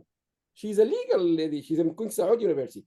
This is where you can fix the system, for example. So, Mariam, that was wonderful, and I can send you the link to the 2018, you see all the top corporates, we struggled. They don't have even time to write us anything, so this paper is now there. The fact is here, is gone into journals, it's a scopus. Mariam is not very keen on having a high rank publication or something, that's not her scope, but finally it's here. But thank you very much. And the other thing I would like to say quickly, I think this is not the first time we hear it. I mean, today we heard it fourth time.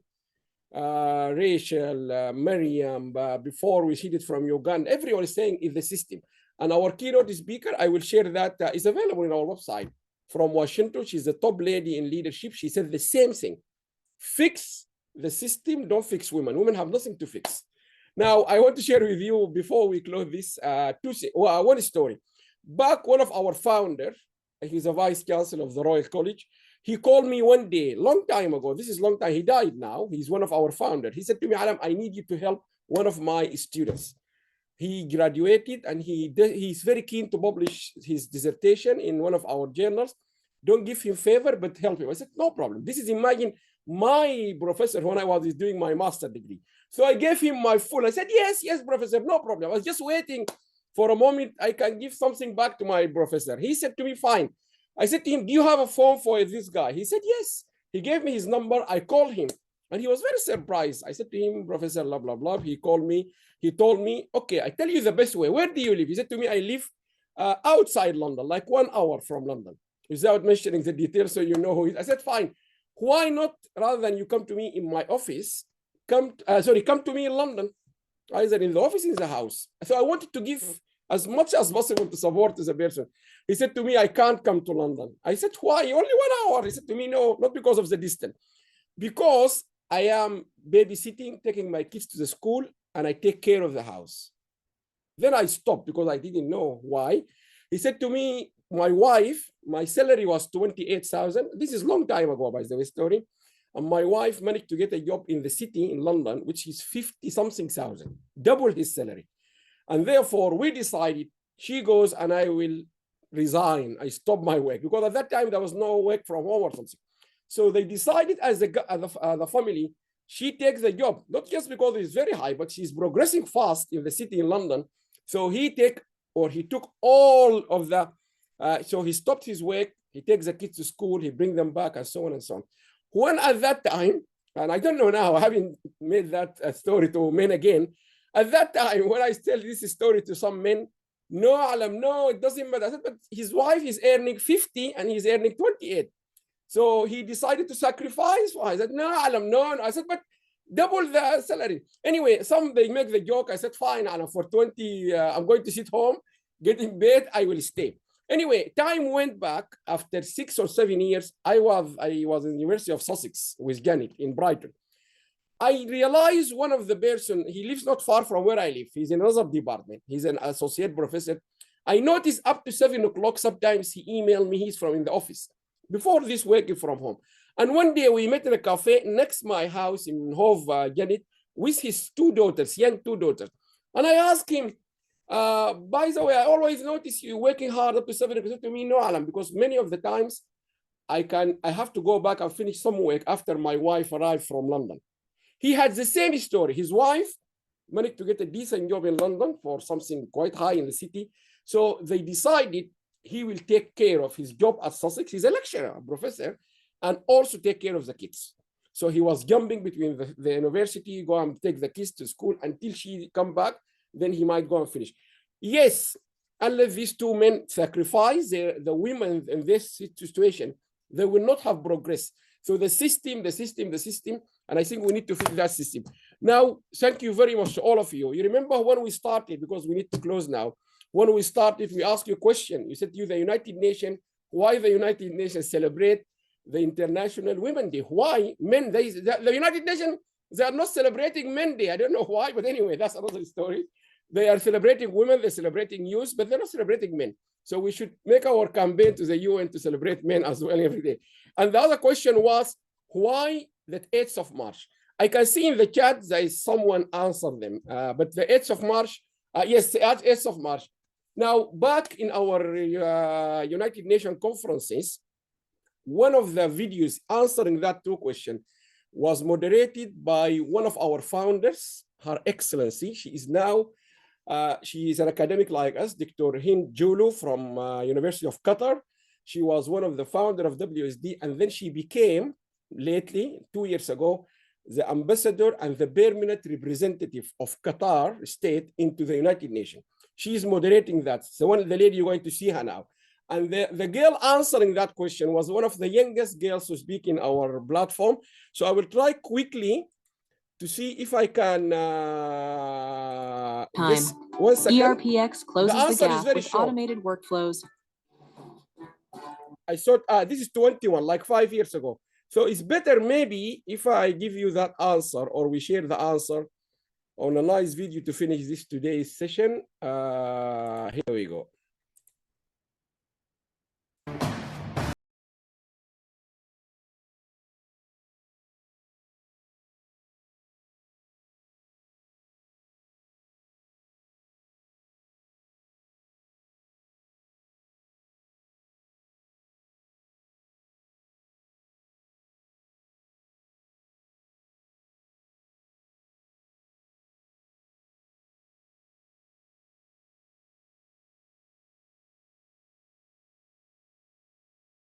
I would like to start with our promising leader, Lana.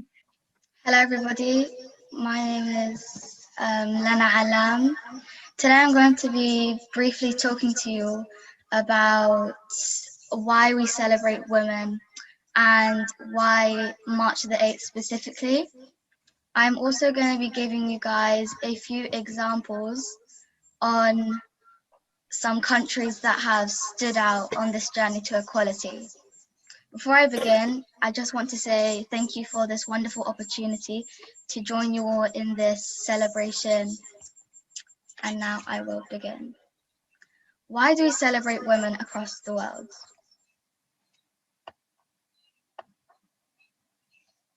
We celebrate women to acknowledge and show our gratitude for the remarkable achievements of women across the world, no matter their race, religion, or the color of their skin.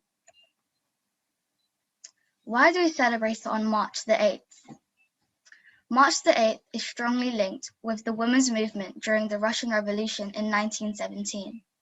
It is a day when many Russian women came together and they chose to strike for what they called bread and peace on the last Sunday of February, which fell upon March the 8th.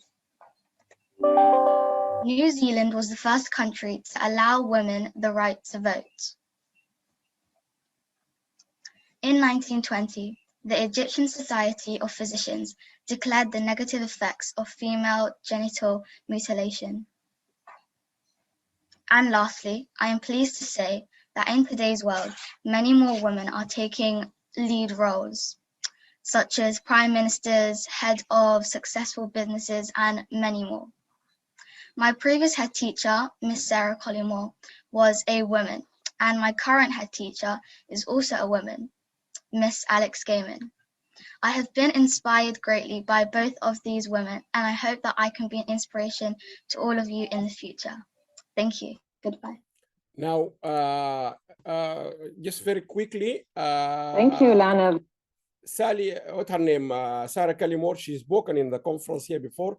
She was voted the UK Teacher of the Year, top head teacher in this country, and she's one of the advocates. We engage everyone, the schools. Sally Collymore is the leader, and I give you one to close this one. Particularly the Londoners will know this very well, the British or the European. Sally Collymore is the head teacher, the one Lana referred to her, is the head teacher of the Church of England school. This is a religious school. Believe it or not, in South London, the Muslims who are not Christian, they fight and they queue to go to that school. And that can tell you everything about the leadership of this woman. She was no surprise being the head teacher of the year of the entire UK. Imagine the Church of England school, the fighting, the queue. And when you ask Muslims, and most of the Muslims, why do you want to take your son? This is a religious school. And the answer you receive from parents, whatever it is in South London here, education, education, education, behavior. Behavior, behavior. Sally Collymore, number one for her is the behavior of the students. She educates them. She let them the best behavior you can see in this school. So anyway, we will finish here. Yes, women can make a different job. Hind Julu, we're very proud of her. She is the permanent representative of the state of Qatar in the United Nations. Very prominent woman now. We are very proud because she's one of us. She's an academic. She's one of the founders and so on. We have fantastic women. And I think what brought these women together, they have a different, something I call it, maybe the X factor, whatever you call it. But I remember here, and we wish her all the best. She's not very well today. She couldn't give us, for example, one example, Professor Beverly Anderson. Beverly, the top academic in the US. She had like 50 years of experience in managing 3 business schools in the US. She was the president of the American Society for Marketing, top academics. Until last year, she came to Geneva, not last year, sorry, 2024, she came to Geneva despite her age. She's emeritus professor now. And there's a lot of high achiever women from all over the world. Finally, Janet mentioned earlier, and I really encourage all of you, we are very proud to have built, I think the first in the world, women's who is who focusing on sustainable development, include everyone. And those who already spoken today, they're already part of that.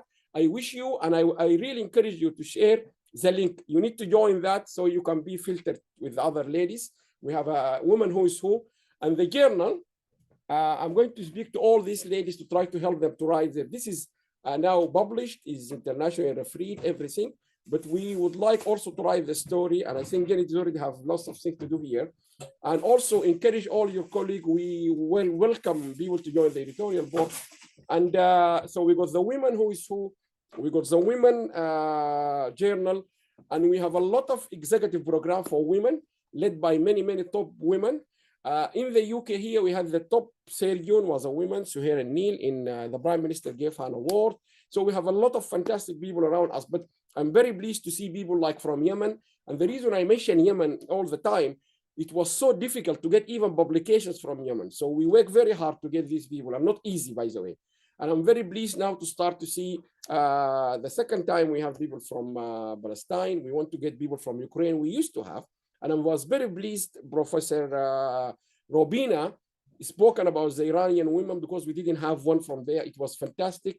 So I really encourage you all to join, and particularly this journal. I mean, we have done what we could. Janet did what she could. What her name? Nada did what she could. I did what I can. But now we want you. This is part of changing the system. So we want you, Professor Rachel, Miriam, all of you is here.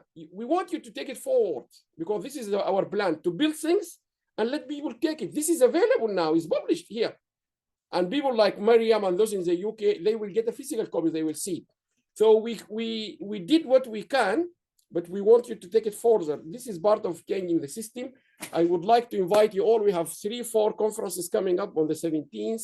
I think in May about the ranking, the university ranking. I would like to invite you all to join. That's a big thing. And we have a conference about the energy crisis in the Middle East. We have one about rebuilding Sudan, and we have our international conference taking place in June in London. If you want to come, we would love to see you. I think we're going to see what her name from Indonesia, Professor Dewi, she is coming.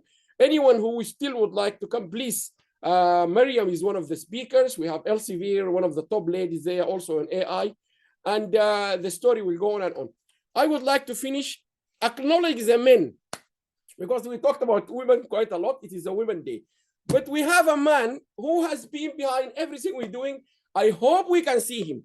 Now, Komar, where are you? Unfortunately, she's not a woman, so but he is remarkably behind many of the things happening today. The journal, online, anything to do with online he's one of the top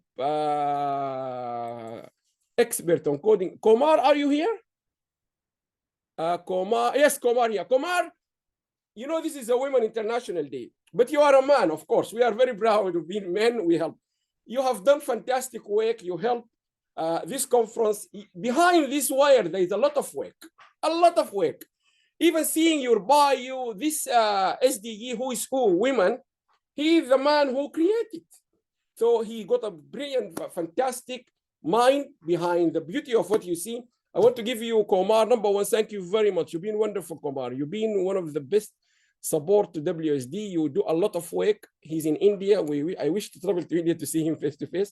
Now, Komar, I will give you 2 words to say. You are a great man helping great women here. What can you say? Thank you, Allam, for giving me the opportunity to say. I just like to say thank you. See, I am the only one who does that, but idea is yours. You give the idea, I just implement it.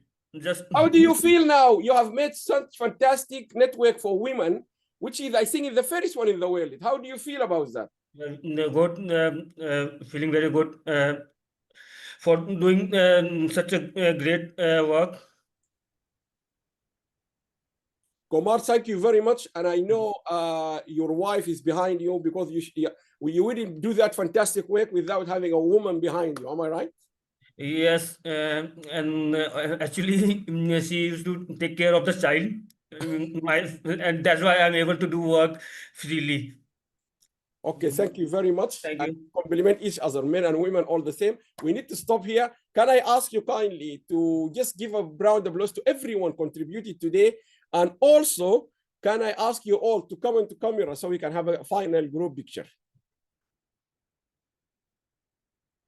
Can anyone would like to come to the camera, if possible?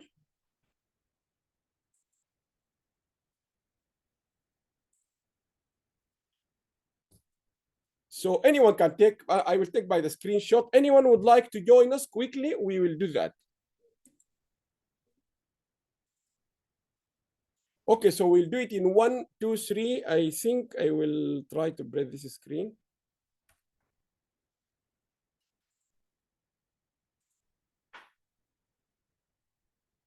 And I will give it to you here in the chat. We will do another one because we got other people. Yes, come on, men, women. It's not just women. Anyone can come here, please, quickly. Let's do this. Do it again.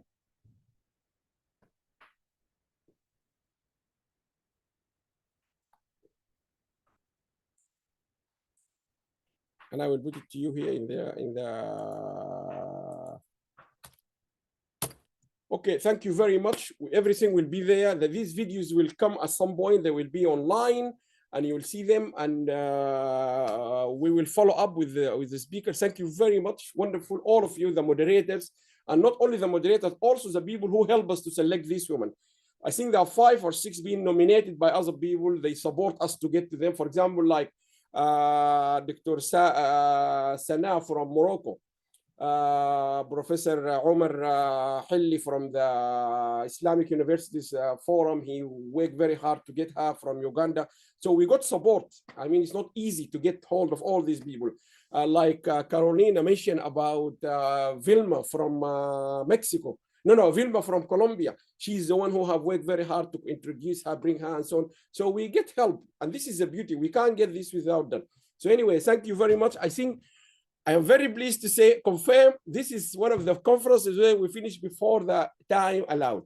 That means women are very good in managing time. Always we are overtime because it's 2 o'clock, 2:10, and we're supposed to finish by 2:30 or 3 o'clock. Although, so all the best. Bye-bye from London. Good afternoon, good evening, good morning. All the best. We will stop here. Thank you very much.